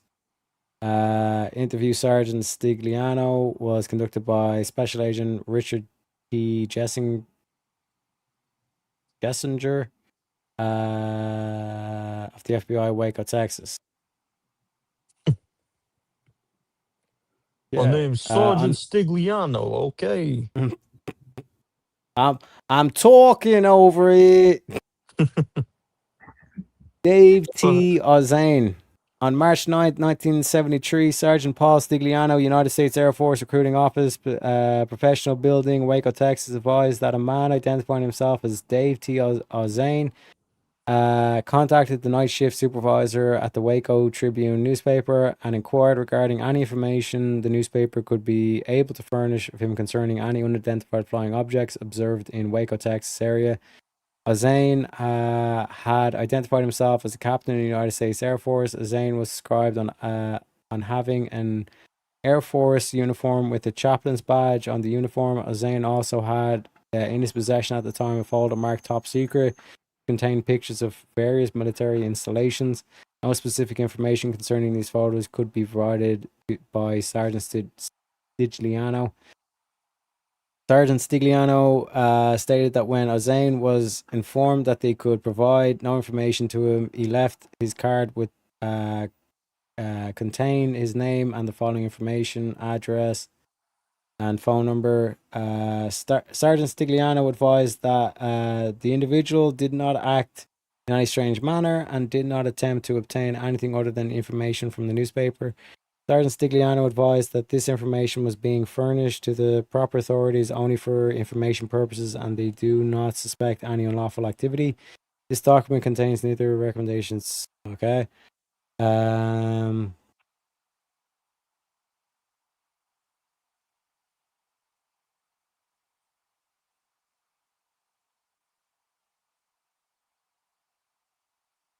This is the same thing. But here's the thing. The Sergeant Paul Stigliano, United States Air Force Recruiting Office, Professional Building thing, advised that a man identifying himself as Dave Ozane contacted the night shift supervisor at Waco Tribune newspaper. So was Stigliano in the newspaper office or what the fuck's going on? But anyways, back to the FBI, ladies and gentlemen. Dear Mr. Prade, in reply to your letter received on October 23rd, the investigation of United unidentified flying objects is not and never has been a matter that is within the investigative jurisdiction of the FBI. Therefore, I cannot comment as you suggested. I regret that I'm unable to be assistance in this instance. Sincerely yours, Helen got fired, boys. Girl, Helen got fired. It is. Wait, no. Actually, this bitch is the new director. Yep. Hoover's gone. Unfortunately, boys. Dear sir, I would like to know after JFK then, huh? My man. Dear sir, I would like to know if these UFO sightings in the sky are true or false. There have been numerous sightings right here in the state of California. What kind of beings or people fly these fast-moving machines? I feel that these sightings across the United States from the Atlantic coast to the Pacific coast and in the Gulf of Mexico, Gulf of America now, baby, should be reported to President Nixon. Maybe he knows why they are scaring certain people in this country. The FBI should be on the lookout for more of these sightings right around Washington, D.C. Please Please let me know of your answer. Thank you. Dear Mr. Bryant. Your letter received on April 3rd.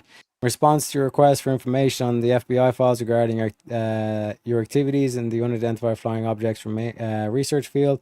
Please be advised we have no such information in our files except the copies of prior correspondence with you and a record of your September 17, 1963 interview. Therefore, we have no documents to send to you and cannot further comply with your request. Sincerely yours, Clarence.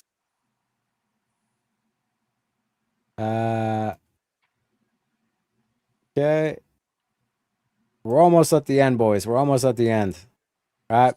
Dear sirs, on September 17, 1963, Mr. John S. Castles, an FBI agent in the Newport News, VA contingent, visited me at my place of employment to interview me as to my interest in the subject of unidentified flying objects. I understand that Mr. Castles prepared a formal report for that interview. Since President Nixon recently has expressed his intentions to assure the privacy and the civil liberties of individual citizens receive the protection they deserve under our form of government, it is in the spirit of this assurance that I respectfully request you send me a copy of Mr. Castle's report along with a copy of all of the documents in your files pertaining to activities in the UFO research fields. I'm going to take a wild guess and say it has never been, never will be the investigative jurisdiction of the FBI. At 12:07 a.m., 22nd of the 8th, 1974, Security Patrol Clerk Charles F. Halty, Intelligence Division, received a call via Command Center telephone from a Major Horn, NMCC, National Military Command Center. Major Horn asked for any information the FBI might have concerning a report that an unidentified object which fell from the sky at Milwaukee, Wisconsin, had been recovered by local police and turned over to the Milwaukee office of the FBI. No information available at the Intelligence Division. Night Duty Supervisor Harry E. Norris Jr. called the SPC Robert Collar, Milwaukee office, who advised an unidentified object had been recovered by Milwaukee police at about 5:55 p.m. 21st of the 8th, 1974, but that it was still in possession of police. He said a Captain Willis of the Milwaukee Police Department had called the Milwaukee FBI office to report the recovery. Very little was known about the object, which was described as about 13 by 8 by 5 inches, metallic in substance and color, jagged on one side, and had an internal heat source. Police notified military locally. Above information was relayed to Major Horn with the suggestion he might like to contact Captain Willis, Milwaukee Police Department. This matter received the United Press International Color 28th of the 8th, 1974. Dear Mr. Malmfed, this office recently received a public inquiry regarding UFOs, referred to us from the Bureau. As enclosed fact sheet indicates, the Air Force's Project Blue Book investigation of UFOs was terminated on December 17, 1969, and all related documentation was turned over to the National Archives and Records Service. The inquirer referred to us have been appraised of these events. Hopefully, the enclosed fact sheet will be of any help in response to future inquiries on the subject. Okay. Blue Book mentioned. There are a number of universities and professional scientific organizations such as the American Association for the Advancement of Science, which have considered UFO phenomena during the periodic meetings and seminars. In addition, a list of private organizations interested in aerial phenomenon may be found in Gale's Encyclopedia of Associations. Such timely review of the situation by private groups ensure that sound evidence will not be overlooked by scientific community. December 17, 1969, the Secretary of the Air Force announced the termination of Project Blue Book, the Air Force program for investigation on UFOs. The decision to discontinue UFO investigation was based on an evaluation of a report prepared by the University of Colorado entitled Scientific Study of Unidentified Flying Objects. A review of the University of Colorado's report by the National Academy of Sciences, past UFO studies and Air Force experiences investigating UFO reports during the past 2 decades. As a result of these investigations and studies and experience gained from investigating UFO reports since 1948, the conclusions of Project Blue Book are: number one, no UFO reported, investigated, and evaluated by Air Force has ever given any indication of threat to our national security.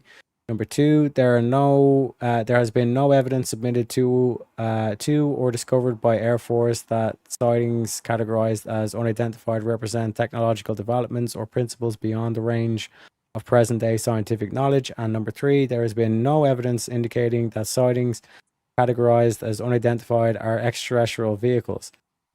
With the termination of Project Blue Book, the Air Force regulation establishing and controlling the program for investigating and analyzing UFOs was rescinded. All documentation regarding the former Blue Book investigation has been permanently transferred to the modern military branch, National Archives and Record Service, 8th and Pennsylvania Avenue, Washington, D.C., and is available for public review and analysis. Attached for your information is the Project Blue Book sighting summary for the period 1947 to 1969. Also included is a listing of UFO-related materials currently available.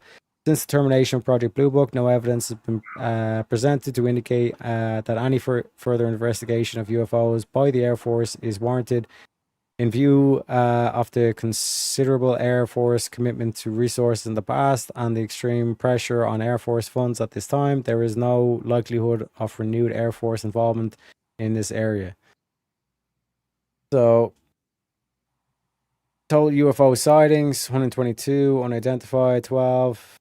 So, it seems like there's at least a large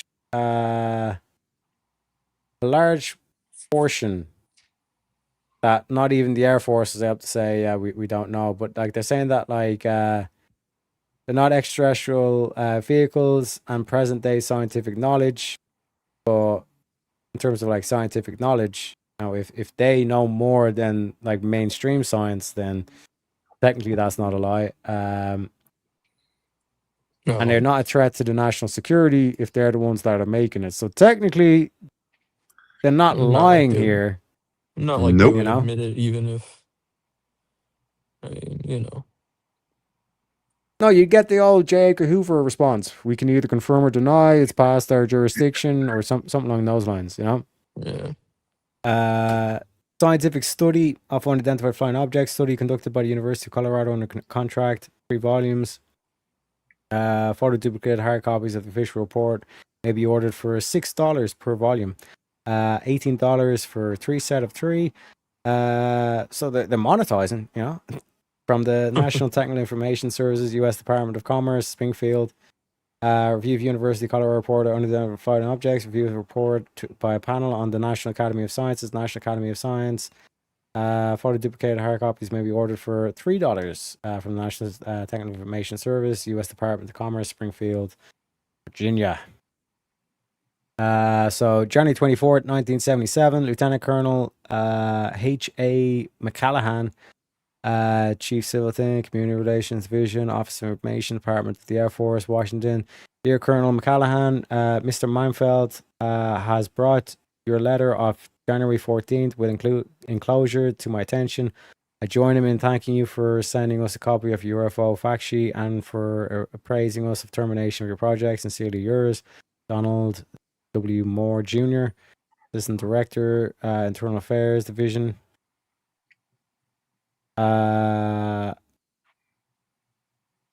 Mr. Stanley Schneider, Assistant to the Director, Office of Science and Technology Policy, Executive Office of the President, Washington, D.C. Dear Mr. Schneider, pursuant to our conversation today, there is enclosed a copy of the FBI Law Enforcement Bulletin for the month of February 1975. Beginning on page 16, there's an article covering the handling of UFO sightings. May be of interest to you in connection to your current inquiry. If there is any way we may be of additional service to you, please do not hesitate to let us know. Sincerely yours, J. Cochran, Assistant Director, FBI, Technical Service Division. No, Schneider originally called Daniel, man. But like, I thought we were going to get the response. It is not and has never been the jurisdiction of the FBI for the UFO sightings. Please contact the Air Force. I suppose they can't do that anymore because the Air Force closed down the project. Right. The memo they captured White House inquiry regarding UFOs, the Bureau procedures for handling information received by regarding UFO. He was advised, in absence of jurisdiction, no inquiries are conducted on info furnished to U.S. Air Force. So to Mr. M.C. McDermott, J. Cochran Jr., White House inquiries regarding to unidentified flying objects. Stanley Schneider of the Office of Science and Technology, White House, telephonically contacted me today to inquire as to the Bureau's procedure for handling information received from the public or otherwise relating to the sightings of UFOs. He advised that Judy Powell of the President's staff has raised the question as to whether or not there is any coordination within the executive branch relating to information concerning the subject. He stated that the U.S. Air Force had closed their investigation of these matters several years ago and currently does nothing but refer such information to appropriate local authorities. I advise him that as far as the FBI is concerned, there appears to be no conceivable jurisdiction for us to conduct any inquiries upon receipt of information relating to a UFO sighting, and in the absence of some investigative jurisdiction based upon the information furnished, that the information would be referred to as Department of the Air Force without any action being taken by the Bureau. He thanked me for the information and stated that if any further contact was necessary, he would call back. Yeah, and that's the end, folks. So, gentlemen, what do we think? It's a good question. What happened? Hello? Hello? Yeah, can you hear? I can't hear anybody now all of a sudden. Gotta reload. No worries, but while our boys reload, what are your thoughts? Crazy. Is it aliens? Like I said, if it is aliens, it's not extraterrestrial. I think they're in the water, in the bottom of the ocean. Whether or not it's hard to say. There we go. Now I can hear again. It could be man-made stuff.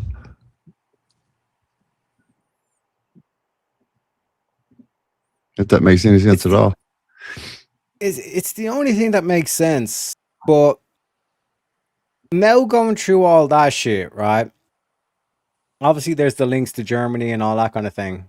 Yeah, for sure. And when we kind of like piece together the 1561 story in Nuremberg, again, Germany, where they were saying, well, fucking a whole like fucking Star Wars battle taking place in the sky. And then like mentioning like the likes of Egypt, it could be some sort of for lack of a better terminology, like an ancient royal family that basically like comes in and tries to socially engineer the population to kind of what would be the way to describe it, like drip feed them technology. And then from there, kind of like see, okay, can they handle this? Like, are they just going to kill themselves?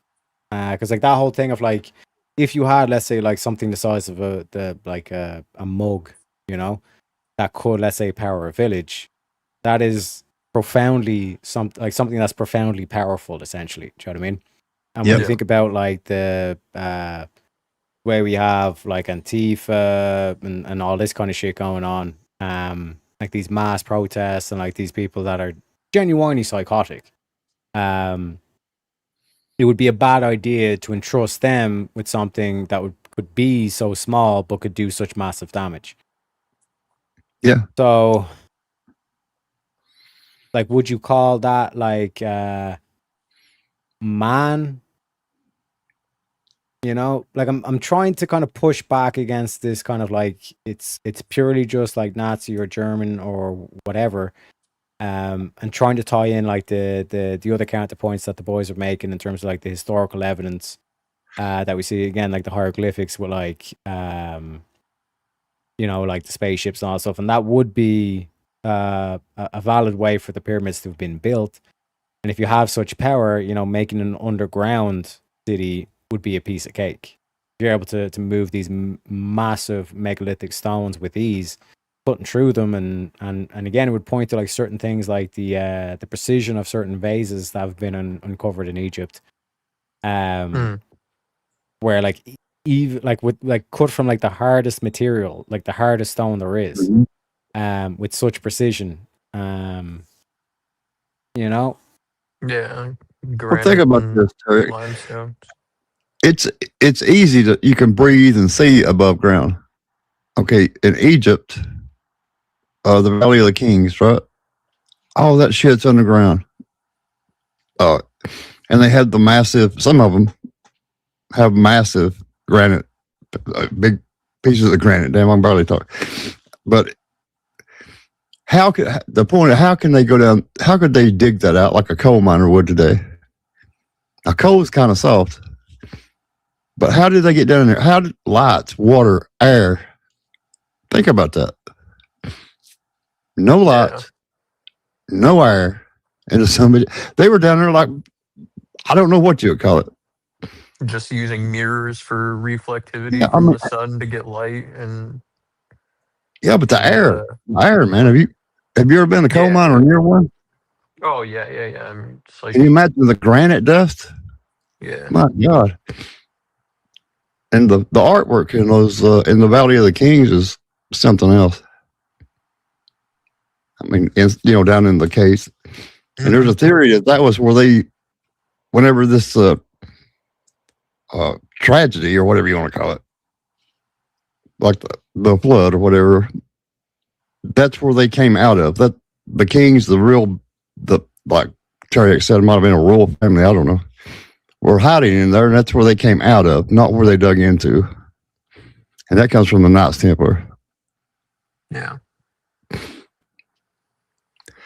And they wore even the Knights Templar wore that logo. So if you'd see it, you would know they had the knowledge of the Egypt, the Valley of the Kings. I don't know if you know that or not, but short-sided cross.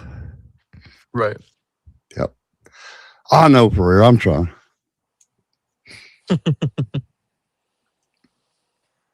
I don't know. It's a complicated, technical, crazy mess in Egypt, to me. Yeah. I know where I'm at, and like I'm, I said it earlier, so I'm still kind of holding to that opinion. That's kind of what I think. Yeah, they built them out of granite and all that good stuff, so I think, so they would last, of course. But it might be a message left for us. I don't know what the message means. Never been figured out. But I do think there was some kind of civilization before the flood. Yeah. Or Younger Dryas. Yeah. I've always kind of thought that, but yeah, I mean, not to be a broken record or whatever, but right. All explainable by time travel. They traveled here before. Well, if we theoretically, I mean, you can, if you can go back in time, you can go back to any time. Yep.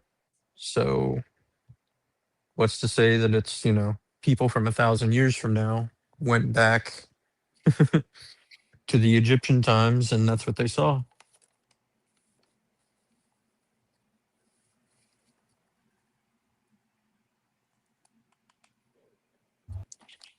I'm telling you, the research that chick was doing was some real crazy shit. And then like 3 of those other scientists that have ended up missing.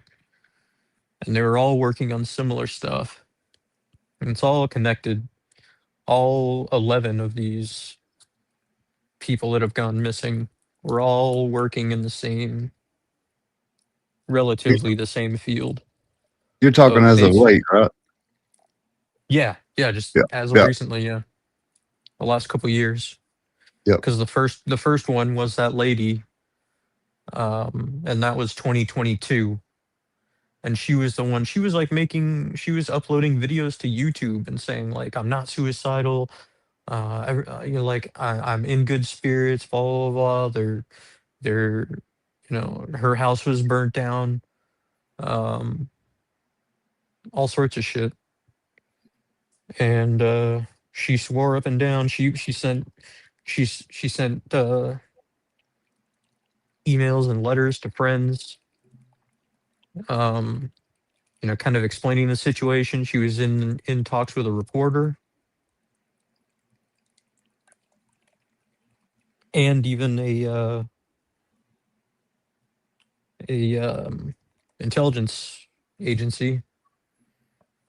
I don't recall which one. I believe it was the FBI, but I'm not 100% certain. It's been about a month or two since I watched a bunch of the videos about her. I haven't watched mine yet. I'm behind on that one. I know what you're talking about. Yeah. And it's all also related to that guy that went and did the shooting at MIT or whatever. See, I'm way behind on that one. Yeah, it's like, they say it would take professor. a 50-foot Jesus walking. Yeah. Why are we dropping all this stuff? They say like it would take like a 50-foot Jesus coming, walking down the street in New York saying, "Look, I'm this, I'm that. You got to believe in me." Yeah. And, and that's to have people believe it. Yeah. Yeah. Project Mockingbird, I believe it is. Bluebeam? It might be Bluebeam. Yeah. It's something where it's like mass.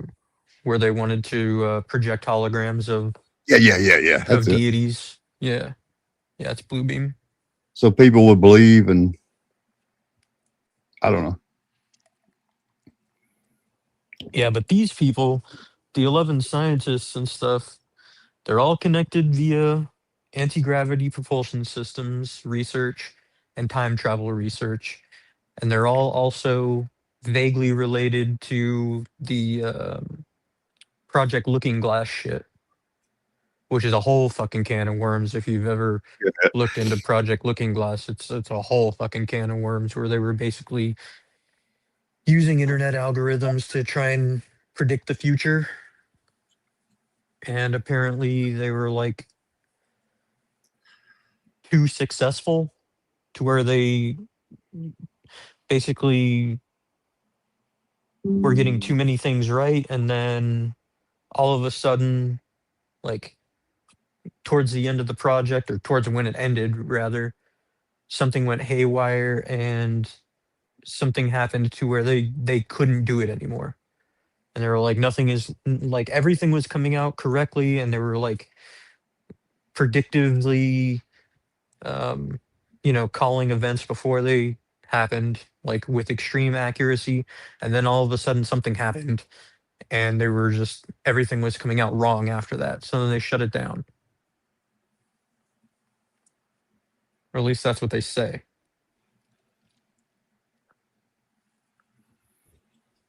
There's got to be some truth in there someplace. Mm-hmm.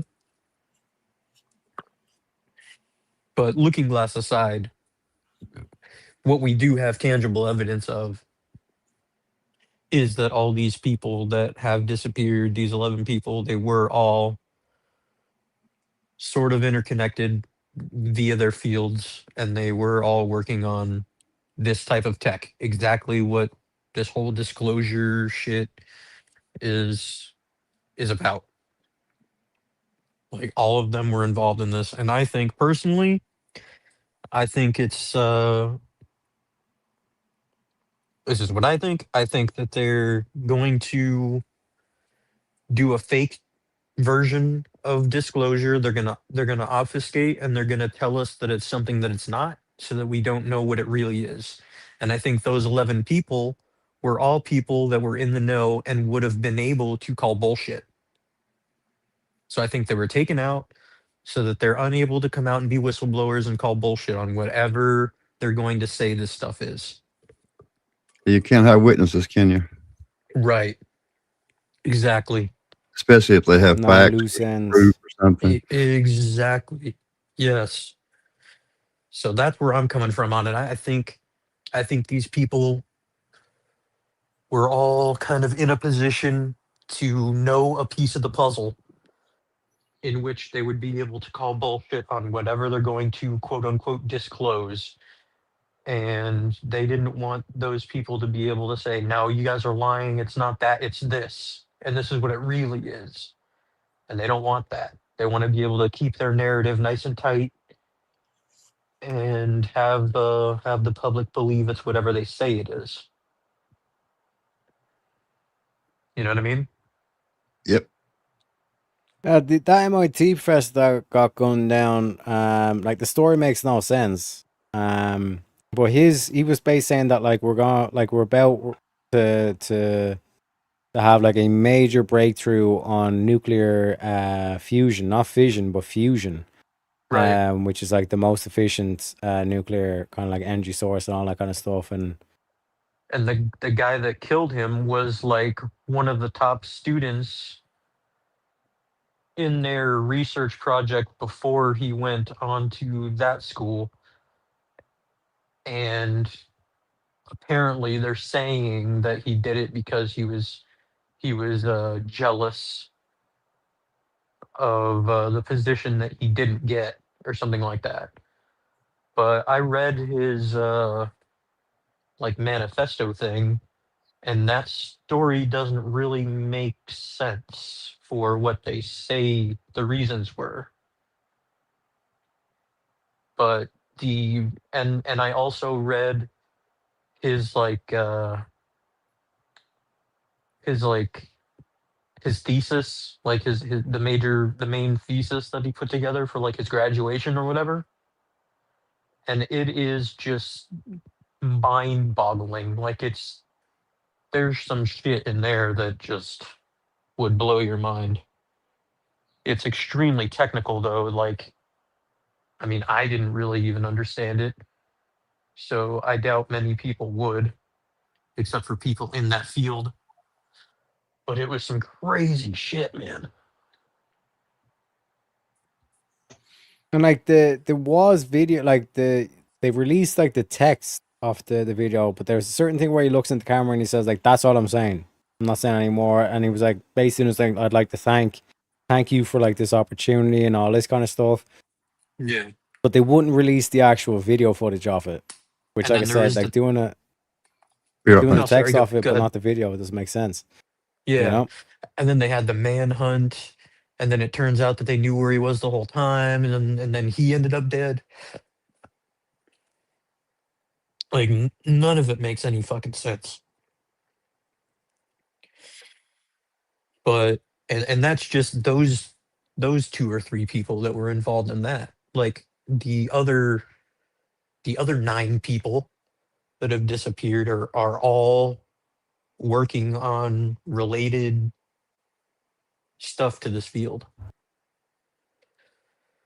of like crazy power systems, time travel, and anti-grav technology. Which just makes me think that they knew more than they were supposed to. Probably. But folks, we have reached the end of the show. We're going to be rating into JS, so make sure you give him a like and a sub, all the good stuff. Gentlemen, is there any closing thoughts, final nuggets of wisdom before we close off? Yeah, well, I was hoping that you were going to play that video that I put in the back chat, but I understand if you don't. But it's pretty crazy, pretty interesting. It's kind of, I mean, it's pretty thought provoking. But yeah, I'll if you get a probably chance, probably view it on the deductions files, because I usually do like body cam footage and like interrogation videos and all that stuff. So I'll probably check it out and then see if I can do it, kind of fit it into the deductions files Because I want to kind of like expand out and try new things with that, like do kind of like unsolved cases and all this kind of stuff. Because a lot of people are saying, "Oh yeah, I know this case," and it's like, "Oh fuck!" Like there's no kind of like reveal aspect when people already know what's coming. But Right. Well, that I'll one definitely is recent, and it's body cam yeah, footage. 2 months ago. Yeah, and it's unsolved. So it's Sounds pretty spicy. Yeah, for sure. And it's my neck of the woods here. It's the gates of Area 51. So it's the front gate, basically. What they call the camo dudes. Mm-hmm. And Air Force is it's an Air Force facility, Area 51, as they say, and we know from John Edgar Hoover what the Air Force is all about, baby. Mm-hmm. But yeah, But that's my nugget of wisdom is don't be so quick to dismiss time travel, people. interesting. It may be Interesting. possible. And Crazy, any final closing thoughts, nuggets of wisdom? I'd stepped away, but yeah, check out the damn megalithic structures across the planet, not just Egypt. Think about it. They all look the same. They didn't have cell phones, but they communicated. I don't know how they did it. If you could tell me, though, I'd greatly appreciate it. True that. 100%, baby. And like we like to end on every show, ladies and gentlemen, there's one thing you can gather from this is you don't got to trust me. All you got to do is trust your president. God bless America. God bless Donald Trump. I'll see you all on Monday, baby. Why wouldn't you dedicate yourself to public service? Because I think it's a very mean life. I would love and I would dedicate my life to this country, but I see it as being a mean life, and I also see it as somebody with strong views and somebody with the kind of views that are maybe a little bit unpopular, which may be right, but may be unpopular. I am your voice. So to every parent who dreams for their child, and every child who dreams for their future, I say these words to you tonight. I am with you, I will fight for you, and I will win for you. We will make America strong again. We will make America safe again.